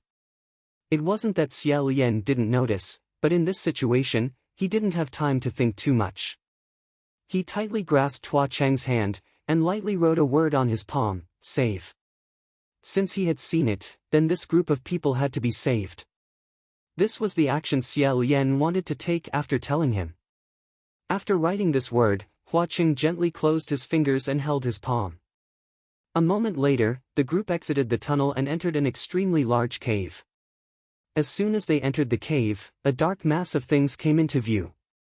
Xia Lian squinted his eyes, but before he could see clearly, He felt Hua Qing grab his wrist and write a few words on the back of his hand. Be careful of the top of your head. Don't touch. At first, Xia Lian thought that there were a lot of rags hanging from the ceiling of the cave. Who knew that when he took a closer look, his pupils would suddenly shrink? What kind of rags were those? It was clearly a large mass of densely packed people. Their feet were facing up, and their heads were facing down as they hung in midair. A forest of hanging corpses. However, although there was a forest of hanging corpses, there wasn't a rain of blood. This was because these were all dried corpses, and they had long since stopped bleeding. The expressions of the dried corpses were extremely painful. Their mouths were wide open, and there was a layer of snow-like crystals on their faces and bodies. That was salt. In the deepest part of the cave, brightly lit, there was a huge chair, a long table, and golden cups and jade cups. The place was magnificent and majestic. It didn't seem like a deep mountain cave, but rather like a banquet hall in an imperial palace. A little distance away from the long table, there was a huge iron pot. It was big enough for dozens of people to swim in it. The red boiling water bubbled in the pot, and if anyone were to accidentally fall in, they would be scalded to a crisp in an instant. The four little ghosts herded a group of people towards the pot. When some people saw this, they were so scared that they knelt on the ground and didn't dare to get up.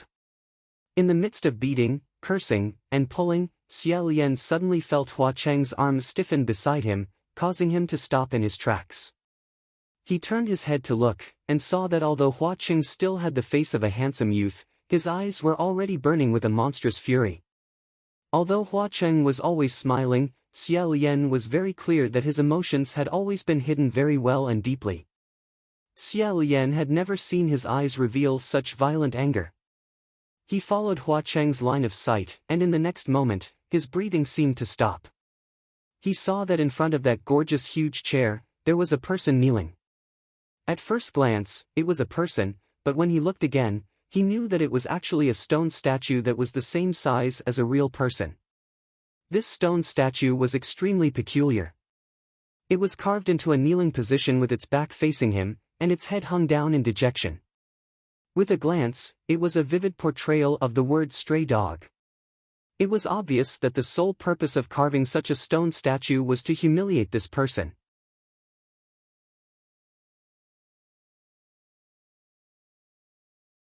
Chapter 50. Logically speaking, people wouldn't know what their own back looked like. However, Xia Lian was different. He couldn't be more familiar with his own back. That year, after Xianlu was destroyed, people burned his 8,000 crown prince palace in order to vent their anger. They toppled all the crown prince statues. They stole the sword hilt gems. They scraped the gold off their clothes. But they still couldn't vent their anger. Thus, someone gradually came up with a new trick. That was to create these kneeling stone statues. They made the crown prince, who they had originally worshipped, into a kneeling position and put him in a place with many people. They advocated that when they walked over, they could get rid of bad luck by spitting at the wooden statue or whipping it twice. Or they took it one step further. They directly made it into a kneeling position to replace the doorsill. For thousands of people to step on it. In the 10 or 20 years after Xianlu was destroyed, many towns and villages could see these stone statues. How could Xia Lian not be familiar with what his back looked like after kneeling? At this moment, a young man's voice said, "Pei Su, this little dog, is holding on to Pei Zong Ma's dog leg. Does he really think he's worth something? Right now, he's just an exiled wild dog. He dares to ruin my business. I'll teach him that even if he's dried up, no one will dare to collect his corpse." Before the person arrived, the scolding came first. Xia Lian looked over.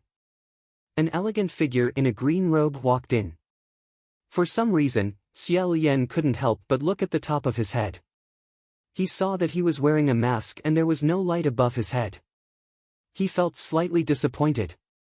A group of little ghosts in green surrounded this man in green, like a circle of candles surrounding a person in the middle. Presumably, this was one of the four great scourges of the ghost world, Green Ghost Chi Rong. From the first time Nan Feng mentioned Qi Rong's name, Xia Lian had a trace of interest. He wondered if this Qi Rong was the Qi Rong he knew.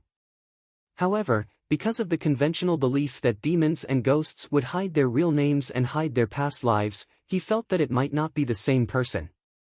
It was just a fake name. However, now it seemed that he was 80 to 90% sure.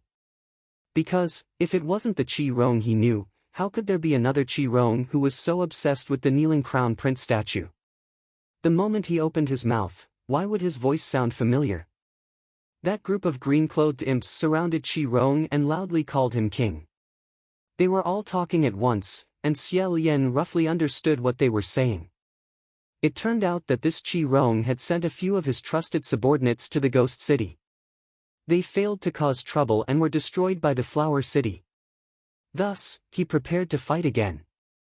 Who knew that before the second round was released, they would meet the exiled Pei Su? Although Pei Su had been banished to the mortal world, he was once a heavenly magistrate and had nothing better to do. When he met them, he casually cleaned them up.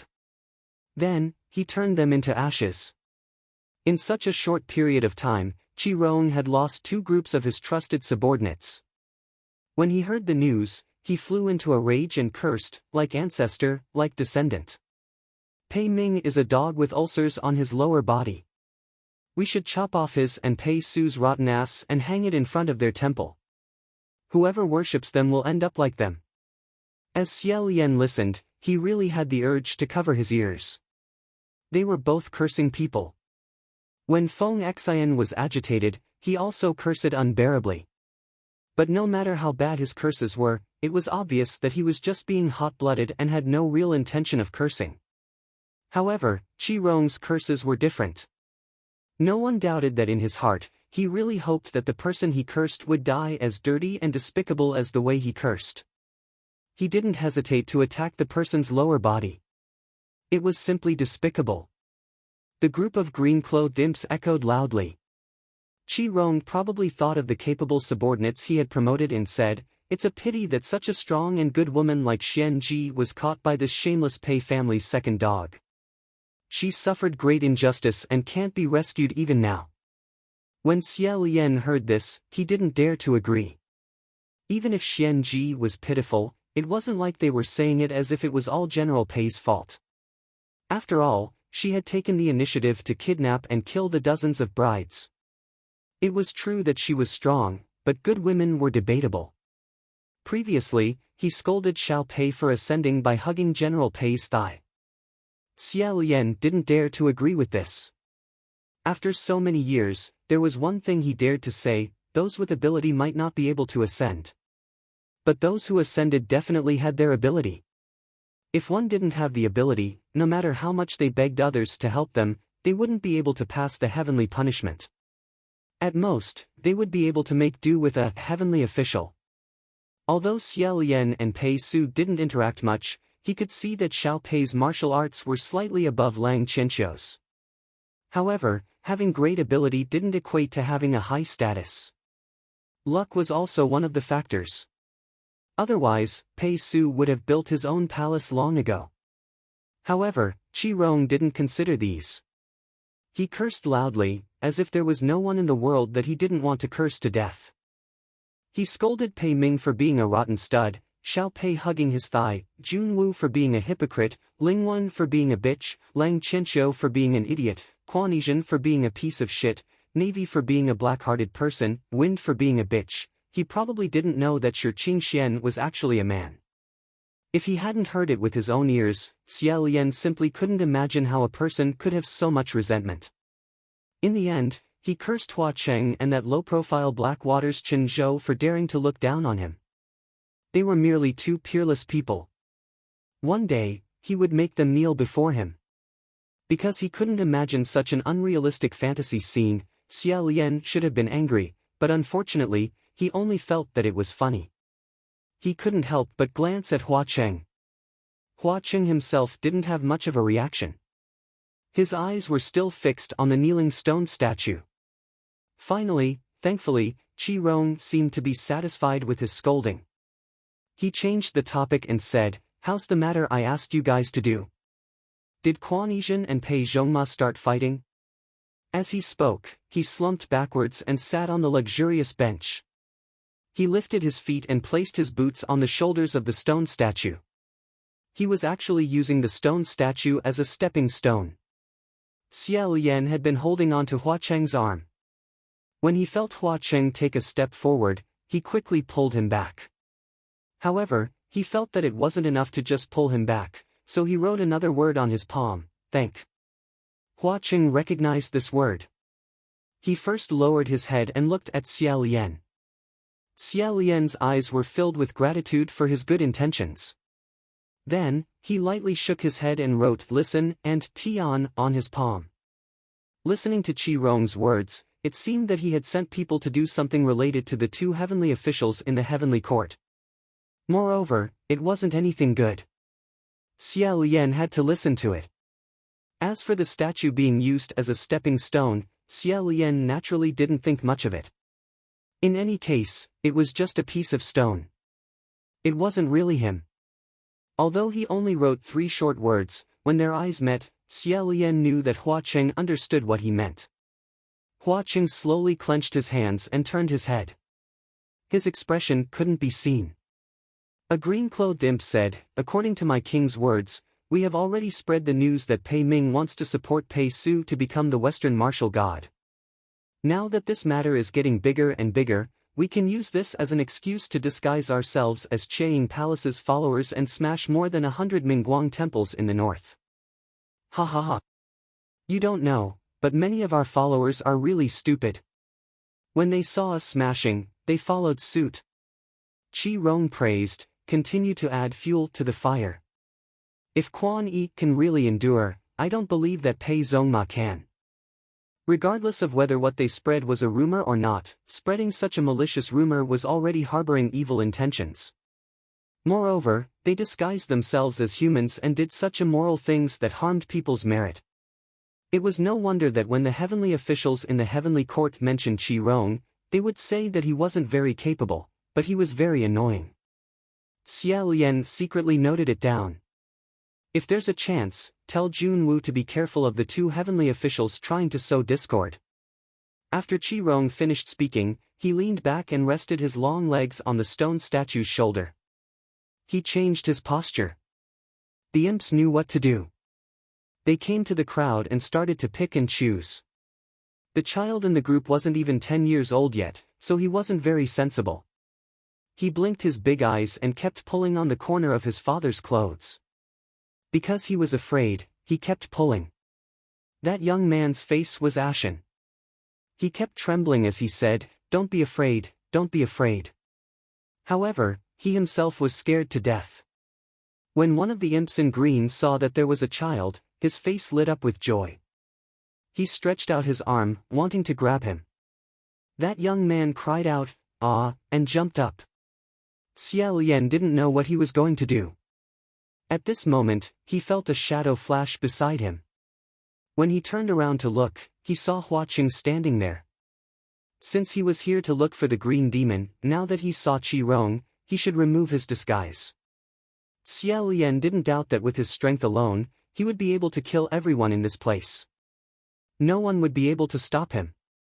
However, Hua Cheng didn't change into his original form. He still wore the skin of an ordinary teenager as he slowly walked forward. One by one, the imps in green took out their weapons and vigilantly said, "Stop. What are you doing out here?" Qi Rong crossed his legs as he strangely said, "What's wrong with this brat? Take him down." Hua Cheng smiled and said, "The Xian Le royal family is here. Don't you guys intend to show some respect?" Hearing this, not only Qi Rong, even Xia Lian was stunned. In a flash, Qi Rong stood up abruptly and snorted under his mask, as if he was so angry that he laughed instead. "How dare you? Playing such a joke in front of me?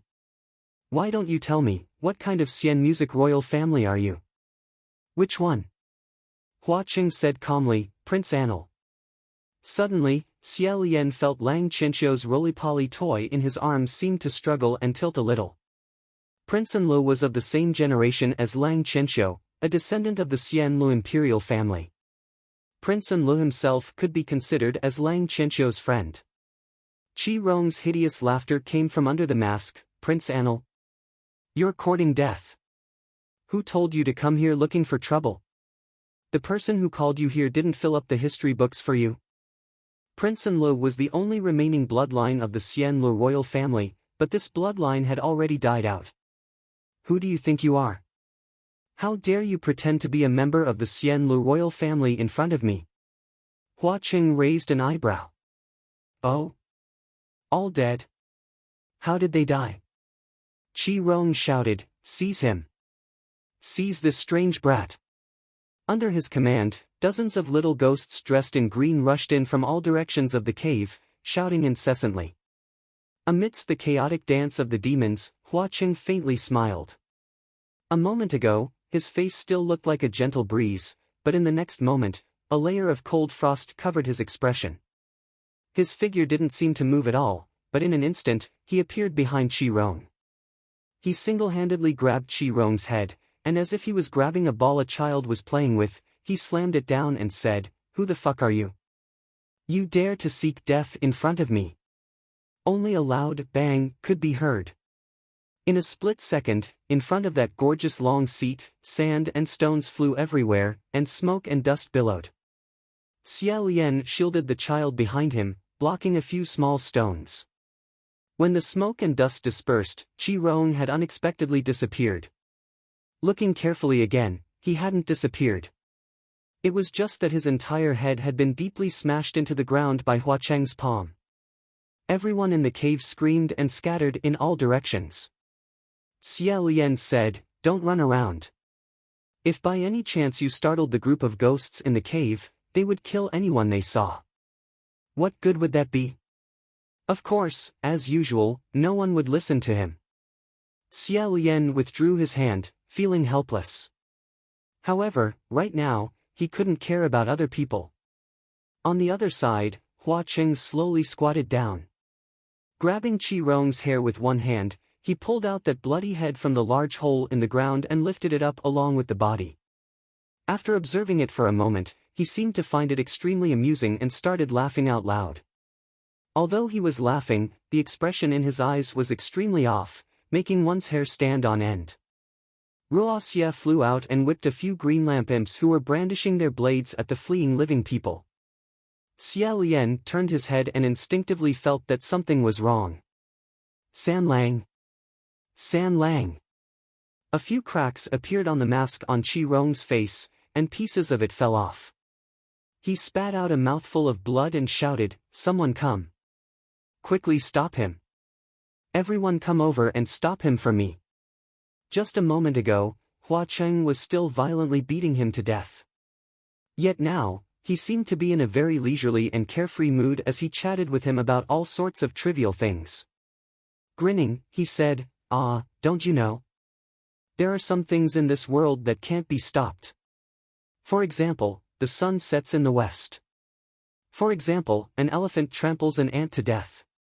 For example, I want your dog life." When he said the last sentence, the malevolence on his face was completely revealed. Lifting Qi Rong's entire body in his hand, he suddenly smashed it down again. Another loud noise rang out. Qi Rong's body fell to the ground, turning into a puddle that was worse than mud. Then, with a light crack, the mask on his face shattered, revealing half of his face. No matter who looked at this half of his face, they would discover an astonishing fact.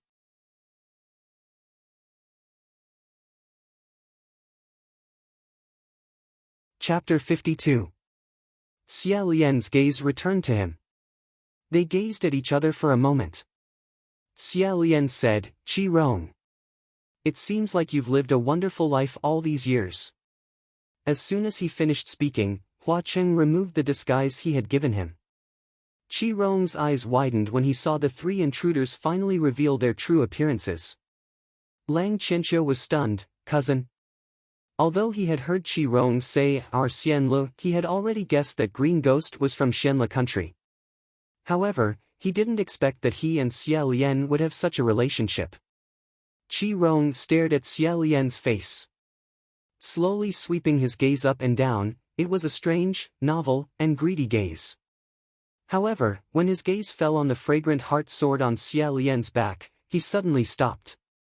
Suddenly, he burst into laughter. I see, I see. My heart is yours, you are the heart. Ha ha ha ha ha. She did not know why he was laughing. However, Lang Qianqiu felt extremely uncomfortable and said angrily, "What's so funny?" Qi Rong fiercely said, "I am laughing at my good cousin."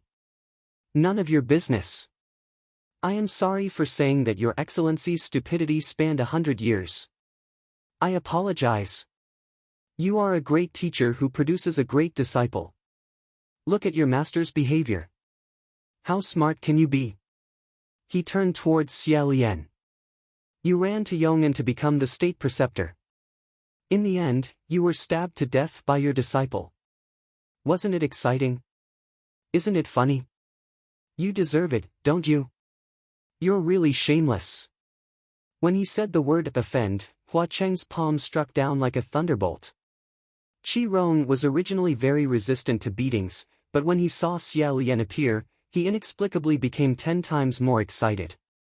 His face was smashed into the ground, but he still stubbornly shouted, "Bastard! Despicable! What a bitch!" Every time he spoke, Hua Cheng would add another palm strike to the back of his head. The scene was extremely bloody. Xia Lian intercepted Hua Cheng's hand before it could fall and said, "San Lang, let it go." Hua Cheng snapped, "Why should I let it go?" Xia Lian said, "It's nothing, you don't have to worry about it. This person is just sick. He's very difficult to deal with, so I'll handle him. Just ignore him." He gently patted Hua Cheng's shoulder. After a long time, Hua Cheng finally said in a low voice, "All right." Qi Rong pulled his head out of the ground and rolled to the side with difficulty. He spat, "Why are you pretending to be kind? If you really didn't want him to hit me, you should have stopped him from the beginning. No one will praise you for your magnanimity if you pretend to ask him to let it go." Xia Lian replied, "I only stopped him because I didn't want to dirty his hands. Aren't you mistaken?" Hearing this, a trace of anger flashed across Qi Rong's bloody face.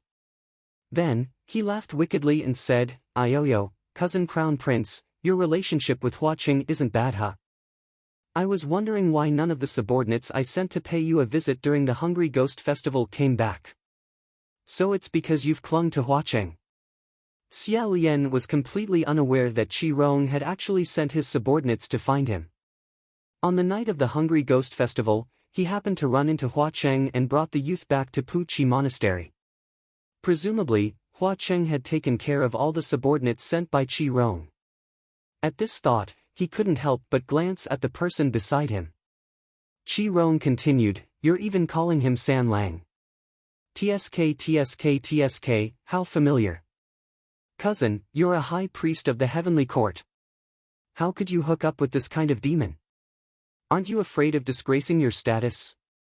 After all, you're so perfect, so pure and flawless. Your holy light illuminates the earth, ha ha ha ha ha." The high priests of the heavenly court had more or less felt that Mu Qing's words were a bit strange. However, if they were to listen and compare them now, they would realize what was truly strange. In the past, they had truly wronged Mu Qing. Furthermore, Qi Rong didn't just say it, he also did it. He cupped his heart and said, "Cousin Crown Prince, all these years, as your younger brother, I've been thinking about you all the time. Look at the stone statue I meticulously made for you. I keep it by my side so that I can see your heroic figure at all times. How about it? It's not bad, right? Do you like it? It doesn't matter. If you don't like it, that's even better. I'll make a few more for you, ha ha ha ha ha." When he mentioned the stone statue, Hua Cheng's expression turned cold. If it weren't for Xia Lian dissuading him just now, he probably would have already stepped on it. However, Xia Lian was very clear about Qi Rong's temperament. This person was a bit sick. The more intense your reaction, the more excited he would get, and the higher he would jump. Thus, Xia Lian smiled and casually said, "It's not bad, it's just that the taste isn't too good." It must have been hard on you. Sure enough, Qi Rong immediately pulled a long face and coldly said, "Be content with what you have. Only I gave you a statue out of respect in the past. Who else would be willing to worship you? This time, you were able to ascend again because you hugged Jun Wu's thigh and cried until your knees were rotten from kneeling. Go to the heavenly court and casually take a look. Which high priest isn't more glorious and dignified than you? Those who have flown for 200 years can still step on you. You're almost 800 years old, yet you're still like this. What a failure." Xie Lian smiled and said, "Cousin is quite a failure. Unlike cousin, who's only 800 years old, you're already fierce." Xie Lian was all too clear on how to deal with him. At the side, Hua Qing snorted and laughed. Qi Rong's face really turned green. He swept his eyes over the few people for a while before suddenly saying, "Looking at this posture, you wouldn't be begging Hua Qing to come and mess with me today and help you vent your anger, right?" Xie Lian stared blankly. Thinking about this posture, he actually felt that he couldn't refute it. Qi Rong said, "Look at you guys. As soon as he heard me say that you're not good, wow, he's this angry. Could it be that he was touched by the holy light on top of your head and became blinded? Ioyo, I've discovered it. He seems to have been blind all along." Ha ha ha. Before he could finish speaking, his vision suddenly darkened. His cheeks were in severe pain and blood crazily sprayed out. He had actually been punched again. However, this punch wasn't from Hua Qing. It was from Xie Lian. Xie Lian's attack was surprisingly fast. He coldly said, "I've never hit you before, but that doesn't mean I'll never hit you again." This punch was ruthless. After a long while, Qi Rong was finally able to speak. Lying on the ground like a mangy dog, he pounded the ground and laughed out loud. "Cousin Crown Prince, you hit me, you actually hit me.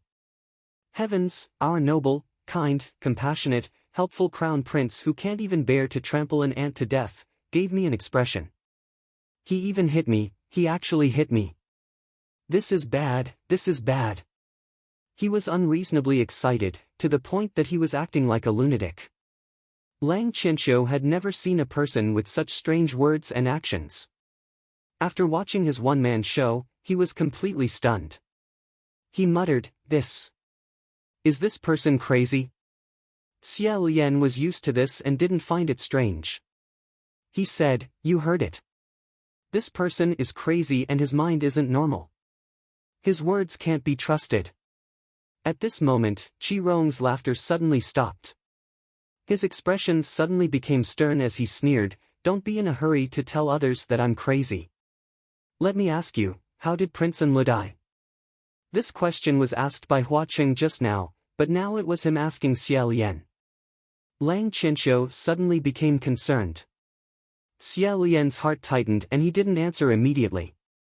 Qi Rong slowly climbed up and sat against the kneeling statue. He said, "After Enle died, I cut open his stomach to take a look.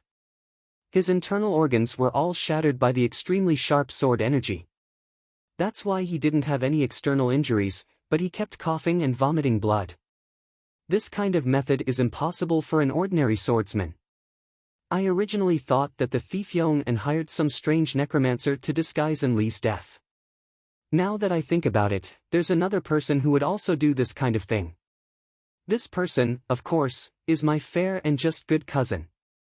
After all, our crown prince is a pure and holy peerless Tianshan snow lotus." Hua Qing stomped down and Qi Rong screamed in pain. Lang Qianqiu only felt that his head was about to explode. He held his head with bloodshot eyes and said, "Shut up. What do you understand? Who is the murderer? What happened at the gilded banquet? What's going on with Prince Enle? What's going on?" Qi Rong said, "Lang Qianqiu, why can't you understand? I can almost understand everything. It seems that you really don't understand your master's virtue at all. Come, let me dissect my good cousin for you. This former crown prince of Xianle country ran to your Yong'an to become the state preceptor and taught you sword techniques for 5 years. After he said a few words, Xia Lian's long sword shook. Before he could step forward, Lang Qianqiu's heavy sword blocked his way and said, "Let him finish." Xia Lian said, "You already know he's a madman, yet you still listen to his nonsense." Fang Xian swung her sword down. The blade of the sword was clearly extremely slender, yet it shook Lang Qianqiu so much that he almost couldn't hold on to that huge heavy sword. Who knew that at this moment, a curved silver blade would lightly and skillfully pick up the tip of his sword, deflecting it. Xia Lian was startled and said, "San Lang." Qi Rong saw that Xia Lian clearly didn't want him to say more. He didn't want Lang Qianqiu to listen more, so he purposely wanted to do the opposite. Seizing the opportunity, he said, "Prince Enlu is a good man of our Xianlu country. He listens to my words and pretends to be on good terms with you."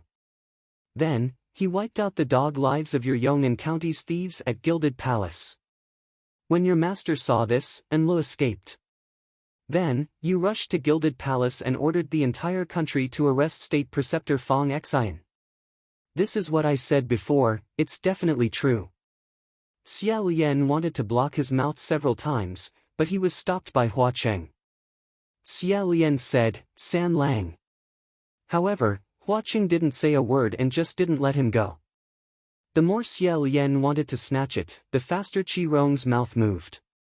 But my cousin, the saint, saw Enlu kill people with his own eyes. He definitely thought, how can this be? This isn't right. Thus, he went to find Prince Enlu and wanted to teach him a lesson. But when he found him, he found out, oh my god, Enlu's plan was huge. It wasn't just to assassinate a few thieves. Since he couldn't teach him a lesson, he hardened his heart and personally killed off the only remaining bloodline of the royal family. In the end, you caught your master and nailed him to death in his coffin. My cousin's magnificent career as a state preceptor finally ended. Cousin, am I right? He spat a mouthful of bloody saliva at the foot of the kneeling stone statue and said, "You think I don't understand you? You just love to do this kind of thing. Ancestors above, look at what kind of good grandson you've given birth to. Not only did you cause the Xianlu Xia clan to lose everything, you even cut off their bloodline in this world. Xia Lian. You're a jinx, a god of plagues. Your birth is truly Xianlu country's greatest misfortune. Why don't you die? Why do you still have the face to live in this world?" Lang Qianqiu said, "But I personally saw him use a sword to kill my imperial father." "How do you explain this?" Qi Rong said, "If it wasn't for the fact that you, old man, are blind and have seen wrongly, I can only think of one explanation. That is, Enlu really did stab your father, but he didn't stab him to death." Lang Qianqiu said, Did he stab him again?" Qi Rong cried out, "What are you saying? My good cousin is a kind person. How could he immediately stab him again? After he went up, he would definitely be too embarrassed to immediately stab him again. He would definitely try to be polite and save the person first. However, I'm afraid that it was your father who harmed himself." Lang Qianqiu said, "What do you mean by harmed himself?" Qi Rong said, "After a person who was almost killed was saved, what would be the next thing he would do immediately? After you saw so many people die in the Gilded Palace, what was the first thing you thought of doing?" Lang Qianqiu still hadn't completely figured it out. He said, "Apprehend the murderer." Qi Rong said, "Isn't that right? After my good cousin saved your father would definitely say, 'State Preceptor, quickly, it was Prince Enlu who did it. Quickly go and kill Prince Enlu for me.' No. Not only that, he would definitely say something even more powerful. For example, 'State Preceptor. Call Qianqiu over. Call everyone over. Kill all the people of Xianlu country for me. I want them to accompany me in death.'"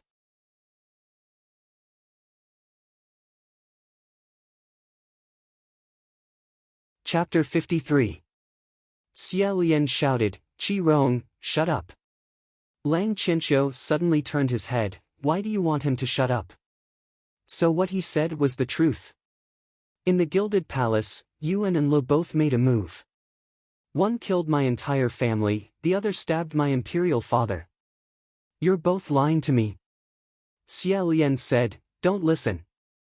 Qi Rong interrupted, of course we're lying to you. You're so stupid, if we don't lie to you, who do we lie to? If it weren't for you interfering, the people of Xianlu would have taken your dog life when you were 12 years old. How could they allow you to live so big and ascend? Lang Qianqiu said, 12 years old?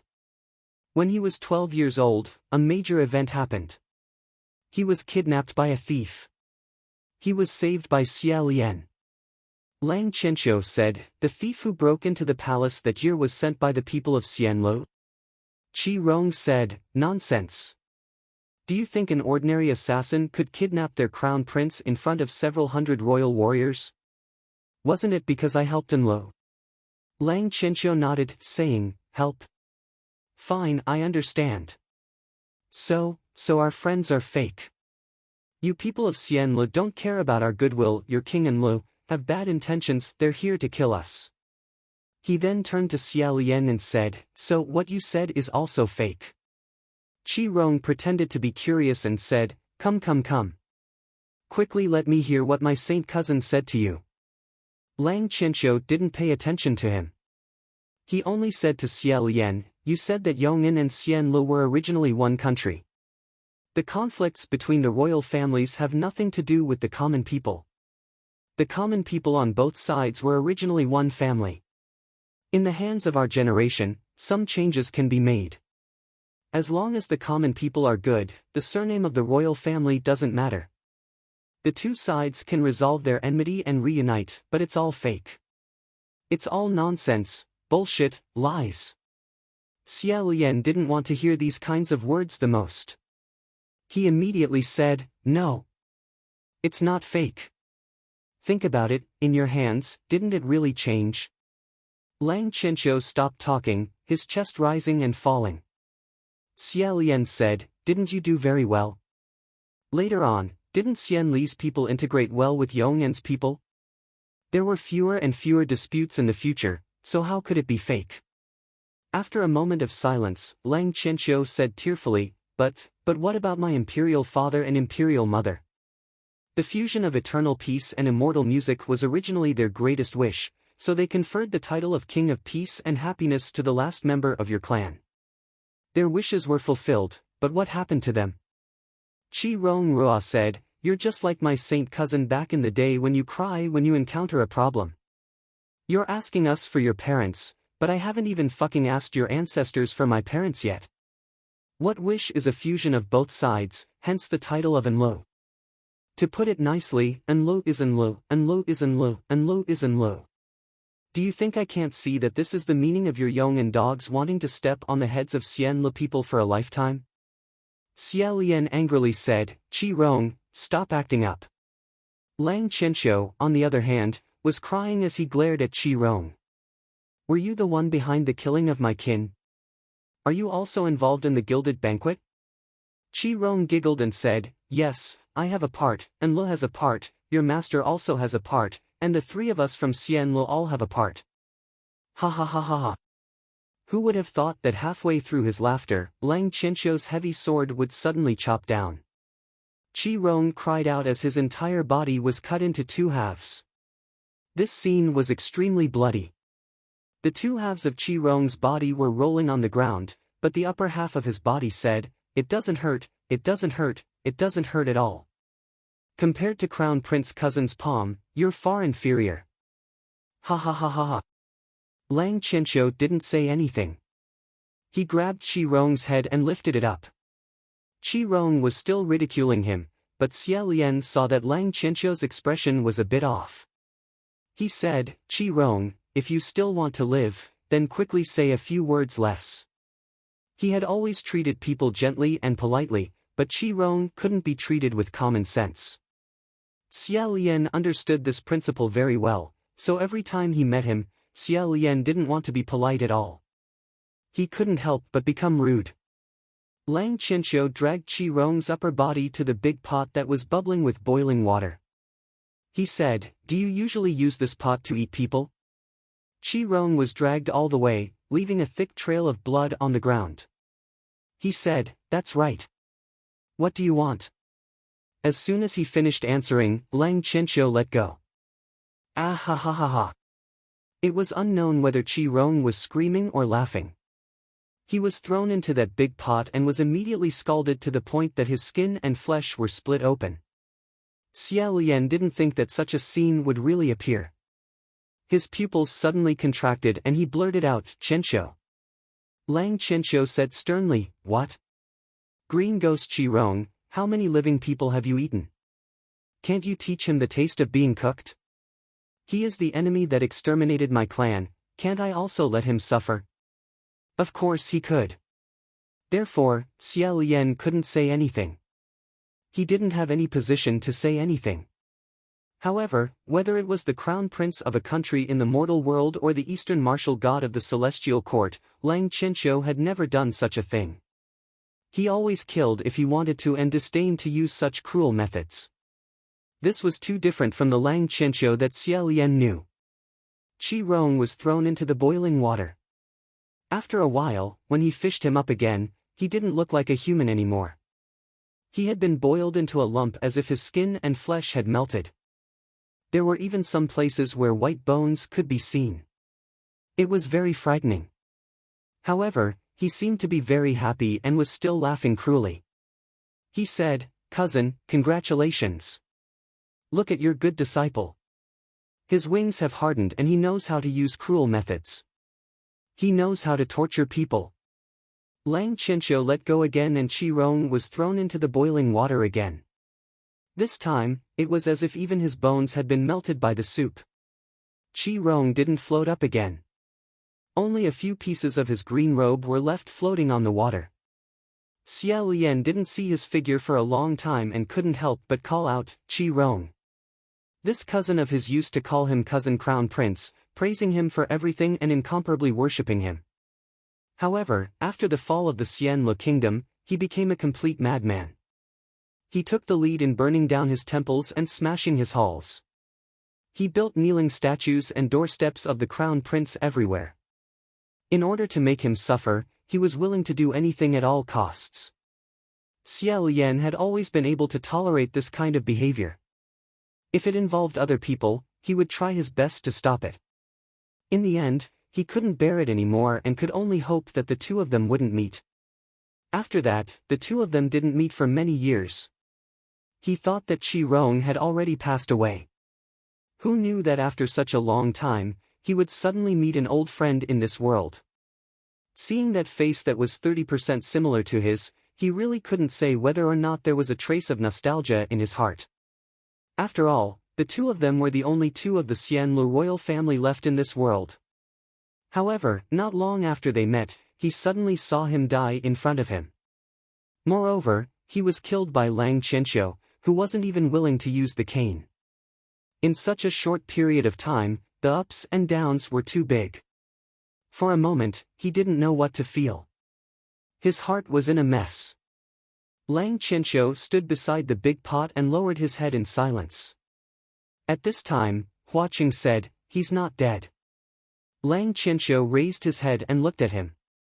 Hua Qing said, "You can't be thinking that you've gotten your revenge just like that, right? At most, you've only killed one of his doppelgangers. If you really want to completely kill him, you'll have to go find Qi Rong's ashes." Lang Qianqiu coldly said, "Many thanks for your reminder. I will definitely capture him with my own hands and use his ashes to hold a memorial for my imperial father and empress mother. After that, I'll find you to settle things. State Preceptor, don't even think about running away." After he finished speaking, he swung his sword down and split the big pot in half. Then, he immediately withdrew and left. Boiling water gushed out, and the broken bones inside the pot were washed to the ground. Xia Lian wanted to chase after him, but in his heart, he understood that it was already useless. He stopped in his tracks and stood in place, speechless. Hua Qing walked over and said, "He just found out the truth. It's better to let him calm down."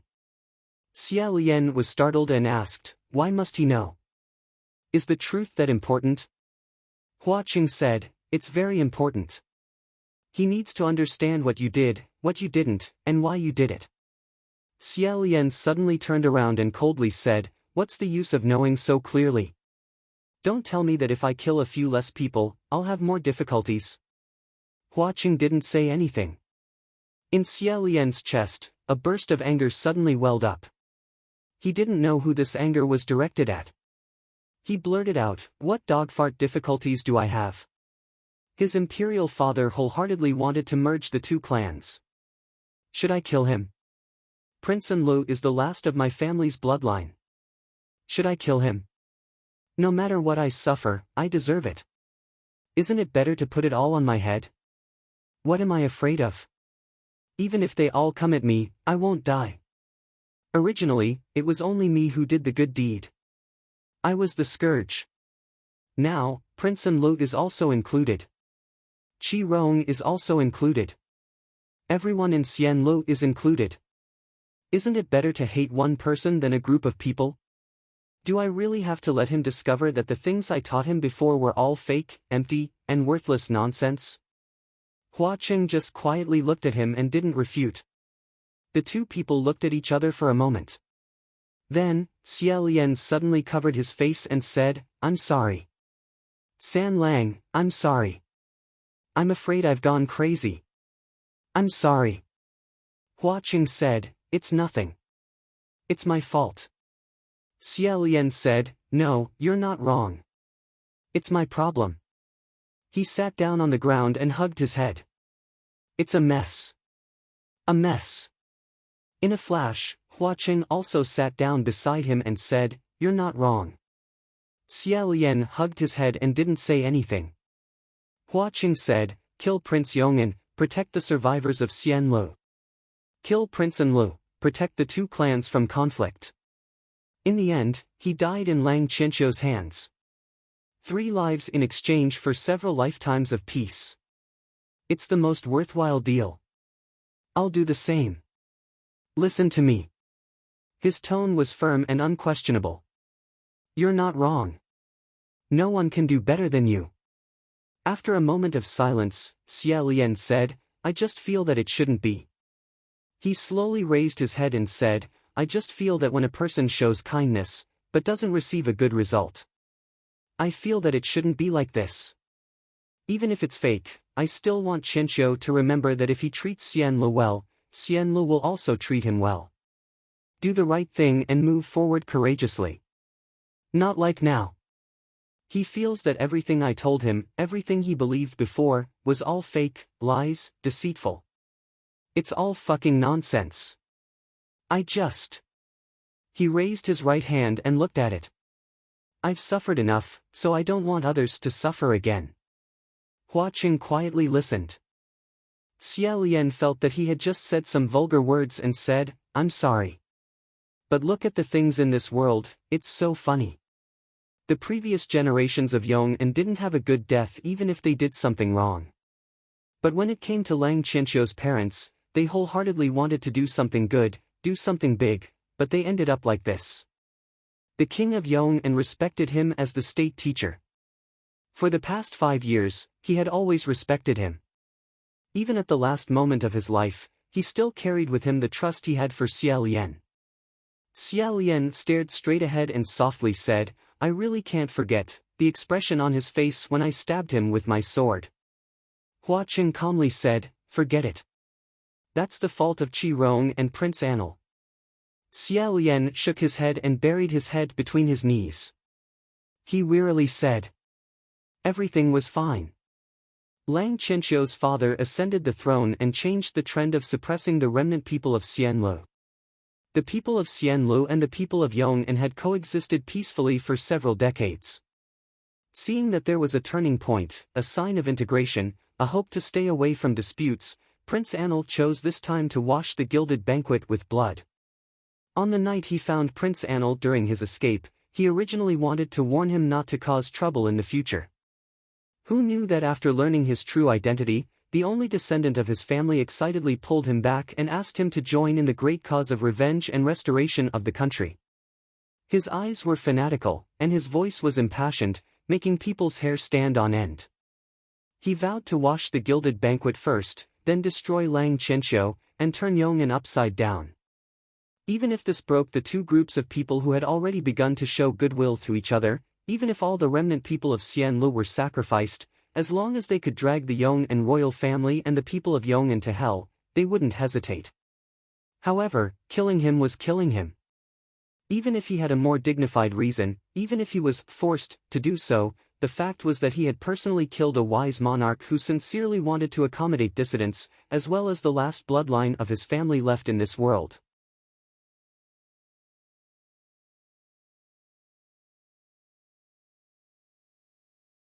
Chapter 54. Xia Lian turned his head, looking at the dejected kneeling stone statue not far away. He said, "Qi Rong is right about one thing. I'm quite a failure." Hua Qing calmly said, "You even believe the words of trash like Qi Rong. Other than being unkillable and running fast, what else does he have? For more than 800 years, he can't even make it to the top. Even if I beat him, my hands would be dirty." The corner of Xia Lian's mouth twitched. He thought, unkillable and running fast, wasn't he the same? Didn't he also muddle along for more than 800 years, but he could only muddle along like this? Originally, when he saw Lang Qianqiu ascend as the Eastern martial god, he became a heavenly official in the heavenly court and was still the same as before. He still went straight to the point, he would still doze off during the boring meetings, and he was still quite gratified. However, from this moment onwards, he didn't know how Lang Qianqiu would change in the future. He went to chase after Qi Rong, and after he caught up, how would he settle things with him when he returned? Xia Lian stood up and slowly walked to the side of the stone statue. He turned to the front of the stone statue. That face was exactly the same as his, except that it was carved into a crying expression. Its face was full of tears, it cried until its facial features were distorted and extremely ugly. After staring for a while, Xia Lian sighed softly. He placed his hand on its head and poured a force down. When he removed his hand again, two cracks quietly climbed up the stone statue's cheeks. Then, this crying face shattered. The stone statue collapsed and turned into countless small stones that fell to the ground, unable to be pieced together again. When Xia Lian turned around again, he had already returned to his usual gentle and calm face. He rubbed the space between his eyebrows and said, "I'm afraid there are still a lot of living people hidden in Qi Rong's lair. I'll go look for them and let them all out." Hua Qing also stood up and said, "Let's go." During the chaos just now, the green lamp imps in Qi Rong's lair fled in all directions. Those who didn't escape hid in the dark, not daring to come out. The two of them searched around and casually caught a few unlucky imps. They forced them to lead the way and found several caves used to store fresh ingredients. After a rough count, the number of living people that Qi Rong had caught to eat was no less than 300. They were either nearby villagers or passing travelers. As the two of them walked, they opened the prison doors and released the prisoners. While doing these things, Xia Lian's mood slightly calmed down. In addition, he also had some free time now, so he chatted with Hua Qing for a bit. After thinking for a bit, he said, "Oh right, San Lang, there's something I still want to ask you." Hua Qing asked, "What is it?" Xia Lian asked, "How did you know that Qi Rong was the one behind the Gilded Palace incident?" Even if he didn't know why Hua Qing brought him and Lang Qianqiu to the Green Demon's lair, he knew now. Hua Qing's objective was to let Lang Qianqiu personally hear Qi Rong reveal the truth about what had happened in the Gilded Hall. Xia Lian replied, "Qi Rong doesn't know about my affection. If he knew, he would have long since gone to pester me. Back then, although I discovered that Xian Li's old royal family had secretly made many moves, I didn't know that Qi Rong was controlling them from behind the scenes." "How did you know? How long ago did you learn about this?" "It's not early." Hua Qing clasped his hands behind his back and walked shoulder to shoulder with him. "I've interacted with Qi Rong a few times, so I know his background. Qi Rong was from Xianlu when he was alive and extremely hated Yong'an. He was used to using methods to sow discord and fan the flames to create trouble. Yong'an country's numerous assassinations against the royal family were all controlled by him. However, he had always hidden it well." Xia Lian shook his head. So it turns out he already had a criminal record. Fortunately, he hid it well. If he didn't hide it well, and the people in the heavenly court found out that he interfered with human affairs, they wouldn't have let him off. Hua Qing said, washing the gilded palace in blood is very consistent with his usual style of doing things. Therefore, I always thought that he was the mastermind behind this incident and that Grand Preceptor Fang Xian was his person. However, Lang Qianxiu went to the heavenly court and said that Grand Preceptor Fang Xian was you. In that case, Fang Xian and Qi Rong couldn't be on the same side. Xia Lian's footsteps slightly slowed down. It seemed that Hua Qing clearly wasn't in the heaven realm, yet he knew everything that had happened in the divine martial palace. Moreover, not only that, he was also very clear about the history between Xia Lian and Qi Rong. Hua Qing continued, however, I'm still inclined to believe that the mastermind behind this incident was Qi Rong. At least, he was definitely the one who made the first move. After Lang Qianxiu's father ascended the throne, the situation of the ordinary Xianlu citizens improved greatly. They no longer thought about revenge and restoring their country like before. The only one who could possibly still want to rise up was the Xianlu royal family. At that time, the only descendant of the Xianlu royal family was Prince Enlu. If Qi Rong wanted to instigate someone to rise up, it would definitely be him. It just so happened that this person mysteriously died not long after the gilded banquet. Moreover, he didn't have any medical history. Isn't this obvious? Xia Lian nodded. Hua Qing said, therefore, he was most likely killed, and the reason for his death was related to the gilded banquet. My initial guess is that it was done by the Yong and royal family. However, if it was them, it doesn't make sense that the Xianlu citizens weren't implicated. After thinking about it, I can only deduce the current conclusion. Xia Lian smiled and sighed. There are so few clues, yet you can deduce it so accurately. Hua Qing said, it's not difficult. I just wanted to have a good understanding of the people involved in this matter. Xia Lian said, indeed, I understand them very well. However, there is a very important premise in your deduction that I don't quite understand. Hua Qing said, which one? Xia Lian said, why do you believe that the gilded banquet was definitely done by Qi Rong first? Hua Qing said, I don't believe that it was definitely done by him. I just believe that it definitely wasn't done by you. Hearing this, Xia Lian's smile disappeared. After a moment of silence, he asked, why? Hua Qing said, if you admit that the gilded banquet was washed with blood and used other reasons, then it is possible that it was indeed done by you. However, the Emperor of Yong'an Kingdom is diligent and has won the hearts of the people. However, Lang Qianxiu said that the reason you told him at that time was that you couldn't bear to see them sit in this position. He said, this is indeed a very standard declaration of a usurper. However, if it came from your mouth, then it is a clumsy self-defilement. Hearing the word self-defilement, Xia Lian laughed silently. Self-defilement? Have you ever thought that in my heart, I might really be thinking that way? Perhaps in the depths of my heart, there are a few traces of resentment hidden? Hua Qing said, so what if you think? You won't do that. Xia Lian shut his mouth tightly.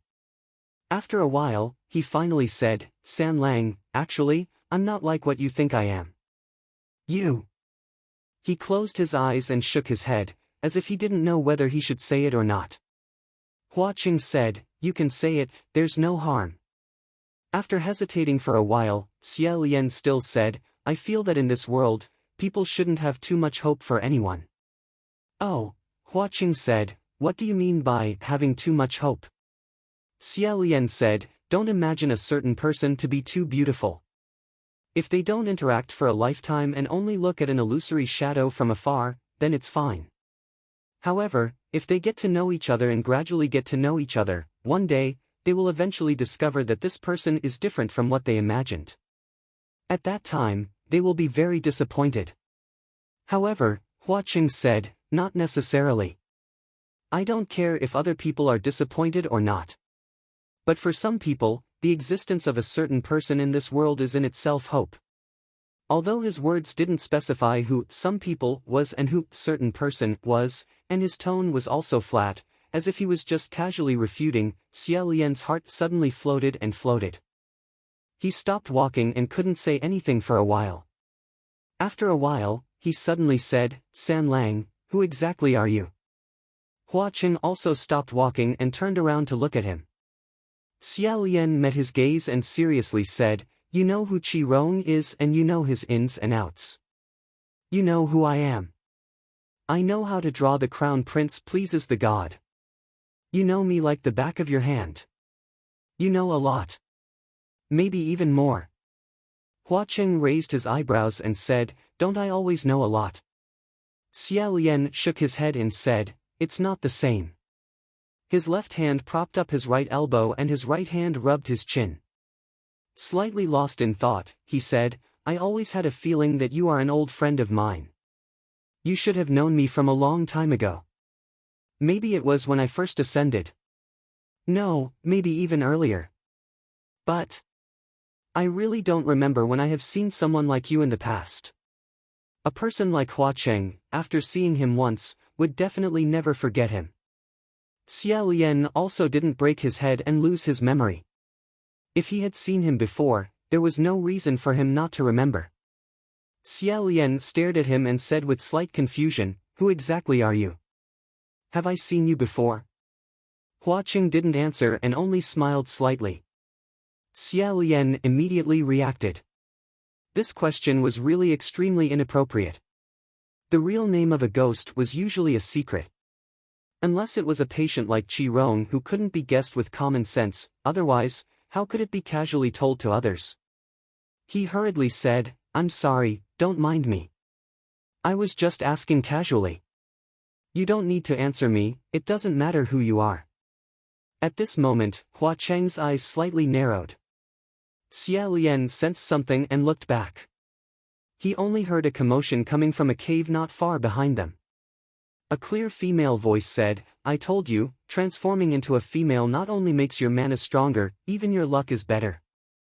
You still don't want to. How about it, did you see that? This time you bet correctly." It was Shi Qingshuan's voice. Xia Lian blurted out, "Master Feng."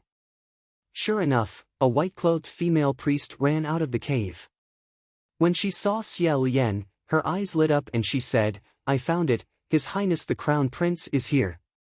However, immediately after, she saw Hua Qing behind Xia Lian and her expression changed.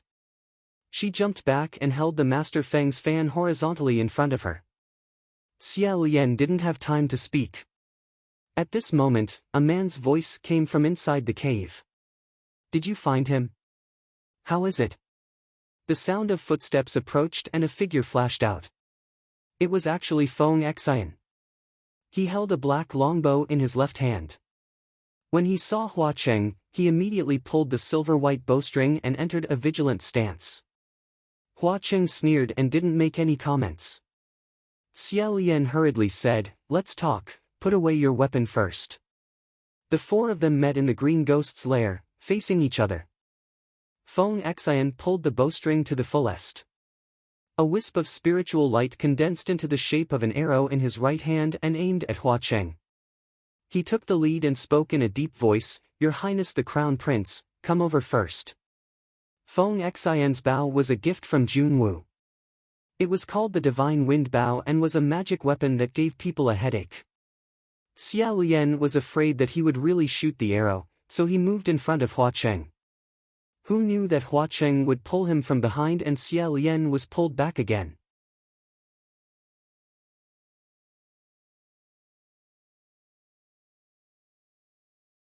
Chapter 55. Xia Lian did not know whether to laugh or cry. However, he was very grateful. "Master Feng, I'm afraid you have misunderstood. Actually," he wanted to explain that Hua Qing did not go to find him for the sake of the Paradise Workshop, but Shi Qingxian secretly gave him a look, as if telling him not to speak. Hua Qing did not refute and only said, "I haven't settled the matter of Junwu planting spies under me. What are you going to use to negotiate with me?" Xia Lian understood. Shi Qingxian could already tell that Hua Cheng did not have any ill intentions. However, on the surface, he had to pretend that Hua Cheng had barged into the immortal capital to pursue responsibility. This way, if the heavens said it, it would prevent people from saying that he had fled with ill intentions. Hua Cheng also understood his intentions. He cooperated with him. However, Xia Lian was unwilling to do so. He said, "All right. Stop acting. He came to the immortal capital to save me. San Lang has good intentions. Why hide it?" Shi Qingxian said, "I'm not acting anymore. I've already sent those 2 sentences to the spirit communication array. You don't understand. Good intentions will eventually turn into bad intentions. It's better to have bad intentions from the start." Hua Cheng raised his eyebrows and said, "You understand." Shi Qingxian said proudly, "That's right. Otherwise, how can I survive in the heavenly courts?" General Nanyang. Put down the bow. However, Feng Xian still pulled the bowstring 70% and held his breath without saying a word. Shi Qingxian patted him and said, "Put it down. I'm familiar with you. I don't have any ill intentions." Feng Xian said in a deep voice, "Your Highness, the person beside you is Jew." Seeing that his hostility did not decrease and his bow and arrow did not drop, Shi Qingxian suddenly made a bang sound and hit his elbow.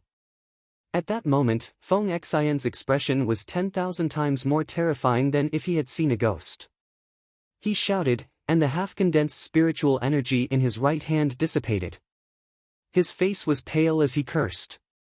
In the end, he broke down and said, "Fuck. What are you trying to do?"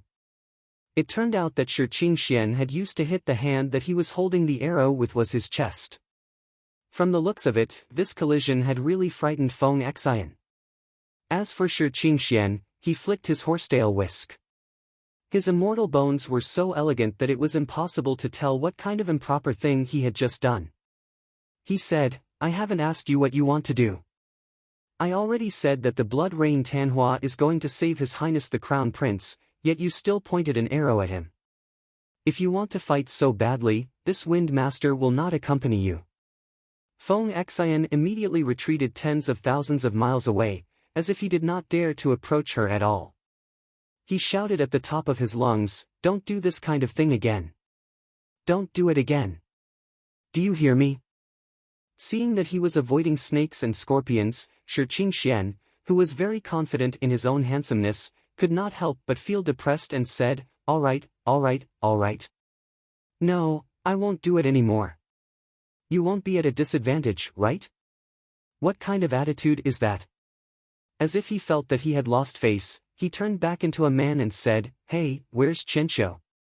Hearing this, Feng Xian finally regained some of his senses and looked around.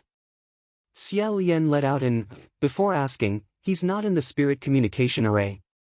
Shi Qingxian said, "Nope." After he threw the dice, he walked the right path, and after that, he did not utter a word. I asked him several times what the correct number was, but he did not answer me. In the past, he would quickly answer whoever spoke to Qianqiu. Even if it was a small heavenly official from the central heavens who asked him, he would never hesitate. It's really strange. Xia Lian sighed lightly and said, "His Highness Tai Hua went to chase after Qi Rong." The 2 people who came were both startled. "Qi Rong?" Xia Lian said, "That's right. This place is Qi Rong's lair. AI, in short." Feng Xian said, "Wait a minute. Why would His Highness Tai Hua go after Qi Rong? Didn't he come to chase after you?" At the side, Hua Cheng said, "No reason. He was chasing the murderer who bathed the gilded banquet in blood, and His Highness the Crown Prince only helped the murderer clean up his mess. After Lang Qianqiu found out the truth, he went to chase after the real murderer. That's all." Feng Xian's expression turned cold as he said, "The real murderer? Really?" Xia Lian only felt that he couldn't explain it one more time. He couldn't explain it clearly in a short amount of time, so he shook his head and said, "It's not that simple. I'll explain it in detail when we get back." Shi Qingxian didn't know the inside story, so he happily said, "Sure enough, there's a misunderstanding. This Master Feng's foresight is truly divine. This time, even if you go back, you won't need to be confined." Feng Xian then said, "All right." He looked as if he was greatly relieved and put away his bow. The vigilance he displayed just now had also decreased by quite a bit. Hua Cheng, on the other hand, sneered. Xia Lian said to Feng Xian, "Do you know that Qi Rong is that Qi Rong?" Feng Xian said, "That Qi Rong? Which one?" He was stunned and asked, "The one we both know." Xia Lian said, "Sure enough, you also didn't expect it to be him?" Feng Xian's face darkened and he said, "No. I've never had any dealings with Qing Gui before, so I always thought it was a coincidence. How could there be a ghost with his real name swaggering through the streets? Isn't that sick?" Just as he finished speaking, he immediately thought that Qi Rong really was sick. Immediately, he and Xia Lian looked at each other and remained silent. Long before the two of them had ascended, Feng Xian had already disliked Qi Rong. Qi Rong was the son of Xia Lian's mother, the younger sister of Xian Li's last empress. He had been raised in the imperial family since he was a child, and he pestered Xia Lian all day long. As Xia Lian's bodyguard, Feng Xian naturally had to see him often. This person was young, insensible, and wouldn't listen to advice. He was full of energy, and his behavior was extreme. The worst part was that he was a relative of the imperial family, so no one dared to scold or discipline him. One could imagine how lawless he was. In the past, the words he used to say the most were, "Cousin Crown Prince is perfect," and "How is my cousin, how is he, how is he?" If there was someone who disrespected Xia Lian in the slightest, or brought the slightest bit of trouble to Xia Lian, no matter who it was, Qi Rong would definitely put that person in a sack and beat the crap out of him. In his head, he never had any thoughts of respecting the elderly and loving the young.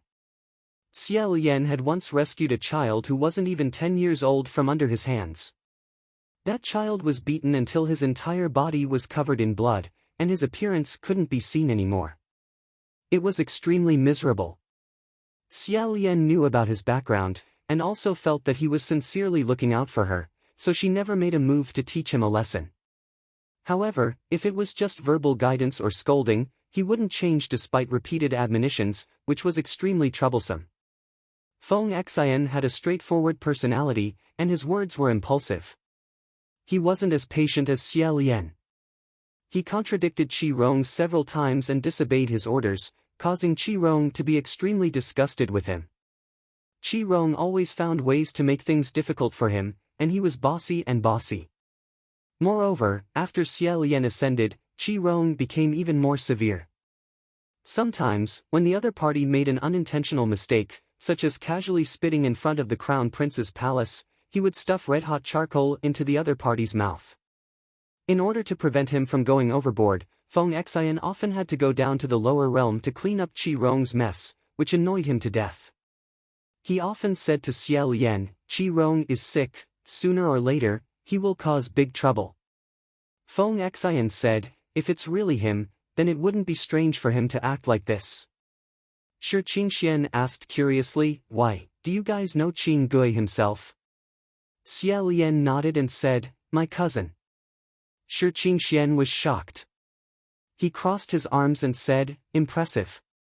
Xia Lian said, "He's really quite impressive." Shi Qingxian said, "I'm not saying he's impressive, I'm saying you're impressive. Your Highness the Crown Prince, look, the Southeast Martial God, the Southwest Martial God are your old acquaintances, the East Martial God is your disciple, Green Lantern Wandering in the Night is your cousin, Blood Rain Tanhua is your sworn brother, and I, Master Feng, am your friend. Isn't this impressive?" Xia Lian faintly smiled. He thought to himself, Master Feng is like the wind. Once the wind comes out, the haze will be blown away. When Hua Cheng and Feng Xian heard Blood Rain Tanhua is your sworn brother, their expressions didn't seem to approve of it. Hua Cheng raised his eyebrows, while Feng Xian frowned and didn't say anything. After a moment, he said to Xia Lian, "If there's nothing else, you should hurry back to Immortal Capital. After the ruckus just now, the rest of the heavenly officials don't know what happened and are still waiting up there. The Emperor's side should know by now. You have to give an explanation as to what exactly happened. Hearing this, Hua Cheng laughed out loud. Feng Xian said, "What are you laughing at?" Hua Cheng said, "And here I thought your temperament was really straightforward. Turns out you're also someone who likes to beat around the bush. You just want His Highness the Crown Prince to not mingle with demons and ghosts like me. What is it that you don't dare to say directly? Are you afraid you don't have the qualifications to say it?" Xia Lian coughed lightly and said, "San Lang," Feng Xian coldly said, "he shouldn't mingle with demons and ghosts in the first place. It's good that you know."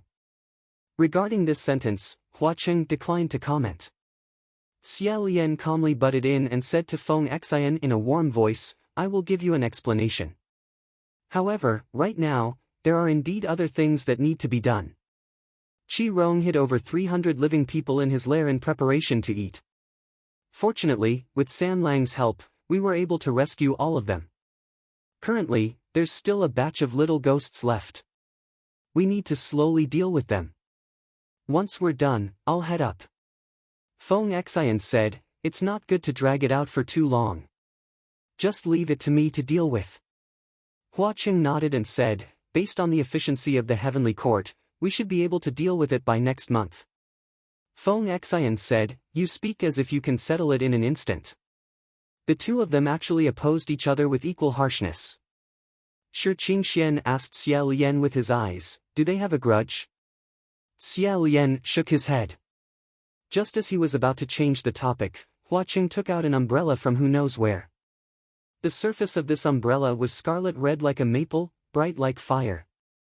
Hua Cheng held the umbrella with one hand, and the surface of the umbrella blocked above him and Xia Lian, causing their cheeks to be dyed crimson. Presumably, this was the umbrella he held during the Forest of Corpses and the Rain of Blood on Mount Yujun. However, it wasn't raining right now. Xia Lian couldn't help but feel a little strange and said, "San Lang, why are you holding an umbrella?" Hua Cheng faced him and moved the umbrella towards Xia Lian a little. He said with a smile, "Wait. The weather is about to change." Just as he finished speaking, a torrential downpour fell from the sky. The pitter-patter, came so suddenly that Xia Lian's entire person was stunned.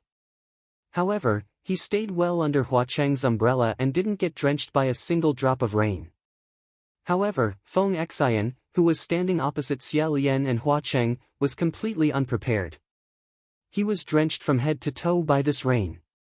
What was even more unfortunate was that this rain was the color of blood. Thus, from the looks of it, Feng Xian had already turned into a bloody red person.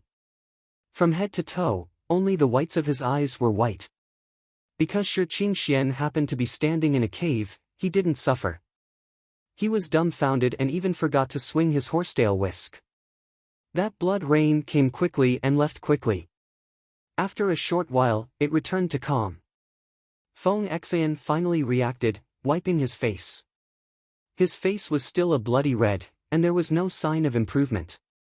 Xia Lian said, "This." Hua Cheng closed the umbrella and laughed, in an instant. "How about it?" Between these 5 words, he leisurely walked a few steps, already a long distance away. On Xia Lian's side, Shi Qingxian was originally rummaging through his sleeves for a cloth towel. He pulled out a few white hairs from the horsetail whisk and offered them to Feng Xian, who had fallen into silence. As soon as Hua Cheng left, Xia Lian immediately noticed that there was one less person behind him. He turned around and ran a few steps before saying, "San Lang, are you going back to the Ghost City?" Hua Cheng turned around and said, "Aren't you also going back to Immortal Capital?" He said half-jokingly, "However, if you want to go back to the Ghost City with me, I welcome you." Xia Lian smiled and said, "Next time." He sincerely said, "If there's a chance next time, I'll definitely go to the Ghost City again. You rebuild the Blissful Square, I'll carry bricks for you." Hua Cheng said, "No need to carry bricks. It's good for you to sit and watch." Xia Lian slowly restrained his smile and said, "No matter what, I still have to thank you for Qianqiu's matter." After a pause, he said, I don't know what's right. Maybe this isn't necessarily bad. Hua Cheng indifferently said, You're thinking too much. Xia Lian was startled and slightly tilted his head. Hua Cheng said, You just need to do it. After saying that, he turned around and waved his hand.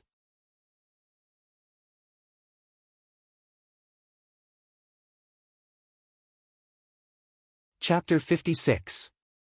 He didn't know why, suddenly, Xia Lian seemed to have a burst of courage again. After Lang Qianqiu left, his pace was a little slow, and his back was also a little bent. He didn't know where this courage came from, and he didn't know where it was going, but it actually made his entire body unknowingly stand up straight. He stood in place without moving. Shi Qingxian walked up, patted his shoulder and said, This person is quite interesting. Your Highness the Crown Prince, I don't know how you got to know him, but your luck is really good. This was the first time Xia Lian heard someone say to him, Your luck is really good. He glanced at Shi Qingxian and smiled slightly and said, Is that so? Probably. I think so too. Behind them, Feng Xian continued to silently wipe his face. When the two of them turned around, they saw his face covered with white hair. It took a lot of effort to hold back his laughter. Xia Lian said, I'm sorry. This could be considered an apology on behalf of Hua Cheng. Feng Xian finally pulled down the white hair and said, My skills are inferior. There's nothing to say. The three of them searched the lair again. They confirmed that there were no more living people trapped, and no fish that had escaped the net. Only then did they ride a gust of wind and return to Immortal Capital again. After passing through the Ascension Gate, they saw many low-level heavenly officials blocking the streets, coming and going. As if they were facing a great enemy, they were inspecting every palace on both sides of the street. When they arrived at the Divine Martial Palace, the palace was already full of heavenly officials. From afar, they could hear the sounds of argument. The first sentence they heard was, Hua Cheng actually made a false accusation, saying that our heavenly court had planted spies in the Ghost City. This is really ridiculous. Our heavenly realm needs to plant spies under him. Hearing this, Xia Lian and Shi Qingxian coughed lightly. The matter of planting spies in the Ghost City was most likely not fake. They hadn't even figured out the matter, yet they were so impatient to shout. If it was true, wouldn't they be shooting themselves in the foot? The three of them entered the palace, with Shi Qingxian walking at the front. When everyone saw him, they greeted, Master Feng is back. You've worked hard, you've worked hard. However, their eyes were all staring at Xia Lian. Before they could ask again, they saw Feng Xian, who looked like he had just crawled out of a pool of blood, walk in with a sullen face. Everyone froze and averted their gazes. After all, no one wanted to hear the curses resounding through the air in the quiet hall. Only Mu Qing didn't avoid them. Instead, he intentionally looked in their direction. His intentions were clear. Xia Lian raised his eyes and saw Jun Wu sitting in the seat of honor with one hand supporting his forehead and pressing on his temples. His eyes were closed and he looked slightly tired.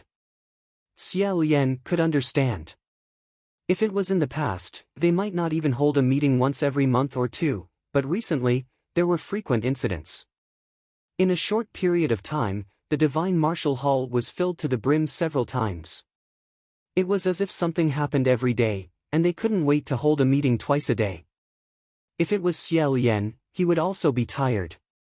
Moreover, there were many people who wanted to express their opinions. A heavenly official said, he came as he pleased and connected the Immortal Music Palace to another place. This is too terrifying. Today, he could easily capture His Royal Highness the Crown Prince who had offended him. Tomorrow, he might be able to capture other priests from other halls. This matter must not be tolerated. We must stop it in time. If it was the human world, it would be equivalent to a certain rebel digging a tunnel in the palace. He could come and go as he pleased. Of course, it made people restless. It was no wonder that the group of Middle Celestial Court's heavenly official wanted to enforce martial law and investigate everywhere. However, Mu Qing's main point wasn't this. He said indifferently, there are so many believers in Huacheng and he has a ghost city. It's just a paradise square. So what if he burns it? It might not be because His Royal Highness the Crown Prince offended him that he barged into the immortal capital. Shi Qingxian immediately said, General Xian Zhen, what you said isn't right. Everyone heard Hua Qing admit it himself. Speaking of which general's turn is to guard the court this month?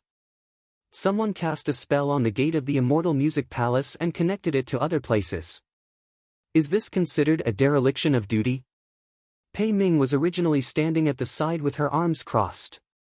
She didn't say anything, but when she heard this, she said, me. Shi Qingxian remembered wrongly. He thought it was Mu Qin, but in the end, it was Pei Ming. He couldn't help but feel awkward. Pei Ming didn't shirk her responsibility and said, I'm the one on duty this month. It's indeed my dereliction of duty. The heavenly official who was on good terms with him immediately said, in my opinion, we should take things one by one. Let's get to the bottom of the gilded banquet first. At this moment, Ling Wen, who was standing in front of the hall, suddenly said, there's news from His Royal Highness Tai Hua. Junwu finally opened his eyes and said, what did he say? Ling Wen waited for a moment and said, he said that there's an inside story about the country of Yong'an's gilded banquet. He will look for His Royal Highness the Crown Prince to resolve it himself and doesn't need anyone else to interfere. But please don't let His Royal Highness the Crown Prince succeed in degrading himself. These are two different matters. Mu Qin frowned and said, what inside story? Ling Wen said, he didn't say anything more. There's no more news. They didn't expect that a huge battle would break out at any moment. The heavenly officials couldn't help but feel a little disappointed when the hammer smashed down heavily. Lang Qianqiu was the victim. If the victim didn't find the murderer to collect the debt, then what was there for the others to watch? Furthermore, if Lang Qianqiu didn't say anything, it seemed like Xia Lian wouldn't say anything either. This matter really didn't have anything to chew on.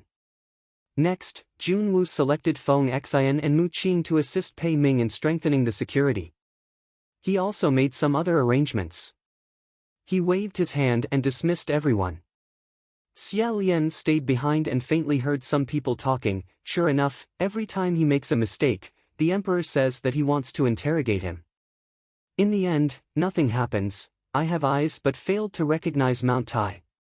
So he's a great Buddha. Be careful what you say in the future. When everyone had dispersed, Xia Lian walked to the front of the hall and bowed, I've caused trouble for you. Junwu said, this isn't much trouble. If you keep insisting that you're the one who bathed the gilded banquet in blood, then it'll be more troublesome. After hesitating for a moment, Xia Lian still told him everything from start to finish.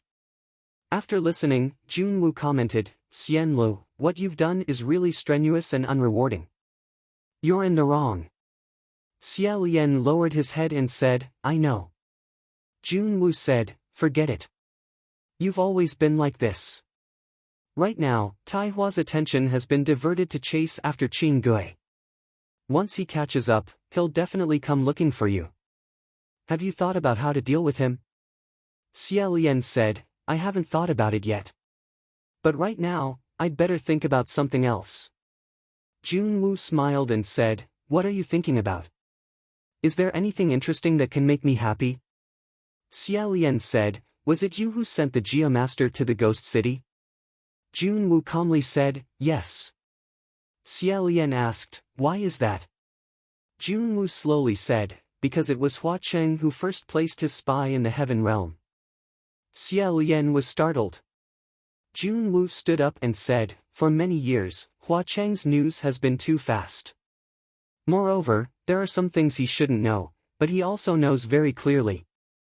Regarding what can be done, what can't be done, where the bottom line is, and how to push the line, he grasps it too accurately.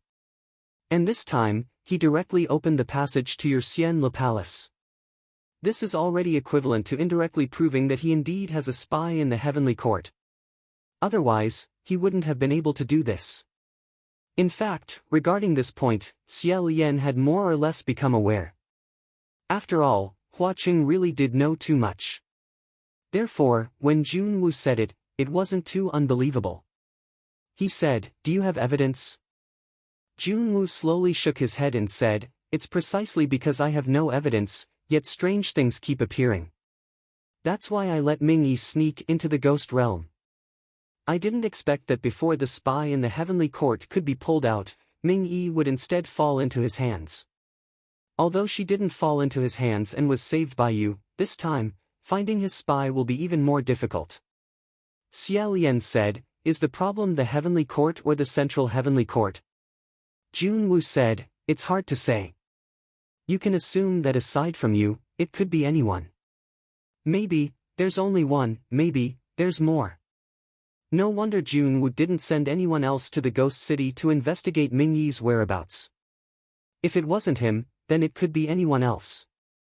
Xia Lian couldn't help but think, could it be that Feng Shi, Qian Shou, Feng Xin, and the others are all possible? At this time, Junwoo said, "Xian Lu, I know you must have a good impression of Hua Qing right now. You have your own sense of propriety. When making friends, others shouldn't say too much. But when it's necessary, you have to be careful of Hua Cheng. Don't reveal everything to him." Hearing this, Xia Lian gathered his thoughts. Junwoo said, "Those who are able to become extremities have all experienced pain that ordinary people can't imagine. Either they soar to the sky in one go, or they'll be consigned to eternal damnation. The two ghost kings from Bronze Cauldron Mountain, He Shui and Hua Cheng, are far more terrifying than you can imagine." Xia Lian lowered his head, neither refuting nor echoing. Junwoo said, "I don't know what his goals and movements are, but he's very clear about the heavenly court's goals and movements. This is very disadvantageous." Hearing him say, "This is very disadvantageous," Xia Lian raised his head and blurted out, "San Lang, he..." Seeing Junwoo's gaze, he paused and changed his words, "Hua Cheng, he probably won't do anything too excessive. After all, think about it, with his strength, if he wanted to cause trouble, wouldn't he already be able to turn the world upside down? Since he didn't in the past, then as long as nothing major happens, I'm sure he won't in the future." Junwoo said, "I hope so, but you know, I can't take the risk." After leaving the Divine Martial Palace, Xia Lian walked slowly on the streets of Xianjing. When he passed by Xianle Palace, he stopped and looked at it for a while. This was the palace that Junwoo gave him. It was gorgeous, brand new, and at the same time, very unfamiliar. The rows of nails on the vermilion door were shiny, but it had already been sealed with 2 seals that were full of incantations, forming a huge cross. It was shocking to look at. Before Shi Qingxian left the Divine Martial Palace, he told him that because the door was connected to another place, his palace was temporarily sealed, and he could rest in his palace. However, Xia Lian stared at this Xianle Palace for a while, then suddenly turned around. He didn't go to the Windmaster Palace, and he didn't care about what he originally wanted to do. Instead, he walked straight all the way out of the Ascension door and jumped down.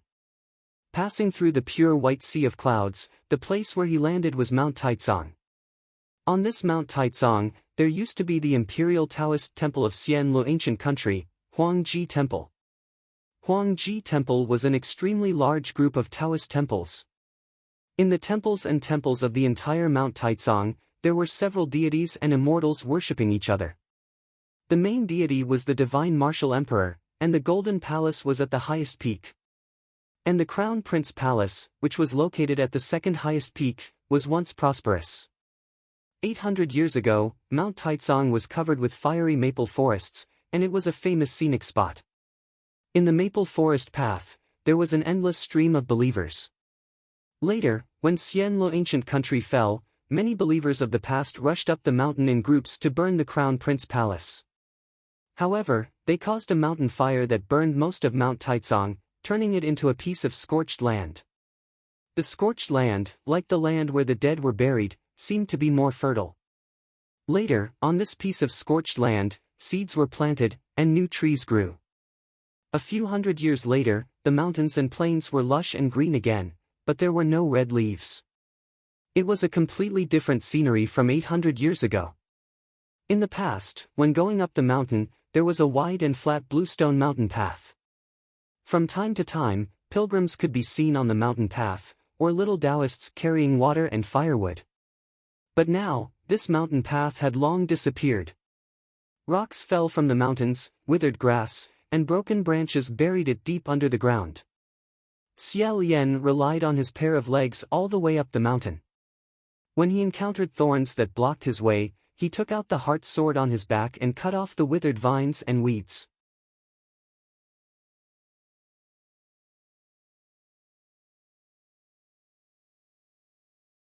Chapter 57. Xia Lian dodged it. At first, he thought it was a broken branch on a tree or a bird's nest. When he looked closely, he realized that it was a long piece that was so rotten that it could no longer be seen. It was covered in rust, and both ends were connected to iron chains. If it was another person, it would be difficult to tell what it was, but Xia Lian could see it. It was a swing. In the past, there were many swings hanging on Mount Taicang. They could play and also practice martial arts.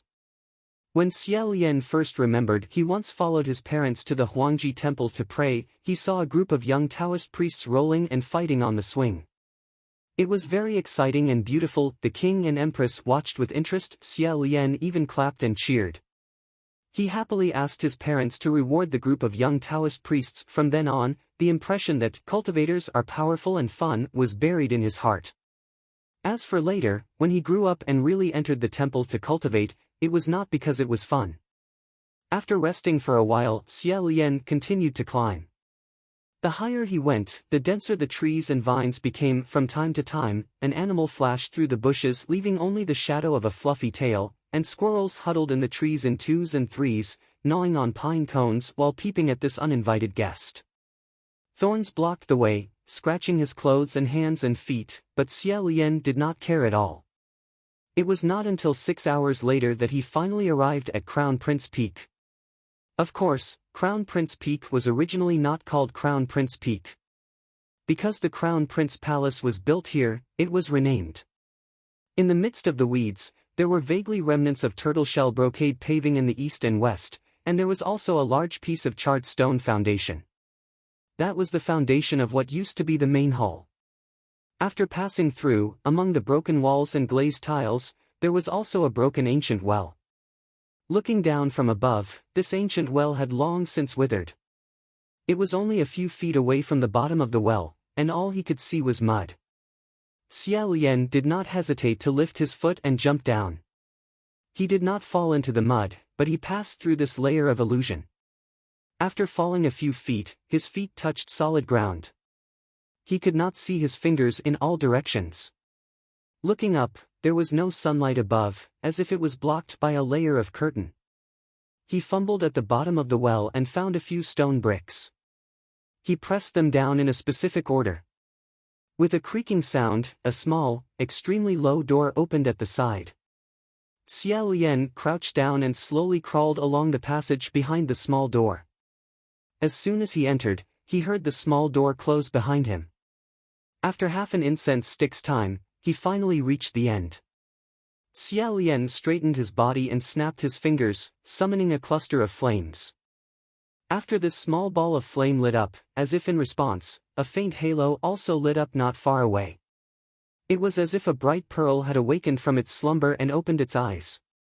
In the blink of an eye, more and more pearls lit up and connected together. The surroundings became brighter and brighter, and one could clearly see that this was a spacious underground palace hall. The ceiling of the hall was inlaid with thousands of stars. It was hard to imagine that the imperial mausoleum of the Xianlu ancient kingdom was hidden under Mount Taicang, which had been burned to the ground. Those twinkling stars were all the luminous pearls and diamonds embedded in the ceiling. The luminous pearls shone brightly when they came in contact with light, and the diamonds reflected their radiance, making it look like a dream. It was as if the Milky Way had shrunk and was hidden underground. Each of these pearls and diamonds was priceless. As long as one could pry out one could enjoy a lifetime of glory and wealth. However, Xia Lian didn't even look at them. He directly passed through the underground palace hall and arrived at the last chamber. Compared to the main hall, this chamber could be said to be extremely simple. Because it hadn't been completed yet, there weren't any gorgeous furnishings in the chamber. There were only 2 coffins. In the middle of the coffins, a person stood upright. He was dressed in luxurious clothing and wore a golden mask on his face. His sword was pointed at Xia Lian. However, this person only maintained this posture and didn't make any further movements. Xia Lian also walked in on his own, completely ignoring him. However, this was because Xia Lian knew that there was no face behind the golden mask. Under the luxurious clothing, there was no person. There was only an empty frame made of wood, hay, and rope. For so many years, only this luxurious robe and this mask had replaced him, accompanying these two lonely coffins. On each of the two coffins was a small golden plate. The things on the golden plates were somewhat out of place. There were fruits that had shrunk to the point that only a seed was left, and moldy and black hard lumps that couldn't be seen what they were. After Xia Lian came in, he collected the things on the plates and threw them to the corner of the chamber. He searched his chest. He originally had half a bun with him, but that bun was given to Hua Cheng, so there was nothing left. Thus, he said, "Imperial Father, Imperial Mother, I'm sorry. I forgot to bring something to see you." Naturally, no one would answer him. Xia Lian slowly leaned against one of the coffins and sat in front of it. After a while, he said, "Imperial Mother, I saw Qi Rong. Qi Rong didn't die. He turned into a ghost. I really don't know how he survived these hundreds of years." Xia Lian shook his head and said, "He killed a lot of people. Now that someone wants to kill him, even the heavenly court probably won't forgive him. Sigh, I really don't know what to do with this person." He was about to say something when suddenly, from a place very close to him, he heard the faint sound of crying. Xia Lian stiffened, and his expression changed greatly. He listened carefully. It wasn't an illusion. It really was a crying sound. This crying sound was very low and very small. If he didn't hold his breath and concentrate, he wouldn't be able to hear it. Moreover, this voice was very thin. If it wasn't a child, then it was a woman. This crying sound was really too close to him. It was as if there was only a thin wall separating them. It was practically coming from him. Xia Lian suddenly turned his head. He was finally sure. This sound was coming from the coffin he was leaning against. In his extreme shock, the first sentence that Xia Lian blurted out was actually one of joy. "Mother, is that you?" However, he immediately sobered up. What he hoped for couldn't possibly happen. His mother had passed away 800 years ago, escaping from the sea of bitterness. She had never turned into a ghost. Moreover, the emotion in this crying sound wasn't sadness, but fear. Then at this very moment, in the end, who was hiding in his mother's coffin and crying? Xia Lian couldn't wait a moment longer. His left hand fiercely lifted the coffin lid, and his right hand was about to cut off the maiden's heart. Unexpectedly, after he clearly saw what was inside the coffin, his sword abruptly stopped. There wasn't a second person lying inside the coffin. There was only a human figure dressed in pitch-black luxurious clothing, and its face was covered with a veil. This human figure, originally, could only be his mother. However, the person lying right now absolutely couldn't be her. Because this human figure was too short, and the height of its figure was completely wrong. Most importantly, this person was still shivering. It was basically a living person. Xia Lian lifted the veil. Sure enough, under the veil was the face of a child. In an instant, his heart went cold. He grabbed the child and said in shock and horror, "My Empress Mother? My Empress Mother? Where did you put my Empress Mother's corpse?" At first glance, this black luxurious clothing didn't seem to have anything special about it.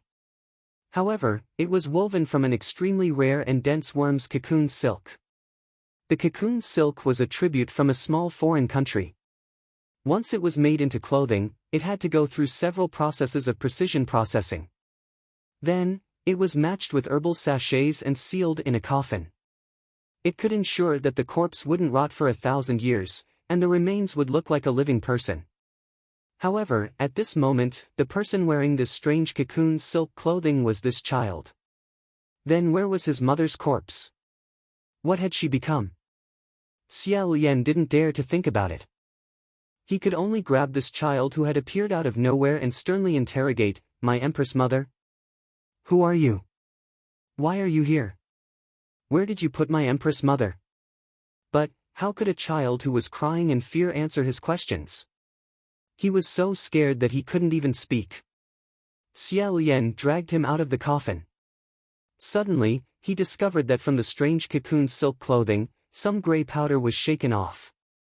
He looked inside the coffin with a deathly pale face, and found that the bottom of the coffin was also covered with a layer of powder. In a split second, the world spun and Xiao Lian only felt that his heart was about to stop. He loosened his hand, letting go of this child, and knelt beside the coffin in a daze. He didn't dare to use his hands to touch this powder, and also didn't dare to let it scatter like burnt ashes. Although he didn't want to admit it, he knew in his heart what this was. A corpse that had been sealed for 800 years, forcibly removed from the strange cocoon silk clothing, what else would it become? For a moment, Xiao Lian's mind was in chaos. His mind couldn't think of anything else. He hugged his head, his ears ringing. Who knew that at this moment, he would suddenly feel a chill down his spine?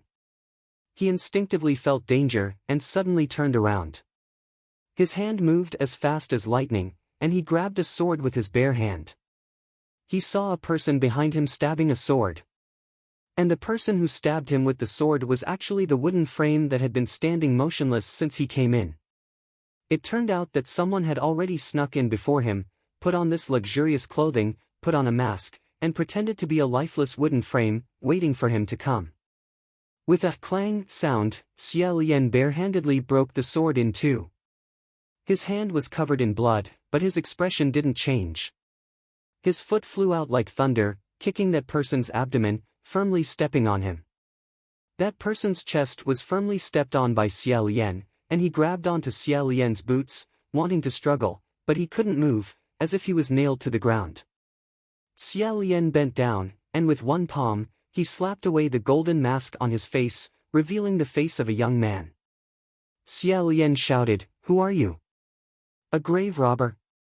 How did you get in?" At this time, the child shouted from the side, "Daddy." With this shout, Xiao Lian finally remembered. This adult and child, both of them looked familiar. Weren't they the father and son that were almost cooked by Qi Rong in the Green Demon's lair? Xiao Lian instantly understood what was going on, and with a thunderous punch, he hit the young man's chin, and angrily shouted, "Qi Rong, get out here. I want to kill you." That young man spat out blood as he laughed, "Crown Prince cousin, I'm so happy, we meet again. Ha ha ha ha ha." Although this was a different face, this crazy smile, if it wasn't Qi Rong, who else could it be? He actually transformed into an incorporeal body, possessing the body of this young father. Needless to say, after Qi Rong was thrown into the pot by Lang Qianxiu, in order to avoid being killed, he took advantage of the chaos to escape into the crowd, possessing the body of this young man, and arrived at the Xianlu imperial tomb. Otherwise, how could an ordinary person know the location of the Xianlu imperial tomb? How could he rush over in such a short time? He brought this child, perhaps to be used as food, or perhaps to hide the child in the coffin like before, to divert Xiao Lian's attention, so that he could take the opportunity to attack from behind. Xiao Lian punched him, and Qi Rong felt wronged. Covering his face, he shouted, "Cousin, why are you so angry? If I stab you, you won't die, he he he he." Peng peng, Xiao Lian punched him again, his eyes red. "How did my Empress Mother treat you? You treat her like this? You treat her corpse like this?" Qi Rong snorted, "Aunt died a long time ago, she is no longer a person. Is there a difference whether her corpse is human or powder? It's just that the corpse has changed its appearance, isn't it still there? You are crying and weeping like this. At that time, you were ruthless towards Enlu. Good cousin, you actually have two faces, hee hee." Finished speaking, his face suddenly changed. "Why did I treat her like this? Isn't it all because of you? Don't you know how to reflect? It's all your fault. You, this god of plague, also have the face to come to the Xianlu imperial tomb to cry. Xia Lian suddenly exerted force with his foot, causing Qi Rong to scream loudly. Blood spurted out from his mouth, but he seemed to be even more excited. Both his hands tightly hugged his blood-stained boots, and he loudly said, "Yes, yes. That's how you are, that's how you are. Fight, fight, kill, ruthlessly beat. Ruthlessly kill. Don't act like a Mr. Wintun who has to endure humiliation, it's disgusting to look at." That child crawled over, crying loudly, "Wah! Father, father, what happened to you?" He also did not understand what was going on, only knowing that his father was being beaten. From his point of view, the current Xia Lian was simply a fiendish demon, but he was afraid that his only father would die, so he did not retreat. He tried his best to remove the boots that the demon was stepping on his father's chest. That young man vomited blood incessantly, scaring the child half to death. He used his hand to cover his father's mouth, as if he thought that would stop the bleeding. Seeing this, Xia Lian slightly calmed down, thinking that the owner of this body was innocent. She retracted her strength a little, pointed her finger downwards, and pointed the tip of her sword at Qi Rong's cheek, and coldly said, "Qi Rong, you, roll out for me. If you don't come out, believe it or not, I will pull out your tongue and pull out your soul." In theory, if a person's tongue was pulled out, it could indeed pull out the ghost that was attached to his body. Qi Rong said, "I won't roll. I won't roll, so what? Come, come, come, come, kill me. I am very weak right now, if you kill this person with me, I will very likely die with him. Don't miss this good opportunity, or else you can forget about finding my ashes for the rest of your life." He even took the initiative to stick out his tongue, as if he couldn't wait for Xia Lian to put his threat into practice, using this kind of bloody method to drag out his soul from this body. He wailed, "In any case, this person that I am possessing is just trash, you can do it, no one will know, no one will care, your crown prince's holy radiance will not be damaged in the slightest. Look! I have already crushed your mother into ashes, are you not going to kill me? Ha ha ha ha ha." That child could not move Xia Lian's boots away, so he hugged his leg and cried, "Don't kill my father. Don't kill my father." Xia Lian's breath became more and more urgent, his head was dizzy, and his whole body was trembling. He wanted to smash Qi Rong's head with his palm, but he could not do it. Qi Rong spread out his hands and said, "Ha ha ha, Crown Prince cousin, what a failure, what a failure." Xia Lian lifted him up, raised his fist, and fiercely punched him in the face, and with each punch he scolded, "Shut up! Shut up! Shut up!" However, the angrier he was, the happier Qi Rong was. Even if the price was to be beaten, Qi Rong still felt extremely carefree, and his eyes shot out light. "Look! Show me your true face. Crown Prince cousin, is there anyone in this world who understands you better than me? No. Although you look like a stray dog that can be stepped on by anyone, I know very well that your heart is actually very proud, you never allow others to say you are a failure. If I say you are a failure, you must hate me in your heart, right? Is it so piercing that your heart is bleeding? Come quickly. Or are you going to loudly tell me that this person is innocent, so you won't implicate him in order to kill me? Come. Let me see what you will do." In this seemingly provocative and somewhat proud mad laughter, Xia Lian could no longer bear it. Zheng, the maiden's heart was unsheathed.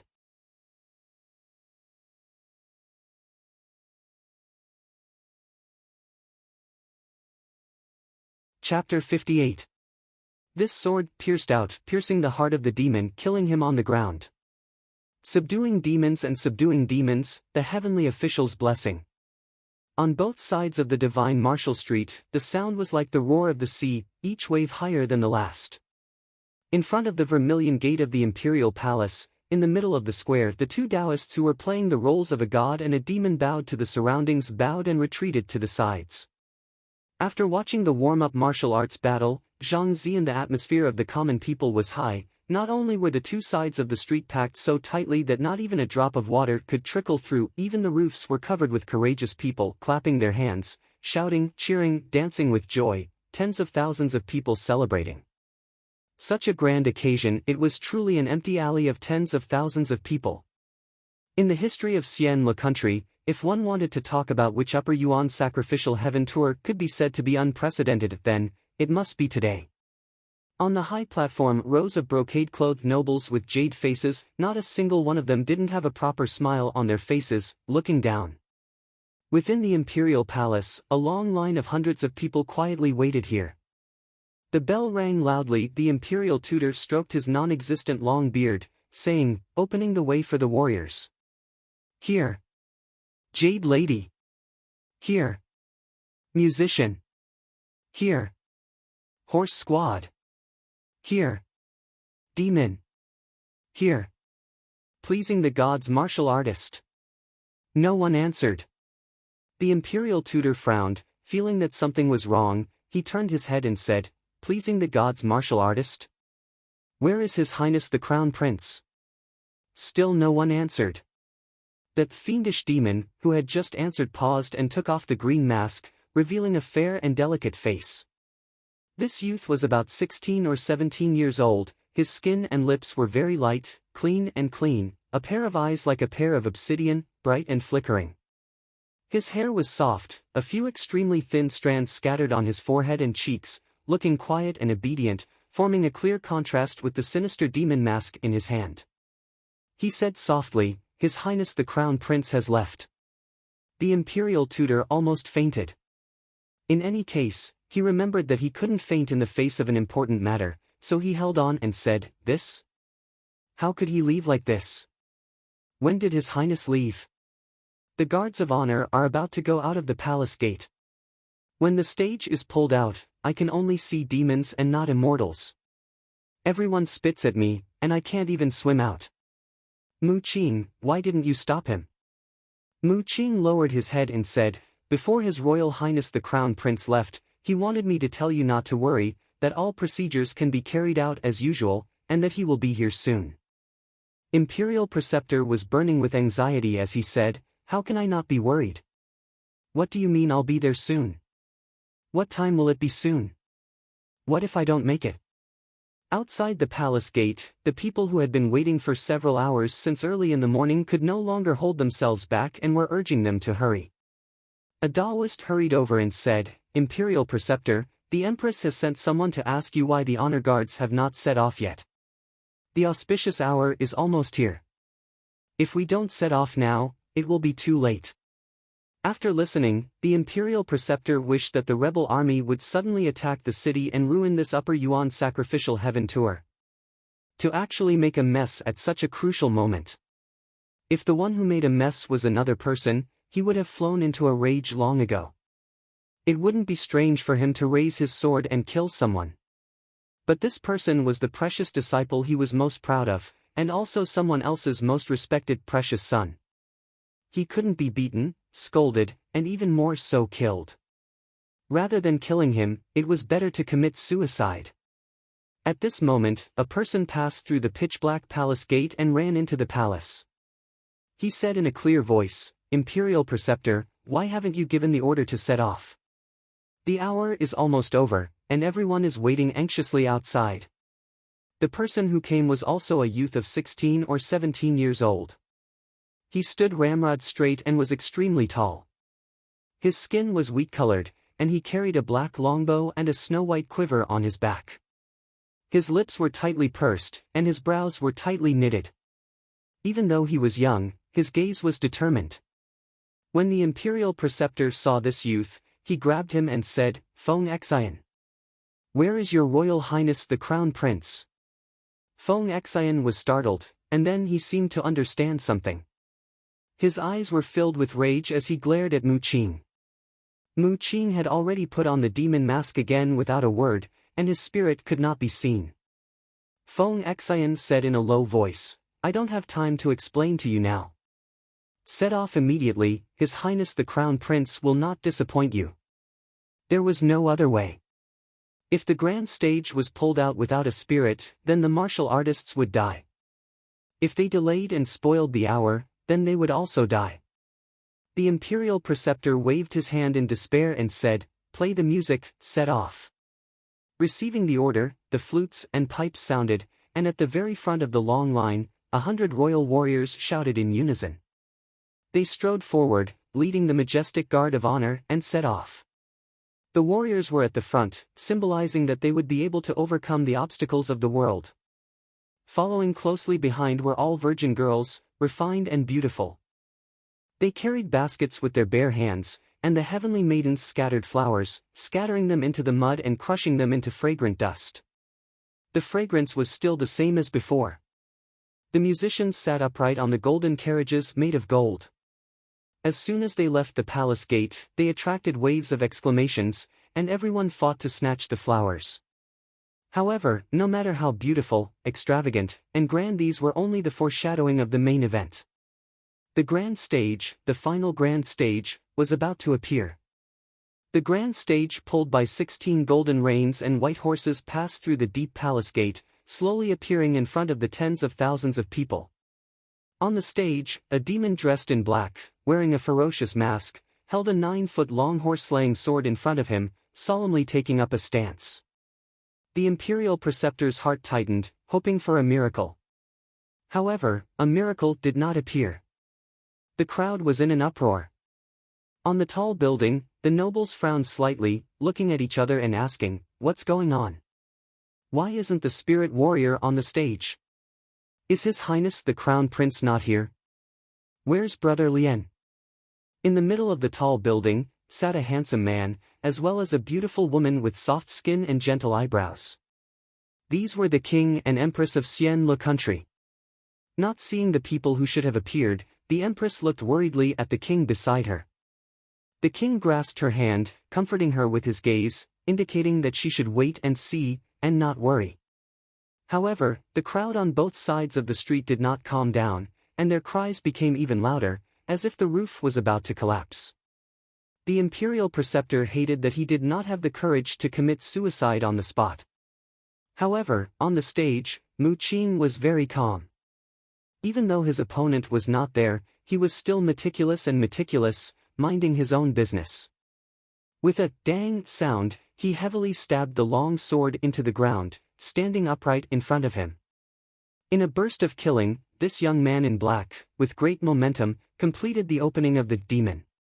Looking at his face, looking at his figure, Mu Qing was thin and delicate, like a refined scholar. However, such a strangely heavy 9-feet-long saber, in his hands, was swung with incomparable dexterity, as if it had no weight at all. Dozens of Taoists playing the role of demon slayers jumped onto the stage one by one, and were knocked down one by one, driven off the stage.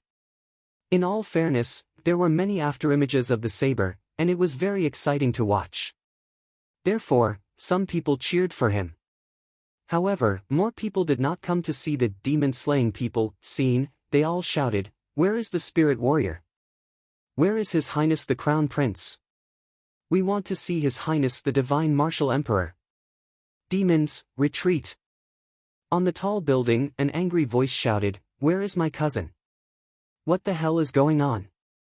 Who wants to see these things? Fuck, where is my cousin?" Needless to say, the one who shouted the loudest must be Little Mirror King Qi Rong. Sure enough, many people looked up and saw a young man in a light blue brocade robe with a necklace rush to the edge of the stage, angrily waving his fist down. This young man was only 15 or 16 years old, with a pink face and black eyebrows. He was bright and dazzling, but his face was full of anger, as if he was about to jump over the railing and beat people up. But this building was too high, and if he jumped down, he would either die or break his leg. So, he grabbed a white jade teacup and threw it down. The teacup quickly flew to the back of the demon's head, and just when it was about to hit the demon, blood gushed out. The demon slightly moved his body, tilted his long sword, and picked up the teacup on the tip of the sword. The trembling teacup steadily stood on the tip of the sword, causing a wave of cheers. Mu Qing lifted the long sword again, and the teacup flew down, but was caught by a Taoist below the stage. He continued to play his demon calmly, waving his sword and slashing people. Qi Rong was furious, and wanted to smash again, but the queen called someone to pull him down. However, the royal family's expressions became more and more serious, and some of them couldn't sit still. It was not interesting for a Yuetian warrior to suddenly disappear before the Upper Yuan sacrifice ceremony. At this time, a storm of cheers broke out in the crowd, louder than any of the previous cheers. A snow-white figure fell from the sky and landed in front of the demon in black. The man landed, and his white clothes spread out on the stage in the shape of a giant flower, and a golden mask covered his face. He held the sword in one hand, and the other gently flicked the edge of the sword. Ding! It was very pleasant to hear. This movement was very calm, as if he didn't care about the demon in black in front of him at all. The demon slowly pointed the edge of the sword at him, and the martial artist in white slowly stood up. Qi Rong's eyes lit up, and his face turned red. He jumped up and shouted, "Cousin Crown Prince! Cousin Crown Prince is here!" Everyone, both upstairs and downstairs, was dumbfounded. This entrance was really like a celestial descending, extremely daring. That city tower was at least 100 feet tall, and this crown prince, who was of high status, actually jumped down from the city tower. Just now, countless people thought that a celestial god had really descended. Now that they reacted, they couldn't help but feel their blood boil, and their scalps go numb. They clapped with all their might.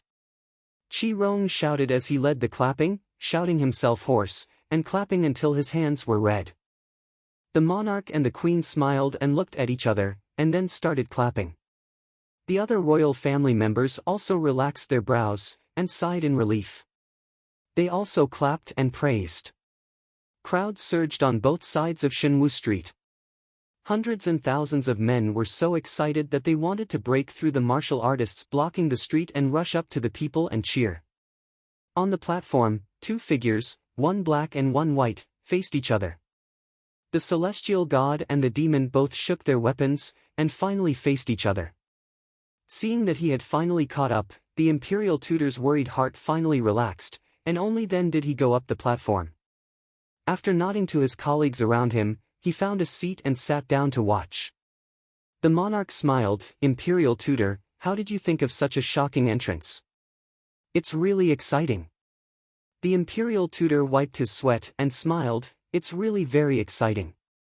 It's just that it's a bit scary. I didn't think of this, it should be the crown prince's idea." The queen, however, patted her chest, and said, "This child is really reckless. He actually jumped down from such a high place without saying a word. I almost stood up just now." The imperial tutor couldn't help but feel a little proud, and said, "Rest assured, Your Highness. His Highness the Crown Prince's martial arts skills are outstanding, not to mention a mere 100 feet tall. Even if it's a tower a few times taller, he can still easily climb up and down with his eyes closed." The queen's face lit up, and she warmly said, "The imperial tutor has taught me well." The imperial tutor laughed, "You flatter me, you flatter me. His Highness the Crown Prince is favored by the heavens, his talents are extraordinary, and he's a descendant of the heavens. To be able to teach His Highness, it's the fortune of 3 lifetimes. I have a feeling that with His Highness the Crown Prince holding the fort, today will definitely be the most exciting heaven sacrifice in history." He said the word heaven 4 times in a row, and it was extremely smooth. The monarch smiled, and turned his head to look, and said, "I hope so." In this heaven's sacrifice, the heaven's sacrifice martial artists and the demon martial artists were the 2 most important characters. Both of them had to be youths skilled in martial arts. Especially the heaven's sacrifice martial artists, the style of their clothing was strict, and it was extraordinarily extravagant. After they were fully equipped, their entire body would weigh up to 40 to 50 kilograms. Martial artists had to walk several laps around the city under such a heavy burden in front of the eyes of tens of thousands of people. They had to complete at least 4 hours of martial arts practice, during which no mistakes could be made. Didn't that mean that they had to have outstanding martial arts skills? Luckily, these 2 youths were extremely outstanding. Their swords flashed, and they fought back and forth. It was a beautiful fight, and they had probably practiced it countless times. The monarch said, "Who's the one acting as the demon and fighting the crown prince?" The imperial tutor coughed lightly, and said, "Your Majesty, that is a Taoist from the Extreme Emperor Temple, his name is Mu Qing." The queen said gently, I think this child fights well, just a little weaker than my son, probably about the same level as Feng Xian." Hearing that, the imperial tutor's expression was indifferent.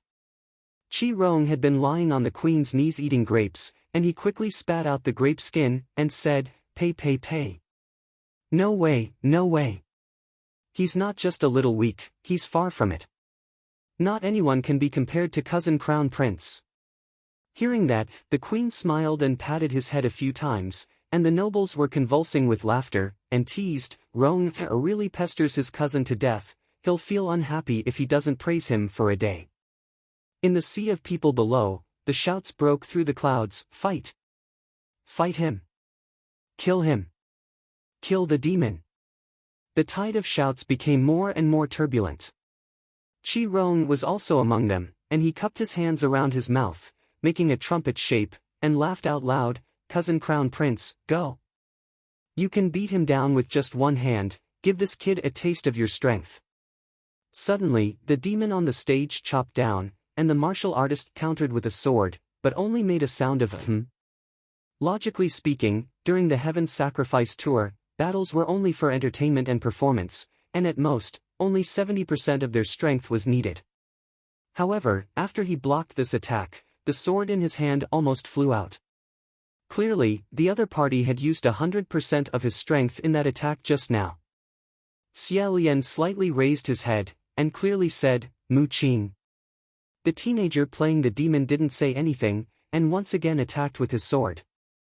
Xia Lian didn't have time to think too much, and dang dang, dang dang, dang dang, he received a few more attacks, and in his heart, he thought, "This is much more interesting than the fake fight just now."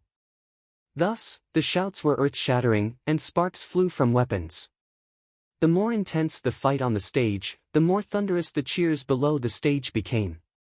Suddenly, a sword whistled, and a dazzling white light shone.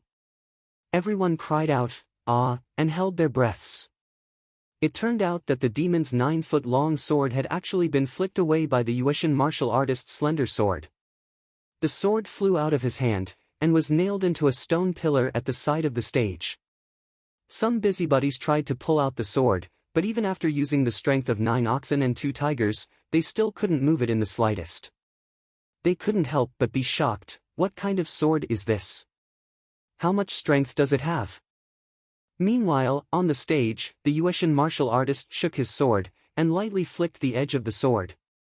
A clear ding sound rang out, and a light laugh came from behind the golden mask. Xia Lian calmly and cheerfully said, "Not bad. However, you still lost." Having lost his weapon, the demon half knelt on the ground. He didn't say a word, but his fists were tightly clenched. Xia Lian brandished his sword, and under the cheers from all directions, he was about to stab out with his sword one last time to kill the demon. Who knew that at this moment, screams could be heard from above? Xia Lian was startled, and he put away his sword. When he raised his head, he only had enough time to clearly see a blurry silhouette rapidly falling down from the city wall. In that instant, he didn't have time to think of anything else. In a flash, his feet tapped the ground, and his body leaped up, as light as a feather. His body flew up, and his sleeves spread out like butterfly wings. He gracefully landed on the ground, as light as a white feather. His arms firmly hugged a person, and his feet firmly landed on the ground. Xia Lian let out a sigh of relief, and only then did he look down. Oh.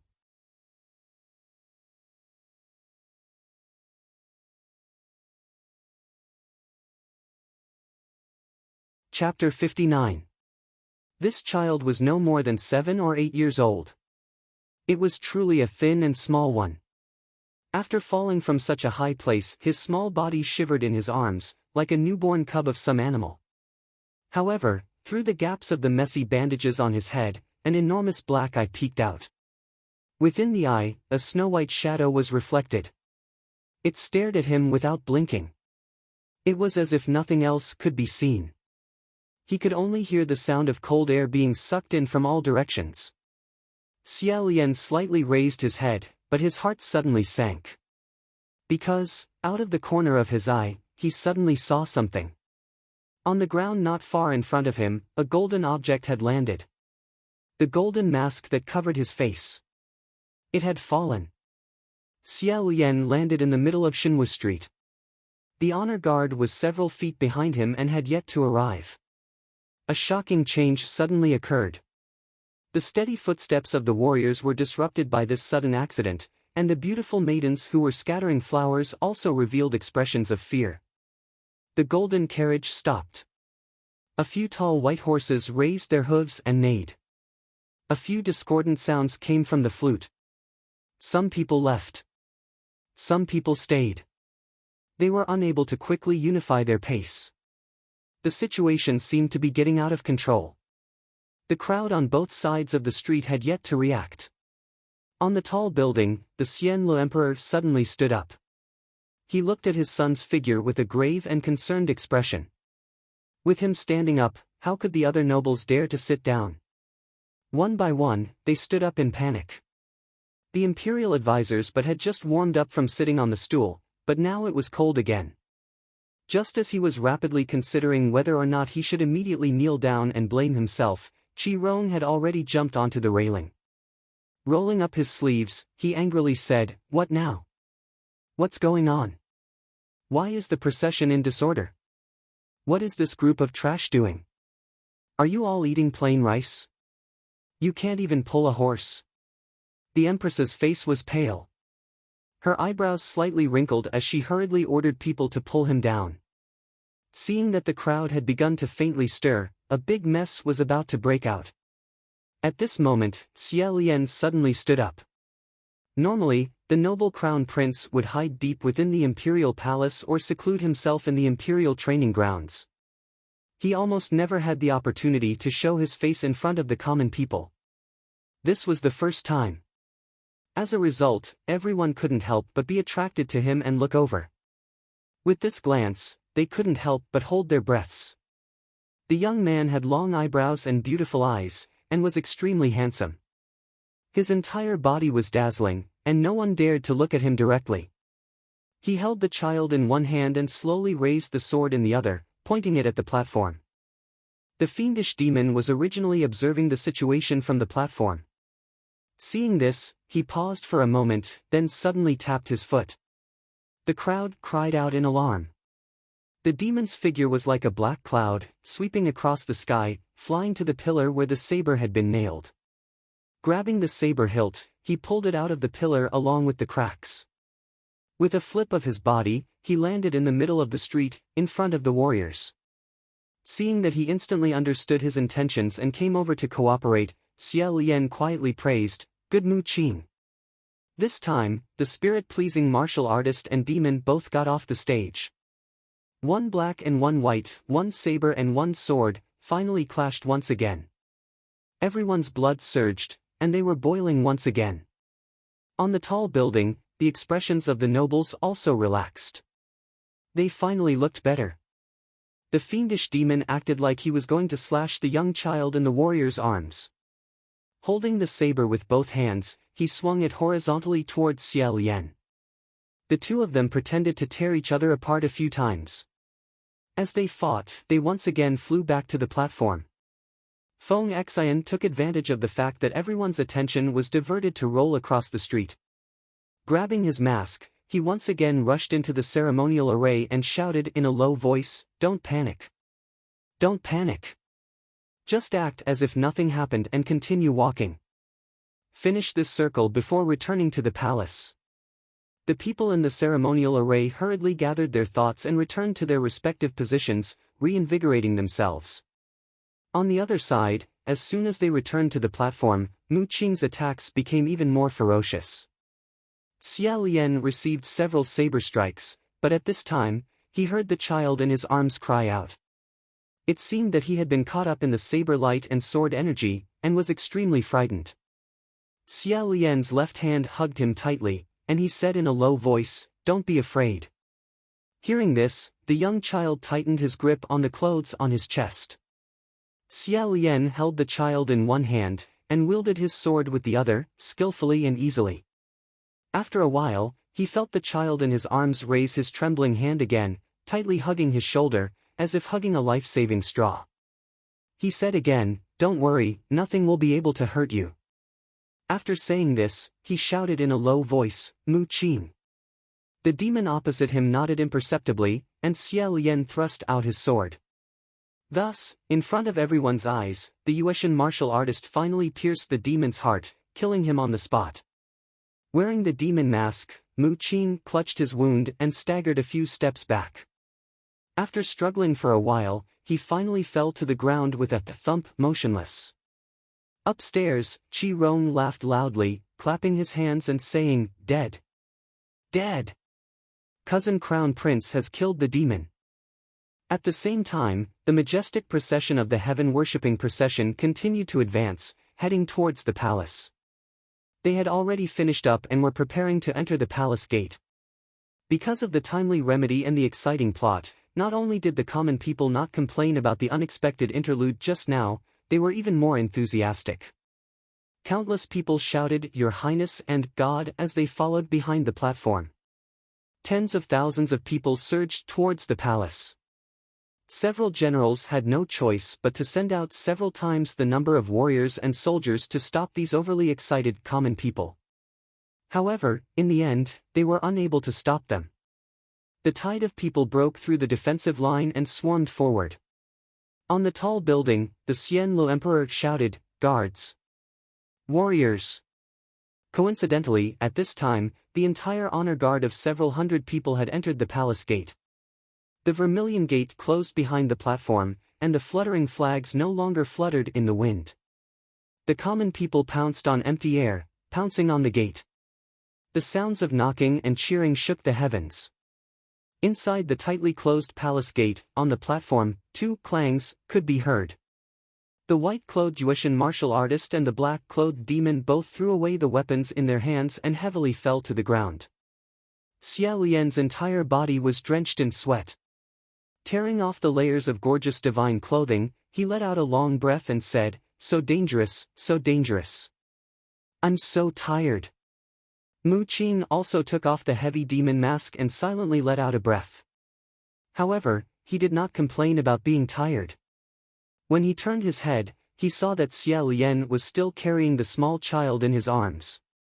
He frowned and did not say anything. Feng Xian, on the other hand, was chasing after the platform.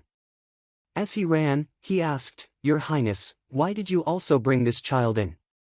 The small child was lying on Xia Lian's chest. His small body was stiff and motionless. He did not even dare to breathe loudly. Xia Lian sat up and said, "If I didn't bring him in, did I just leave him outside? The streets are so messy. Such a small child would be trampled to death in a short while." Finished speaking, he picked up the small child and caressed his small head twice. He casually asked, "Little friend, how old are you?" The child's eyes did not blink and his mouth did not make a sound. Xia Lian continued to ask him, coaxing, "Why did you fall down just now?" Mu Qing replied, "Your Highness, this child probably did not dare to speak. He was scared silly." Xia Lian caressed the small child's head twice more. He felt that this child was dull and did not find it interesting. He stopped caressing and commented, "Silly." Feng Xian, later find someone to bring him out from the side door. See if he is injured. His face is wrapped in bandages. Feng Xian stretched out his hand and said, "All right. Pass him over." Xia Lian carried the small child and passed him over. Who knew that he did not pass him over? Feng Xian asked, "Your Highness, why are you not letting go?" Xia Lian asked curiously, "Should I let go?" When he looked down again, he did not know whether to laugh or cry. It turned out that the small child's hands were tightly grabbing onto the hem of his clothes and had not let go. The few of them were startled and immediately burst into laughter. Xia Lian cultivated in the Huangji Temple. Many good men and women, either because they wanted to see a rare sight, or because of their faith, racked their brains to see the crown prince. After seeing him once, they wanted to see him a second time, wishing that they could become Taoists together with him. They did not expect this child to have such a style at such a young age. At the side of the platform, there were many young Taoists cultivating in Huangji Monastery. They all laughed and said, "Your Highness the Crown Prince, this child does not want to leave." Xia Lian laughed and said, "Is that so? That won't do. I still have to do my own things. Little child, go home." Hearing this, the child finally let go of his hands slowly and did not hold on to his clothes anymore. Feng Xian then grabbed him. That small child was held in Feng Xian's hands, but his big black eyes were still staring straight at Xia Lian. This expression was as if he was possessed by a ghost. Seeing this, many Taoists started to have doubts in their hearts. Xia Lian did not even look at the child. He only said to Feng Xian, "Don't carry him like he is a piece of trash. You are scaring the child." Feng Xian then placed the small child on the ground and said, "Stop laughing. The state preceptor is going crazy. Your Highness, you better think about how you are going to explain this later." Hearing this, everyone stopped laughing. An hour later. Huangji Monastery, Shenwu Peak, Shenwu Hall. Fragrant clouds lingered and the sound of chanting could be heard. The state preceptor and the 3 deputy state preceptors sat at one side of the hall. Their faces were full of worry. Mu Qin was in front of them. Xia Lian was also kneeling. However, there was no one in front of him. It was only the golden statue of the Shenwu Heavenly Emperor. Feng Xian followed him and knelt behind him. The state preceptor picked up the meticulously carved golden mask.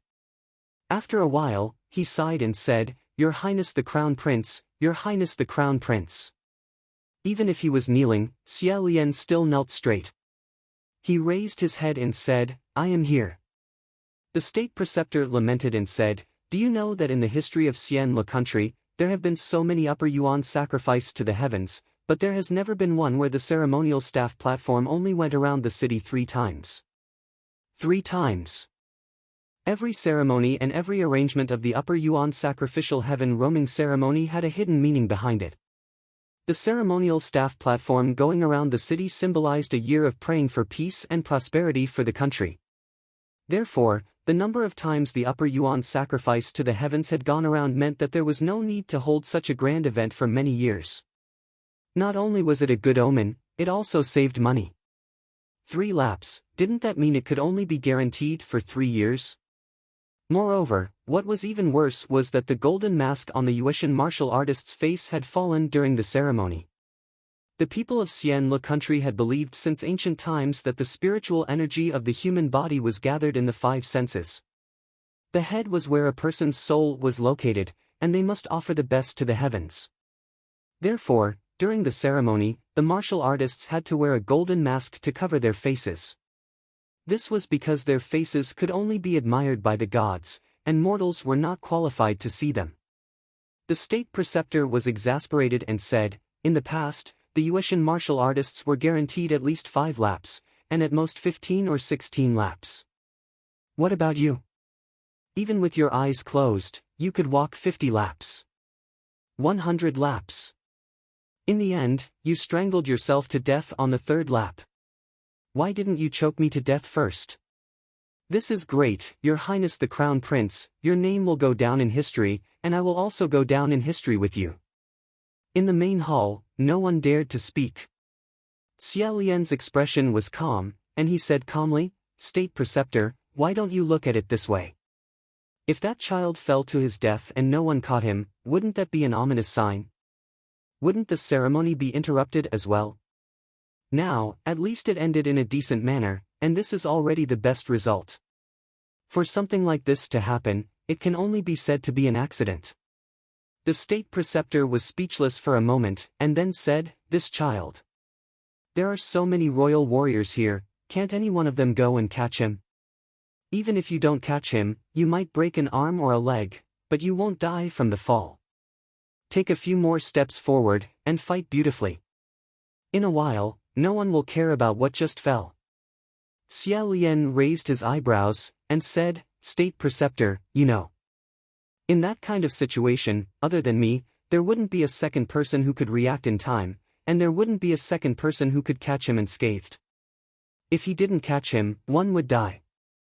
If he caught him, two would die. His tone was as it should be, and very certain. The state preceptors also knew that what he said was the truth, so they couldn't refute him. Seeing him kneeling in front of the statue of God, yet not taking it seriously, they were curious, amused, and proud. This precious disciple of his, Jean Geyer, couldn't get angry with him no matter what. He could only pull out a few handfuls of hair, and use the sharp pain on his scalp to cover up the sadness in his heart. Pausing, the state preceptor then said, "There's more." Xiao Lian slightly lowered his head, and said, "This disciple is listening." The state preceptor said, "You went on stage today, and you did well.